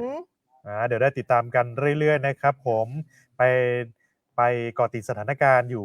ทุกจุดเลยนะครับ คุณคม ค่ะ สันครับ ขอมุมนี้นานๆนิด ครับ นึง ผม ค่ะ ขอมุมนี้นานๆนิ่งๆเลยค่ะ มุมนี้สวยมากนะคะ เราจะเห็นบรรยากาศที่ชัดเจนว่าสี เดี๋ยวผม น้ำ ให้ ก็ ดู ชัด จอใหญ่ๆ นะคะ ครับ เห็นสะพานนครพิงค์สะพาน ตรงนี้น่าจะเป็นสะพาน สะพานนครพิง นครพิงค์ ใช่ นะ ครั คะ บผม ค่ะสะพาน แต่ น ว่า ครพิ น้ำ ง เนี่ย ค์ แรงมากนะครับ ค่ะ ตอนนี้ก็ยังมีการสัญจรของพี่น้องประชาชนเนี่ยปกติเลย ค่ะ เพราะว่าจุดเนี้ยตลิ่งจะอยู่สูงกว่าระดับน้ำพอสมควร ใช่ ดัง ค่ะ นั้นแล้วก็ยังเชื่อว่าถ้าระดับน้ำสูงขึ้นกว่านี้ 30 เซนก็ยังไม่ขึ้นถึงบริเวณกาดเมืองใหม่กาดต้นลำไยแล้วก็กาดหลวงนะครับ ค่ะ ซึ่งตอนนี้ทีมข่าวของเราก็สแตนบายอยู่ในโซนของไนท์พลาซ่านะคะ แล้ว ค ก็ รับขอบคุณ แยกบัว คุณค ระ มสั วน ง ก่อน นะ นะครับ คะ ตอนนี้คุณคมสันขอบคุณมากนะครับ ครับผมสวัสดีครับ ครับสวัสดี ขอบคุณค่ะ คุณคม เอา สัน ละ นะ ค่ะ ครับ คุณผู้ชมคุณผู้ฟังคะเดี๋ยวเราจะพาไปติดตาม โอเค สถานการณ์น้ำท่วมในจุดต่างๆ กัน ค ต่อ รับ ติด ตอนนี้ ตามข่าวสารของ คุณ เรากันได้ทั้งคืน ธีรพงศ์นะครับ เมื่อ ค่ะ สักครู่นี้เราเห็นว่าเดินเข้ามาในห้องส่งนะ ค่ะ ตอนนี้ไปอยู่ข้างนอก เดินออกไป อีกแล้ว อีกแล้ว ตอนนี้ ค่ะ รายงานอยู่ที่บริเวณแยกบัวระวงนะครับ ค่ะ ยังเกาะติดสถานการณ์อย่างต่อเนื่องมาดูกันว่า ผ่านมาประมาณชั่วโมงหนึ่งจากที่ ค่ะ คุณธีรพงศ์ได้รายงานไปเมื่อก่อนหน้านี้ ค่ะ นะครับ แล้วตอนเนี้ยระดับน้ำเป็นยังไงบ้างนะครับคุณ ค่ะ ธีรพงศ์สวัสดีครับ คุณธีรพงศ์สวัสดี ครับสวัสดีค ค่ะ รับ กลับมาที่แยกบัวระวงนะครับ แต่ว่ายังไม่ไปดูแยกครับ ให้ดูจุดนี้ก่อนนะฮะนี่คือถนนระแกงครับ เลยจากแยกบัวระวงมานิดนึงนะครับ ครับ เดี๋ยวผมจะให้ดูจุดที่น่าสนใจตรงนี้ก็คือโซนนี้ครับ คือหลังจากลุยน้ำตรงแยกบัวระวงมาแล้วนะครับเลยมาเนี่ยที่ถนนระแกงนะครับ ก่อนเข้าถนนประชาสัมพันธ์เนี่ยนะฮะก็คือโซนประมาณเนี้ยมีรถจักรยานยนต์หลายคันเลยนะครับ ที่ลุยข้ามมานะฮะจะเห็นว่ามันจะมืดนิดนึงนะฮะมันจะมีรถจักรยานยนต์ตรงเนี้ยหลายคันเลยนะครับ ที่ลุยมาแล้วก็ดับครับ แล้วก็ตอนนี้มีพี่ๆนะครับช่วยกันอาสาสมัครนะฮะเขาขับผ่านไปผ่านมาเห็นรถสตาร์ทไม่ติดเนี่ย ตอนนี้อยู่ตรงนี้ประมาณ4 คันนะฮะช่วยกันหาวิธีนะไม่ว่าจะเป็นขโยกนะเอารถขึ้นให้น้ำออกจากท่อนะครับ หรือว่าถ่ายน้ำมันเครื่องติดแล้วนะครับตอนนี้ติดแล้วนะครับนะฮะก็คือตรงนี้ครับมีประมาณ 4-5 คันครับที่ขับลุยมานะครับเนี่ยฮะพวกนี้ฮะคันแถวนี้หมดเลยครับนะฮะแต่ว่าพี่ๆกลุ่มนี้นะฮะใจดีครับช่วยกันซ่อมซึ่งสาเหตุนะครับพาไปดูสาเหตุมุมนี้ฮะถนนแยกบัวระวงเนี่ยตอนนี้ฝนตกแล้วนะครับระดับน้ำที่คุณผู้ชมเห็นตอนนี้เนี่ยเพิ่มขึ้นมาจากช่วง1 ชั่วโมงที่แล้วประมาณสักถ้าดูแค่ระยะเนี่ยอาจจะความสูงอาจจะไม่มากนะครับแต่ระยะที่น้ำมันเลยออกมาเนี่ยไกลมากขึ้นเยอะเลยนะครับ1 ชั่วโมงที่แล้วที่ผมพาคุณผู้ชมมาดูเนี่ยตรงที่ผมเดินนี่แห้งสนิทเลยครับมันจะเริ่มมีน้ำนี่คือใกล้ๆแยกเลยนะครับประมาณใกล้ๆกับร้านอาหารญี่ปุ่นนะฮะที่อยู่ทางซ้ายมือผมเนี่ยนะครับถึงจะเริ่มมีน้ำแต่ตอนนี้ระดับน้ำเลยออกมาไกลมากครับกินเข้ามาในพื้นที่ถนนตะแกรงค่อนข้างไกลเลยนะครับเดี๋ยวพาเข้าไปดูครับอยากให้เห็นหลายๆจุดนะฮะแล้วตอนนี้ตรงนี้ฝนตกแล้วด้วยนะครับจากเมื่อสักครู่นะฮะเห็นว่ามีการรายงานP1เมื่อ4 ทุ่มใช่ไหมครับอยู่ที่ 4.7 แล้ว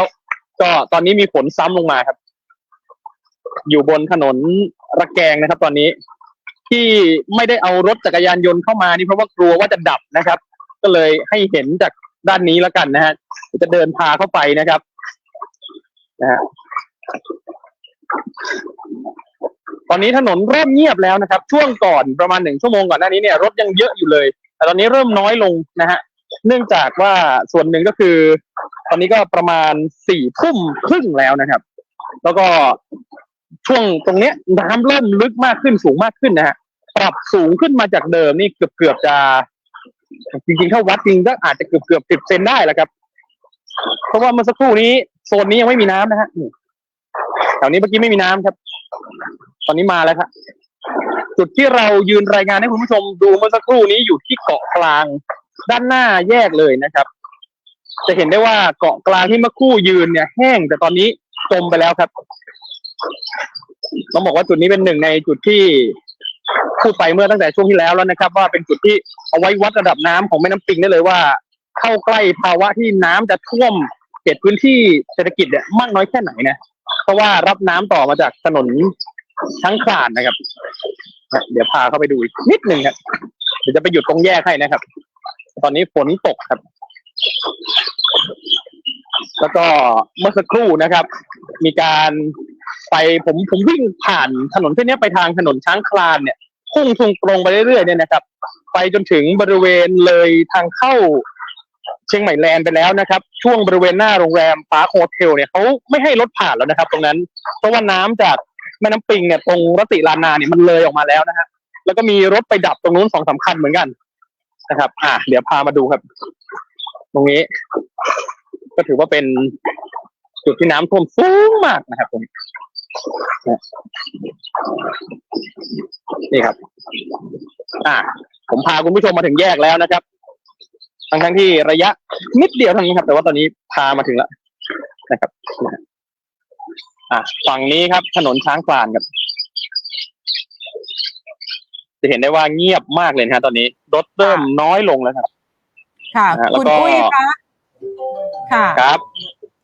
ค่ะคุณอุ้ยคะตอนนี้ระดับน้ำประมาณเท่าไหร่แล้วคะตรงเส้นช้างคลานตอนนี้เส้นช้างคลานถ้าจากแยกบัวระวงเนี่ยนะครับประมาณ30 เซน40 เซนจะได้แล้วนะครับก็พุทธเศษแล้วนะครับแล้วก็มีแนวโน้มเพิ่มขึ้นค่ะขอมุมนี้เดี๋ยวได้แป๊บหนึ่งให้ชมนะเนี่ยฮะอันนี้คือเห็นระยะง่มไหมครับนะฮะแล้วก็ที่ผู้ชายยืนอยู่นี่เป็นเกาะกลางนะครับอาจจะดูเหมือนสูงนะอันนี้เกาะกลางนะจมไปแล้วนะนะครับเนี่ยถ้าเห็นภาพที่ผู้หญิงเดินนี่คือเข่าแล้วครับแล้วก็ค่อนข้างลำบากนะใช่เลยเข่าแล้วนะในพี่ๆสองท่านนี้เป็นนักท่องเที่ยวชาวจีนคาดว่าระดับน้ำตรงนั้นจะมาถึงเราไหมครับถึงสถานีเราไหมถ้าคิดว่ามีความเป็นไปได้ครับเพราะว่าน้ำมันกินลึกเข้าไปเรื่อยๆนะครับแล้วก็เมื่อสักครู่นี้ที่หน้าถนนประชาสัมพันธ์หน้าออฟฟิศเนี่ยนะครับหน้าสถานีเนี่ยก็มีคนเริ่มออกมาดูแล้วเหมือนกันเพราะว่าก็เริ่มเสียวๆแล้วว่าจะมีระดับน้ำมากน้อยแค่ไหนนะแต่ว่ายังไม่ไปถึงนะครับยังแห้งอยู่ฮะแต่ว่าต้องเฝ้าระวังกันต่อเนาะตอนนี้แยกบัวระวงเองเนี่ยการสัญจรต้องใช้รถใหญ่เท่านั้นใช่ไหมครับตอนนี้รถต้องบอกว่าต้องคนที่จะใช้รถจักรยานยนต์ต้องใจถึงมากๆระดับหนึ่งเลยครับเพราะว่าอย่างที่ให้ดูตั้งแต่ต้นทางเข้าแล้วเนาะเนี่ยคุณผู้ชมจะเห็นว่ามีจักรยานยนต์คันหนึ่งกำลังวิ่งไปเห็นไหมถ้าวิ่งเปล่าๆเนี่ยวิ่งเปล่าๆเนี่ยมีลุ้นนะครับแต่ว่าถ้าเจอรถสวนหมายความว่ามีรถวิ่งสวนปั๊บเนี่ยโอ้โหก็เรียกได้ว่าแจ็คพอตนะครับเพราะว่าน้ำน่าจะเข้าเครื่องนะแล้วก็ถ้าเป็นรถท่านเป็นรถคาร์บูเรเตอร์นะครับรถน้ำมันนะฮะก็รถเกียร์เนี่ยอาจจะดับได้เลยแต่ถ้าเป็นรถออโต้เนี่ยก็มีความเสี่ยงเหมือนกันเพราะว่าน้ำจะเข้าไปปั่นในมอเตอร์แล้วท่านก็อาจจะดับเหมือนกันถ้ารถมันตีกันแบบกระแสมันตีกันนะครับนะแล้วโซนนี้ก็ยังเป็นพื้นที่โรงแรมด้วยใช่ไหมฮะเนี่ยมีนักท่องเที่ยวก็เริ่มกลับมาจากพื้นที่ของตัวเองนะนี่ครับแรงจริงๆครับตรงนี้ขอซ้ายอีกนิดนึงค่ะคุณอุ้ยแป๊บหนึ่งนะครับแป๊บหนึ่งค่ะขอเห็นแยกชัดๆนิ่งๆเลยค่ะคุณอุ้ยนิ่งๆเลยจะเห็นว่าการสัญจรเนี่ยเป็นไปด้วยความลำบากเลยนะครับบริเวณนี้นี่นะครับแล้วอีกอย่างนึงคือ ตอนนี้สัญญาณไฟจราจรก็ตัดเป็นที่เรียบร้อยแล้ว ดับแล้วครับตัดแล้ว แต่ว่าบ้านของพี่น้องประชาชนยังมีไฟอยู่นะฮะ ค่ะ ครับ คุณอุ้ยยืนสะดวกไหมคะ จุดนี้คุณอุ้ยยืนสะดวกไหมคะ อย่าเรียกว่าสะดวกเลยครับเพราะว่า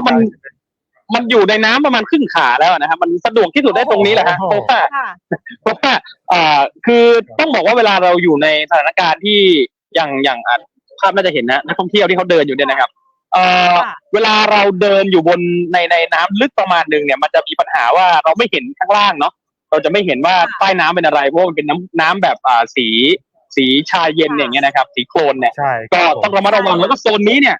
จะเห็นว่ามีถุงขยะลอยเต็มไปหมดเลยใช่ไหมฮะนะฮะผมพยายามไม่เห็นถุงขยะครับนี่เต็มไปหมดเลยครับแล้วก็ถุงนี้บางส่วนโดนรถพัดแตกไปแล้ว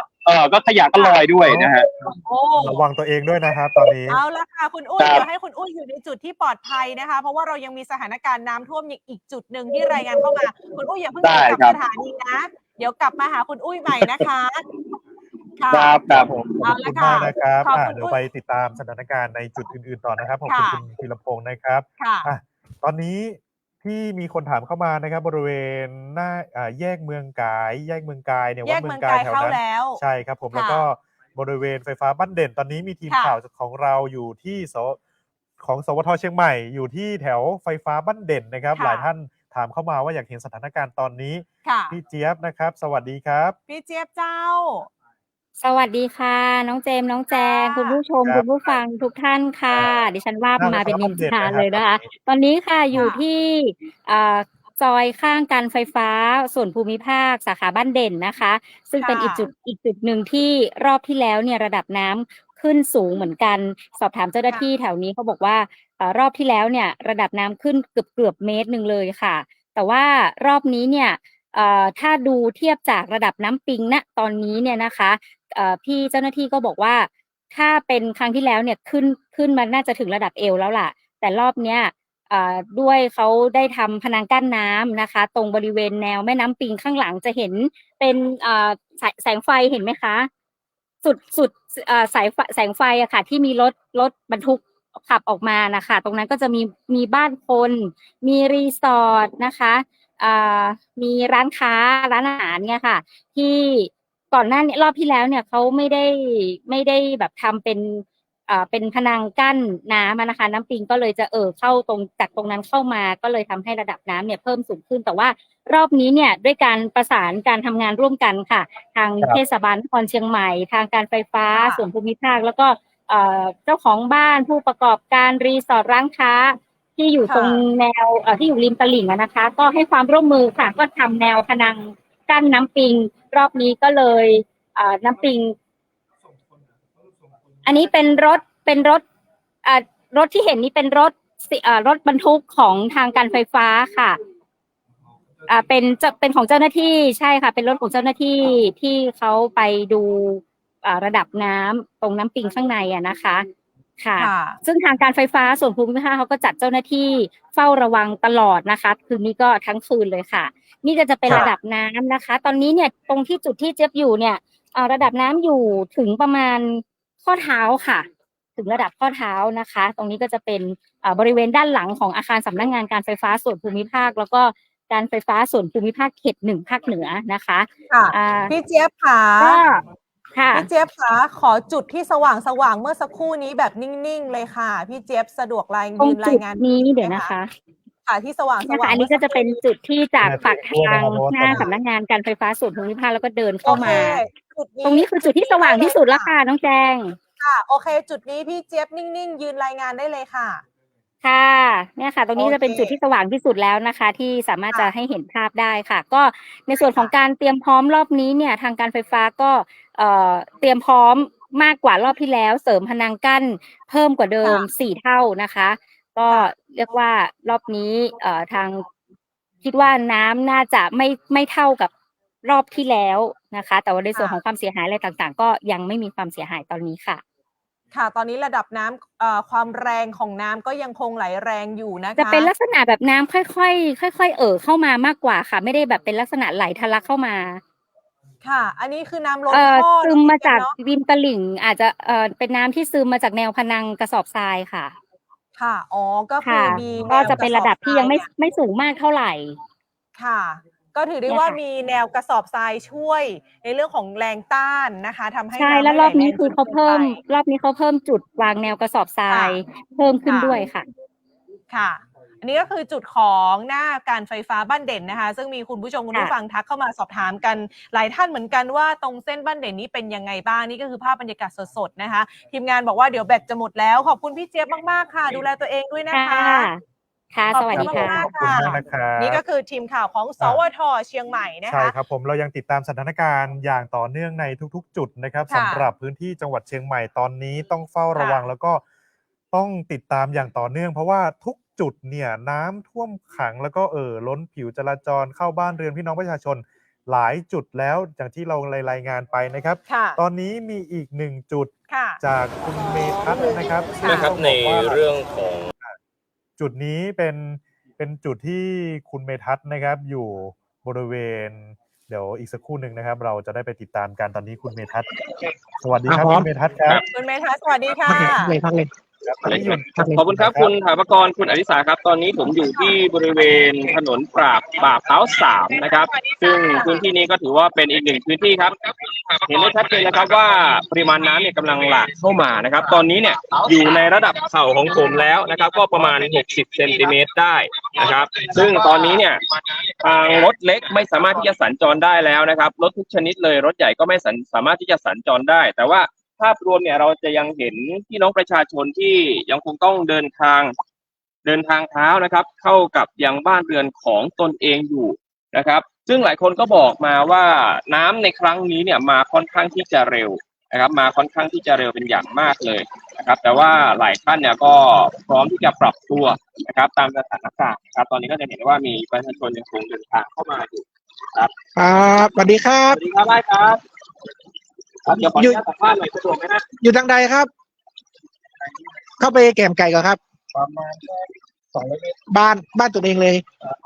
อพาร์ตเมนต์ เดิน ครับ เรื่อยๆครับ ปกตินี่คือน้ำท่วมเยอะกว่าครับ ที่ไอ้ายเคยอยู่มาเนี่ย รอบที่แล้วประมาณหน้าอก หน้าอกครับ วันนี้ มาเร็วไหมคราวนี้มาน่ะแต่นี่คืออ้ายอยู่ข้างในซอยนี้เลยใช่ นั่นคือหน้าตอนนี้เนาะคือถ้าจุด P1 อ่ะมันขึ้น 4.7 ละครับ แล้วก็ตอนนี้ถึงว่าถือว่ากังวลกว่าครับ เพราะว่าเนี่ยมันยังแค่หัวเข่าเขาเลยจากอันนี้ที่นั่นมา ก็เหมือนกับในความกังวลผมไม่ได้อะไรหรอกแต่ว่าคือมันใช้ชีวิตยากครับเพราะบางทีถ้าสมมติว่าเรารอน้ำรออะไรเนี่ยบางทีเราก็ไม่รู้ว่าเขาจะมาเมื่อไหร่มันก็เลยใช้ชีวิตลำบากหน่อยนะครับ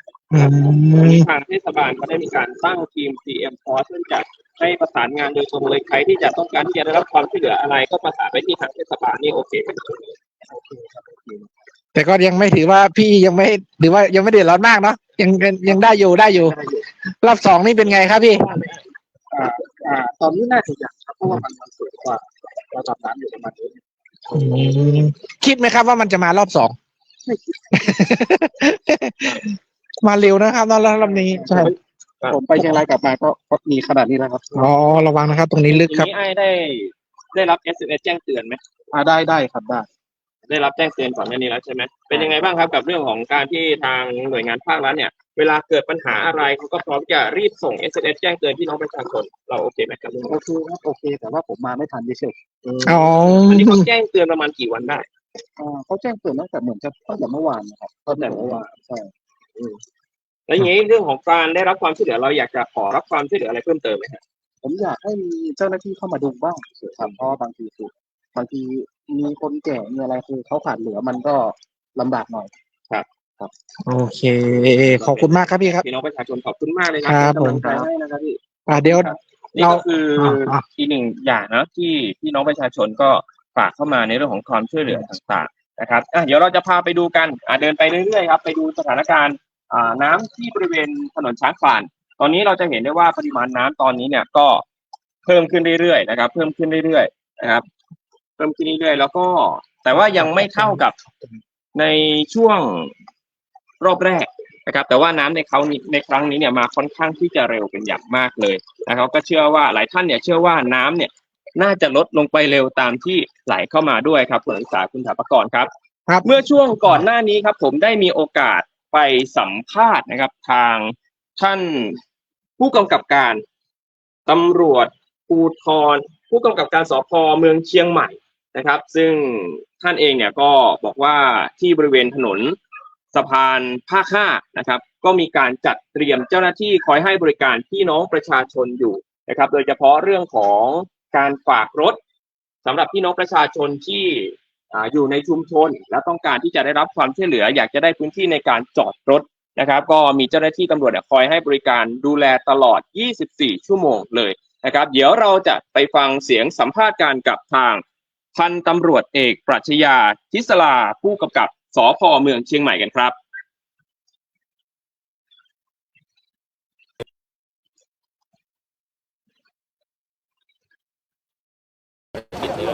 ตอนนี้นะคะมีภารกิจก็คือ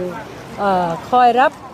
โทรศัพท์นะคะในเรื่องของชาวบ้านที่อยู่ในพื้นที่ณจุดที่เราทำพนังกั้นคือหมู่ที่2บ้านป่าพร้าวนอกตำบลป่าแดดนะคะจุดหน้าโรงเรียนพิมานเด็กตอนนี้เราก็เป็นศูนย์กลางก็คือผู้ใหญ่บ้านนะคะรับเรื่องต่างๆที่ชาวบ้านร้องเข้ามาขอความช่วยเหลืออย่างเช่นบางทีเรื่องเกี่ยวกับความช่วยเหลืช่วยยกผู้ป่วยที่ว่าอยู่บ้านคนเดียวหรือว่าเป็นผู้สูงวัยนะคะเป็นผู้ป่วยบ้างอะไรอย่างเงี้ยค่ะเราก็ส่งคนเข้าไปดูแลไปช่วยเหลือเราก็แจ้งทางเทศบาลให้เข้าไปดำเนินการช่วยเหลืออีกทีนึงนะคะแล้วก็คอยรายงานสถานการณ์น้ำเพราะว่าเราอยู่ประจำจุดนี้นะคะให้กับพี่น้องชาวบ้านได้รับรู้รับทราบว่าเราได้ดำเนินการอะไรอย่างไรเป็นขั้นเป็นตอนอย่างไรณจุดนี้นะคะเราก็จะมีการรายงานในกลุ่มไลน์เรามีกลุ่มไลน์ในหมู่บ้านของเรานะคะหลายกลุ่มไลน์แล้วก็คือเป็นโซนจัดสรรไงคะเราต้องรายงานให้ทุกโซนจัดสรรได้รับรู้รับทราบว่าณเวลานี้สถานการณ์ที่แม่น้ำปิงตรงจุดหน้าพิมานเด็กน้ำขึ้นอยู่ในระดับไหนแล้วมีการดำเนินการกันอย่างไรณตอนนี้อะค่ะในกรณีนะฮะยกตัวอย่างในกรณีที่มีน้ำล้นเข้ามาเราไม่สามารถควบคุมน้ำได้เนี่ยกระบวนการทำงานของเราจะมีกระบวนการทำงานอย่างไรบ้างครับกระบวนการถ้าหากว่ารับไม่ไหวพูดถึงนะคะก็มีการเตรียมการร่วมกับทางเทศบาลตำบลป่าแดดซึ่งได้ประสานงานกับหน่วยกู้ภัยของต่างจังหวัดมาช่วยเรานะคะเมื่อเช้าก็ได้รับการประสานมาแล้วค่ะมาจากจังหวัดอุบลใช่ค่ะเขาก็มีการวางแผนไว้ล่วงหน้านะคะซึ่งอันนี้ก็ในเรื่องของการขนย้ายคนป่วยหรือว่า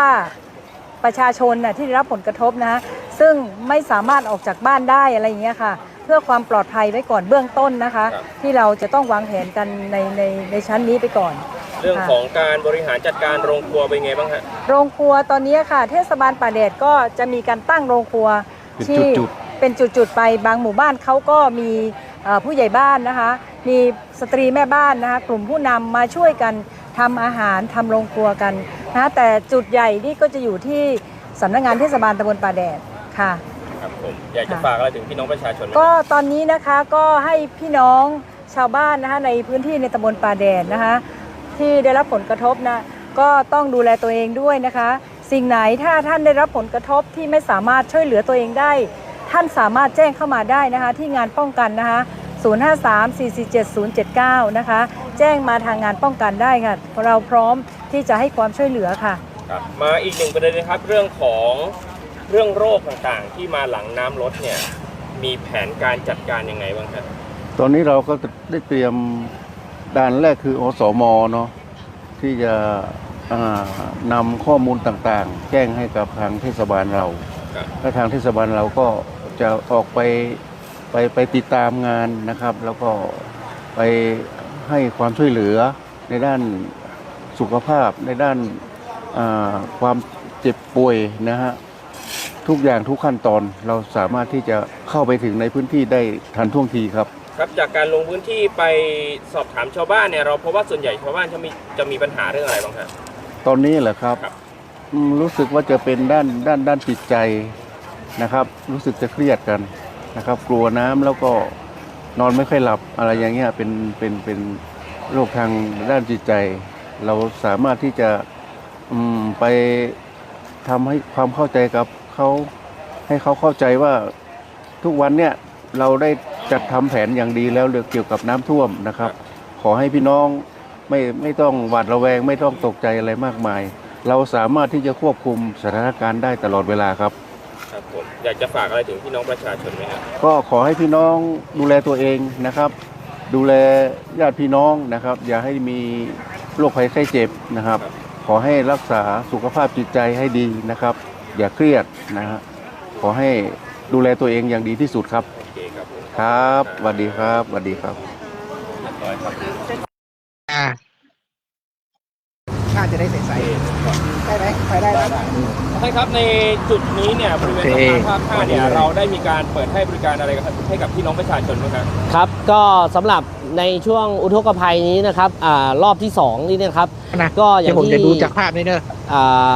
อย่างที่เห็นนะครับก็จะมีเจ้าหน้าที่ตำรวจนะครับมายืนประจำอยู่ที่บริเวณบนสะพานนะครับ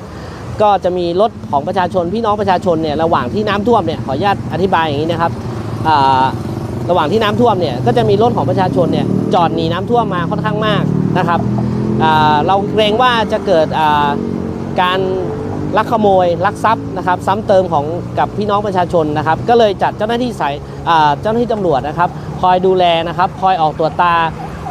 ทรัพย์สินของพี่น้องประชาชนนะครับรวมถึงรถที่มาจอดนะครับเพื่อป้องกันเหตุไม่ให้คนร้ายนะครับมาก่อเหตุซ้ำนะครับอีกส่วนหนึ่งนะครับที่เรามีจุดตรงนี้นะครับก็คอยที่จะประสานแล้วก็ให้ข้อมูลประชาสัมพันธ์กับพี่น้องประชาชนที่สนใจอยากทราบความเคลื่อนไหวของระดับน้ำนะครับเหตุน้ำท่วมนะครับก็สามารถที่จะมาประสานติดต่อที่นี่ได้อีกอย่างหนึ่งก็คือเรื่องของหากพี่น้องประชาชนนะครับที่อยู่ในพื้นที่นะครับต้องการความช่วยเหลือก็สามารถมาแจ้งเจ้าหน้าที่ตำรวจได้เพราะตอนนี้เราก็มีชุดที่คอยช่วยเหลือพี่น้องประชาชนอยู่นะครับที่ผ่านมาเราได้มีการรับแจ้งจากพี่น้องประชาชนในประเด็นอะไรบ้างฮะก็มีในส่วนของน้ำนะครับบ้านของพี่น้องประชาชนบางท่านเนี่ยก็จะมีผู้สูงวัยนะครับผู้สูงวัยแล้วก็มีผู้หญิงล้วนอย่างนี้นะครับก็จะมีเจ้าหน้าที่ตำรวจนะครับเข้าไปช่วยยกของขึ้นพื้นที่สูงให้นะครับรวมถึงถ้าหากว่าต้องการนะครับที่จะขนของออกมาจากบ้านนะครับเราก็จะมีเจ้าหน้าที่ตำรวจนะครับแล้วก็ชุดปฏิบัติการเนี่ยไปช่วยขนของออกไปจุดที่ปลอดภัยให้ครับตอนนี้กำลังใจของกำลังพลเจ้าหน้าที่ตำรวจเป็นยังไงบ้างฮะตอนนี้กำลังใจนะครับเนื่องด้วยนะครับท่านผู้บัญชาการตำรวจภูธรภาค5นะครับท่านพลตำรวจโทกิตติพลยี่สาครนะครับท่านผู้บังคับการตำรวจภูธรจังหวัดผู้บังคับการตำรวจภูธรจังหวัดเชียงใหม่นะครับท่านพลตำรวจตรีธวัชชัยพงศ์วิวัฒนชัยนะครับก็ได้สั่งการกำชับนะครับให้ข้าราชการตำรวจนะครับทุกท่านนะครับได้มีความเข้มแข็งในการปฏิบัติหน้าที่นะครับในระหว่างที่พี่น้องประชาชนกำลังเดือดร้อนนะครับก็พวกเราจะอยู่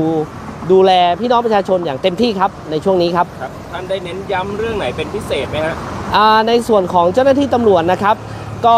ทำงานด้านหลายมิตินะครับก็คือในเรื่องหลักๆเรื่องแรกก็คือในการป้องกันเหตุต่างๆนะครับที่จะมาก่อเหตุซ้ำให้กับพี่น้องประชาชนนะครับอีกส่วนหนึ่งก็เรื่องของการช่วยเหลือพี่น้องประชาชนในพื้นที่นะครับเราก็ไม่ทิ้งนะครับถ้าหากว่าพี่น้องประชาชน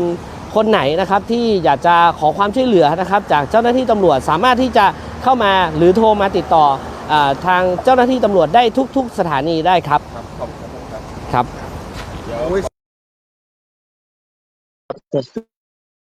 เราก็กำลังเดินไปที่บริเวณถนนช้างคลานนะครับเมื่อสักครู่นี้นะครับก็รายงานไปไม่กี่นาทีแต่ว่าปริมาณน้ำเนี่ยเพิ่มขึ้นเหนือระดับหัวเข่าแล้วนะครับแล้วก็มีท่าว่าจะเพิ่มขึ้นมากกว่านี้นะครับตอนนี้ก็จะเห็นพี่น้องประชาชนก็ทยอยกันนะครับเดินทางกลับไปที่พื้นที่บ้านแต่ก็จะมีพี่น้องประชาชนรวมถึงนักท่องเที่ยวบางกลุ่มนะครับที่เดินทางออกจากโรงแรมเพื่อที่จะตัดสินใจย้ายโรงแรมก็มีเช่นเดียวกันครับครับอันนี้คือจุดเย็นตาโฟเจ๊เกียวนะครับข้างหน้านี่นะครับอุ้ยลึกตรงนี้ลึกแล้วตรงนู้นคือเดินระวังนิดนึงที่เห็นไกลๆนั่นก็คือไฟแดงที่จะเข้าทางลอดสะพานภาค5นะครับใต้สะพานนะครับเห็นอยู่ไกลๆตรงป้ายนะครับน้ำเชี่ยวมากครับตอนนี้น้ำเชี่ยวมากแล้วก็ก่อนหน้านี้ก็เห็นชาวบ้านเนี่ยเริ่มที่จะเตรียมนำเรือมาใช้สำหรับในการเดินทางสัญจรออกจากบ้านแล้วเพื่อที่จะไปทำงาน ในช่วงเช้าครับ เนี่ยครับมีเรือในการลาก ค่ะ อันนี้ก็จะ เตรียมเรือครับ โรงแรมนะครับที่มาให้บริการนักท่องเที่ยวที่ไปใช้บริการนะครับก็ ค่ะคุณเมทัศน์คะ ยังมีการ ค่ะคุณเมทัศน์ ให้บริการ มีเสียงไหมคะ อันนี้คือจะให้บริการตลอดทั้งคืนเลยหรือเปล่าครับหรือยังไงฮะอ๋อแขกที่ต้องการ มีบริการเรือด้วย อ๋อ เป็นเรือของ โรงแรมขึ้นเยอะกว่าครับ โรงแรม อ๋อของลูกค้าโรงแรม อ๋อยังมาถึง แล้วเปรียบกับไอ้ข่าวก่อนนี่คือว่าสูงกว่าครับ พอๆกันนะครับโอเคมันนึกว่ามันสูงกว่าที่ว่ารอบแรกอะครับมาสูงไหมแต่การแจ้งเตือนก็ยังดีนะครับเนาะครับผมขอบคุณครับ ค่ะ เห็นได้ชัดเจนครับว่าเรื่องของการแจ้งเตือนหรือว่ามีประโยชน์กับพี่น้องประชาชนอย่างมากนะครับโดยเฉพาะการแจ้งเตือนเรื่องของ SMS นะครับซึ่งที่เมื่อช่วงก่อนหน้านี้เราเองก็ได้มีโอกาสสอบถามพี่น้องประชาชนนะครับรวมถึงผู้นำชุมชนด้วยในเรื่องของการแจ้งเตือน SMS เนี่ยมีประโยชน์กับพี่น้องมากน้อยแค่ไหนก็บอกว่าทำให้ชาวบ้านเนี่ยได้เตรียมตัวก่อนนะครับอย่างน้อยเนี่ยก็ได้เตรียมตัวก่อน1 วันแล้วก็จากการที่สอบถามทางผู้นำชุมชนก็พบว่าชาวบ้านในครั้งนี้เนี่ยเขาไม่ตื่นตระหนกแล้วก็เขาชื่นชมมาในเรื่องของทิศทางข่าวสารที่เราเองได้มีการรวมศูนย์กันเป็น JIC ทำให้โอกาสในเรื่องของข่าวปลอมเนี่ยก็มีน้อยลงและทำให้ชาวบ้านเนี่ยได้รับรู้ข้อมูลที่แท้จริงด้วยครับ ค่ะขอบคุณคุณเมทัศน์มากๆ และนี่ก็ นะ คื คะ อรายงานล่าสุดนะครับจากในพื้นที่ถนนป่าพร้าว3นะครับช่วงนี้เดี๋ยวกลับไปทางสถานีครับ ค่ะขอบคุณคุณเมทัศน์และทีมงานค่ะ คุณผู้ชมคุณผู้ฟังคะในช่วงนี้เรามาอัปเดตในเรื่องของประกาศจากสำนักงานชนประทานที่1ฉบับที่16นะคะมี ใช่ครั ข่า บ ว ตอน ดี นี้มีการประกาศแล้วฉบับ ค่ะ ที่16นะครับกับระดับน้ำที่คาดการณ์กันเนี่ยแนวโน้มตอนนี้ก็อาจจะมีระดับน้ำที่ลดลง ค่ะ จากที่บอกว่าจุดพีคจะอยู่ที่4 เมตร 95 เซนติเมตรตอนนี้ก็อยู่นะครับคาดการณ์ว่าจะถึง4 เมตร 85 เซนติเมตรสูงกว่าระดับตลิ่งเนี่ยประมาณ60 ถึง 65 เซนติเมตรนะครับ ค่ะ ก็ในช่วงเวลาประมาณตี 2 ตี 3นั่นแหละ ค่ะ ท่านใดที่ดูสถานการณ์ตอนนี้อยู่ว่าจะสูงกว่าเมื่ออาทิตย์ที่แล้วหรือเปล่า ตอนนี้ก็มีการคาดการณ์ว่าอาจจะต่ำกว่าอาทิตย์ที่แล้ว ค่ะก็ ะดับ สรุป ที่พีค ง่ายๆ เลยก็คือเป็นข่าวดีนะคะ ครับ คุณผู้ชมคุณผู้ฟังคะตอนนี้ทางสำนักชนประทานที่ 1 ก็ออกประกาศฉบับที่16ค่ะบอกว่าจากเดิมคาดการณ์ว่าจุดพีคสุดของรอบนี้นะคะระดับน้ำปิงตรงจุด P1 สะพานนวรัตน์จะสูงถึง4 เมตร 95 เซนติเมตรแต่ว่าล่าสุดค่ะมีประกาศฉบับที่ 16ยืนยันว่าคาดการว่าระดับน้ำจะไม่สูงถึง4 เมตร 95 เซนติเมตรแต่จะอยู่ที่ระดับของ4 เมตร 80 ถึง 85 เซนติเมตรเท่านั้นก็ถือว่าเป็นข่าวดีเพราะว่าระดับน้ำจะไม่สูงถึงรอบที่ผ่านมาแต่ตอนนี้ค่ะ ก็ยังบอกว่าต้องมีการเฝ้าระวังแล้วก็ผลกระทบเนี่ยอาจจะครบทุกโซนต้องมีการเฝ้าระวังอยู่นะครับตอนนี้คุณธีรพงศ์นะครับยังอยู่ที่แยกบัวระวงอยู่เรามาดูสถานการณ์กันต่อนะครับสำหรับท่านใดที่จะเดินทางเข้าเมือง หรือว่าจะมาแถวช้างคลานเนี่ยเลี่ยงได้เลี่ยงนะครับรถเล็กรถใหญ่ตอนนี้ออกไปก่อนอย่าเพิ่งเข้ามาลำบากนะครับมาติดตามกันต่อสำหรับแยกในแยกบัวระวงระดับน้ำตอนนี้นะครับค่ะคุณอุ้ยธีรพงศ์คะสถานการณ์ตอนนี้เป็นไงบ้างก็สถานการณ์ตอนนี้นะครับการจราจรก็เบาบางลงไปเรื่อยๆครับแต่ว่ารถที่ผ่านมาที่แยกบัวระวงก็จะเป็นรถใหญ่มากขึ้นนะครับก็จะกลายเป็นรถกระบะหรือว่ารถปิกอัพต่างๆเพิ่มมากขึ้นนะครับแล้วก็ที่เราเจอมากขึ้นก็คือคนเดินเท้าครับนะฮะมีคนเดินเท้าเพิ่มมากขึ้นนะครับใช่เพราะว่าส่วนหนึ่งเนี่ยน่าจะทราบข่าวแล้วว่าไม่สามารถนำรถเข้ามาในพื้นที่ได้นะครับแล้วก็โซนนี้เนี่ยยังอยู่ในเขตใจกลางเมืองแล้วก็มีโรงแรมของนักท่องเที่ยวอยู่นะครับในอย่างที่อย่างนักท่องเที่ยว2ท่านเนี่ยนะฮะที่เดินผมเห็นเขาเดินเท้ามาตั้งแต่บริเวณจุดตัดถนนระแกงแล้วนะครับที่ถนนระแกงกับถนนประชาสัมพันธ์นะก็มาแล้วโอเคค่ะเดี๋ยวขอจุดที่สว่างนิ่งๆหน่อยค่ะขอจุดนี้อันนี้เห็นไหมฮะค่ะนิ่งๆเลยโอ้โหน้ำสูงมากเรียบร้อยขึ้นสูงมากนะครับก็สูงมาก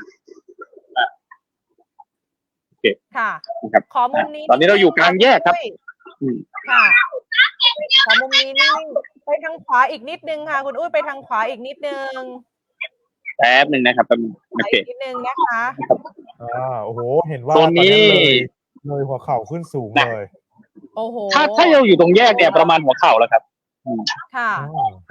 แต่ถ้าเลยจากแยกขึ้นมาเนี่ยมันจะตื้นขึ้นมานิดนึงนะเพราะว่าโซนแยกนี่เป็นโซนที่ต่ำนะฮะระวังนะครับ ตรงนี้ต่ำนะพี่นะครับแล้วก็มีเนี่ยฮะขอมุมนี้ยาวๆเลยค่ะน้องหมามีน้องหมาด้วยนะครับก็ต้องบอกว่าโซนนี้ช่วงนี้เนี่ยเริ่มคนเดินเยอะกว่าแล้วนะครับแล้วก็รถจักรยานยนต์นี่นานๆจะเห็นสักคันนะครับแล้วก็เข้าใจว่าข่าวนี้น่าจะเริ่มกระจายแล้วล่ะว่าโซนนี้ไม่ไหวนะครับเอารถใหญ่เท่านั้นนะครับแล้วก็อย่างที่เมื่อกี้ได้ยินคุณเจมส์กับคุณแจงบอกนะครับว่าสถานการณ์ฟังแล้วชื่นใจนะครับน่าจะทำให้หลายคนเบาใจไปได้สักนิดนึงเพราะว่าหายไปตั้ง10 เซนนะน่าจะสบายใจขึ้นเยอะนะครับนะก็เขาแจ้งไหมครับว่าเวลายังเป็นช่วงเวลาเดิมอยู่ไหมครับประมาณตี 2เหมือนเดิมไหมฮะใช่ครับตี 2 ตี 3นะครับในเวลานี้คุณอุ้ยขออยู่มุมนี้นิ่งๆเลยได้ไหมคะเพราะว่ามุมนี้เนี่ยจะทำให้เราเห็นทั้งอาคารบ้านเรือนแล้วก็พี่น้องประชาชนนักท่องเที่ยวเดินไปเดินมาคุณอุ้ยสะดวกยืนตรงนี้แช่นิ่งๆไว้เลยไหมคะตอนนี้คุณอุ้ยแช่น้ำอยู่แล้วตอนนี้คุณอุ้ยแช่น้ำอยู่แล้วตอนนี้แช่ไปครึ่งขาแล้วนะฮะถ้าแช่นานกว่านี้ก็กังวลว่าจะเป็นฮ่องกงฟุตนะฮะแต่ว่าจะนะครับได้ประมาณหนึ่งนะครับเพราะว่าเดี๋ยวน่าจะต้องไปติดตามจุดอื่นๆเพิ่มเติมเพราะว่ามีรายงานเพิ่มเข้าว่าบริเวณแยกแสงตะวันเนี่ยน้ำเริ่มมาแล้วเหมือนกันนะครับอาจจะเดี๋ยวเราอาจจะมุ่งไปดูแยกที่ใหญ่กว่านี้นิดนึงนะครับแต่ตอนนี้ก็อยากจะให้เห็นบรรยากาศตรงนี้ก่อนเพราะว่าเป็นจุดที่เป็นชุมชนเนาะเพราะว่าถ้าเลยจากแยกบรวงไปเนี่ยทั้งทางขวาที่เป็นถนนช้างคลานก็เป็นชุมชนช้างคลานเนาะตรงไปข้างหน้าเนี่ยถนนเจริญประเทศเนี่ยก็เป็นชุมชนเหมือนกันดังนั้นโซนนี้ยังมีคนเข้าออกอยู่ตลอดทั้งคืนนะครับจากที่เราคุยกันว่ามีรถเข้าไม่ได้เนี่ยก็เห็นเยอะขึ้นจริงๆนะครับแล้วก็ยังคิดว่าในช่วงตลอดทั้งคืนนี้ก็คงจะมีคนเข้าออกแบบนี้แหละเพราะว่าหลายหน่วยงานก็ดักอยู่บริเวณหน้าถนนช้างคลานทั้งสองฝั่งนะครับเข้าใจว่ามีปภ.ของทางจังหวัดเชียงใหม่เนี่ยมาสแตนบายแจ้งการเข้าออกนะเพราะว่าเขาเมื่อสักครู่เนี่ยได้คุยกับเจ้าหน้าที่เขาก็บอกว่าเขากังวลเหมือนกันว่าถ้ามีรถสัญจรเข้าออกเยอะๆเนี่ยนะครับส่วนหนึ่งก็ทำให้เกิดความเสี่ยงในการเดินทางเกิดอุบัติเหตุได้ง่ายนะครับอีกส่วนหนึ่งก็คือก็จะมีพี่ๆที่เดินเท้าอย่างที่เราเห็นกันไปเมื่อสักครู่นี่แหละก็อาจจะอันตรายด้วยเพราะว่าไฟจุดนี้แม้ว่าจะยังติดไฟอยู่นะครับแต่ว่าก็กังวลเหมือนกันว่าถ้าระดับน้ำมันเพิ่มสูงขึ้นเรื่อยๆเนี่ยอาจจะมีความจำเป็นที่จะต้องตัดไฟตามมาตรการความปลอดภัยในเรื่องของการตัดไฟฟ้าเพื่อความปลอดภัยของผู้ที่อยู่ในพื้นที่ที่มีน้ำท่วมนะครับดังนั้นก็ยังคงต้องเฝ้าระวังแบบนี้ต่อไปนะครับครับผมขอบคุณคุณธีรพงศ์นะครับเดี๋ยวจะไปติดตามตรงจุดอื่นต่อเพราะว่าตอนนี้ต้องบอกว่าหลายจุดเนี่ยมีพี่น้องประชาชนเฝ้ารอในเรื่องเกี่ยวกับการรายงานว่าท่วมหรือยังจุดนี้ท่วมหรือยังอย่างเงี้ยนะครับทักเข้ามาสอบถามในเพจก็มีนะคะถามว่าท่าสตอยท่วมยังท่าสตอยนี้บางส่วนน่าจะน้ำเข้าแล้วขอบคุณคุณธีรพงศ์ก่อนนะครับผมสำหรับแยกบัวระวงถนนช้างคลานนะครับเดี๋ยวคุณธีรพงศ์ก็จะพาเราไปติดตามยังจุดอื่นๆนะคะโดยเฉพาะหลายๆจุดที่เป็นย่านเศรษฐกิจค่ะคุณถาปกรณ์หลายท่านที่ถามมานะครับท่าสตอยท่วมหรือยังตอนนี้ท่าสตอยน้ำเริ่มเข้าแล้วนะครับเพราะว่าบางจุดที่อยู่ใกล้ๆกับริมน้ำปิงเนี่ยน้ำก็ได้ซึมเข้ามาแล้วนะครับแถวขัวเหล็กแถวนั้นน่ะก็ยังไงท่านใดที่อาศัยอยู่ก็มูฟตัวเองไปอยู่ตรงจุดอื่นนะครับตอนนี้มีประชาสัมพันธ์มาจากทางจราจรเชียงใหม่ก็ได้มีการบอกเขาว่าตอนนี้ทางจราจรเองนะครับได้มีการประกาศแจ้งเตือนให้กับพี่น้องประชาชนที่จะสัญจรผ่านบริเวณที่มีจุดที่เป็นจุดน้ำท่วมขังผิวการจราจรเนี่ยปิดกั้นนะครับการจราจรตั้งแต่สะพานนวรัตน์ตะวันออกไปจนถึงสะพานนครพิงค์ตะวันออกนะครับก็เป็นการแจ้งเตือนนะครับสำหรับท่านใดที่จะเดินทางผ่านบริเวณจุดนั้นนะครับใช่แล้วนะคะซึ่งตอนนี้เราจะมาอัปเดตตัวเลขค่ะณจุดวัดระดับน้ำ P1 สะพานนวรัตน์นะคะเดี๋ยวเราจะอยู่กับคุณผู้ชมคุณผู้ฟังกันอีกประมาณ5นาทีนะคะเดี๋ยวเราจะพักในเรื่องของการรายงานแล้วเดี๋ยวกลับมารายงานสถานการณ์กันต่อกับรายการพิเศษที่เราเกาะติดสถานการณ์อุทกภัยภาคเหนือแล้วก็น้ำท่วมจังหวัดเชียงใหม่นะคะตอนนี้ระดับน้ำณจุด P1 เดี๋ยวกำลังอัปเดตข้อมูลอยู่นะครับเพราะว่าเพิ่งจะ 5 ทุ่มเพิ่งจะ5 ทุ่มเองนะครับ ตอนนี้ระดับน้ำนะครับเมื่อเวลา 23 นาฬิกาตอนนี้เลยสดๆร้อนๆเลยอยู่ที่ 4 เมตร 75 เซนติเมตรเพิ่มขึ้น 5 เซน เพิ่มขึ้น 5 เซนติเมตรนะคะคุณผู้ชมคุณผู้ฟังคะติดตามสถานการณ์กันอย่างต่อเนื่อง ตอนนี้ข้อมูลอัปเดตล่าสุดนะจุดวัดระดับน้ำปิง P1 สะพานนวรัตน์อยู่ที่4 เมตร 75 เซนติเมตรนะคะซึ่งถ้าสูงถึงระดับนี้แล้วน้ำเข้าถึงโซน 7 แน่นอนทั้งแขวงกาวิระแขวงเมงรายนะคะรวมไปถึงสำนักประชาสัมพันธ์เขต 3ของเราด้วยแล้วก็ในโซนถนนประชาสัมพันธ์แยกประชาสัมพันธ์ค่ะสีปิงเมืองนะคะตรงนี้เข้าถึงแน่นอนเพราะว่าระดับน้ำสูงถึง 4 เมตร 75 เซนติเมตรค่ะสำหรับในช่วงนี้นะคะกับรายการพิเศษของเราเกาะติดสถานการณ์น้ำท่วม ตอนนี้นะครับหลายๆท่านที่ ค่ะ อยู่ในพื้นที่อำเภอเมืองเชียงใหม่อำเภอสารพีและอำเภออื่นๆเนี่ยที่เป็นพื้นที่เสี่ยงมี SMS แจ้งเตือนจากทางปภ.ตอนนี้ก็มี SMS แจ้งเตือนไปยังโทรศัพท์มือถือของหลายๆท่านนะครับว่าให้เฝ้าระวังระดับน้ำต่างๆแล้วก็บริเวณพื้นที่โดยรอบแม่น้ำปิงเนี่ยพื้นที่ลุ่มต่ำเนี่ยสามารถยกของขึ้นที่สูงหรือว่าถ้าหากว่าประสบสาธารณภัยหรือว่าต้องการความช่วยเหลือโทร1784ได้ตลอด24ชั่วโมงของทางจังหวัดถ้าหากว่าโทรทางจังหวัดเนี่ยจังหวัดเชียงใหม่เปิดสายด่วน1567กด1567ง่ายมากเลยนะครับได้เลยค่ะมีทั้ง2เบอร์ด้วยกันนะคะสายด่วนปภ1784และสายด่วนของจังหวัดเชียงใหม่ทีมเชียงใหม่ก็คือ1567ค่ะสำหรับรายการพิเศษของเราในช่วงนี้เดี๋ยวเราพักกันสักครู่หนึ่งแล้วกลับมาติดตามเกาะติดสถานการณ์น้ำท่วมจังหวัดเชียงใหม่ในรายการเกาะติดสถานการณ์อุทกภัยภาคเหนือกับเรา2คนและทีมงานสำนักประชาสัมพันธ์เขต 3กรมประชาสัมพันธ์กันต่อในช่วงต่อไปค่ะอยู่เป็นเพื่อนกันก่อนนะครับ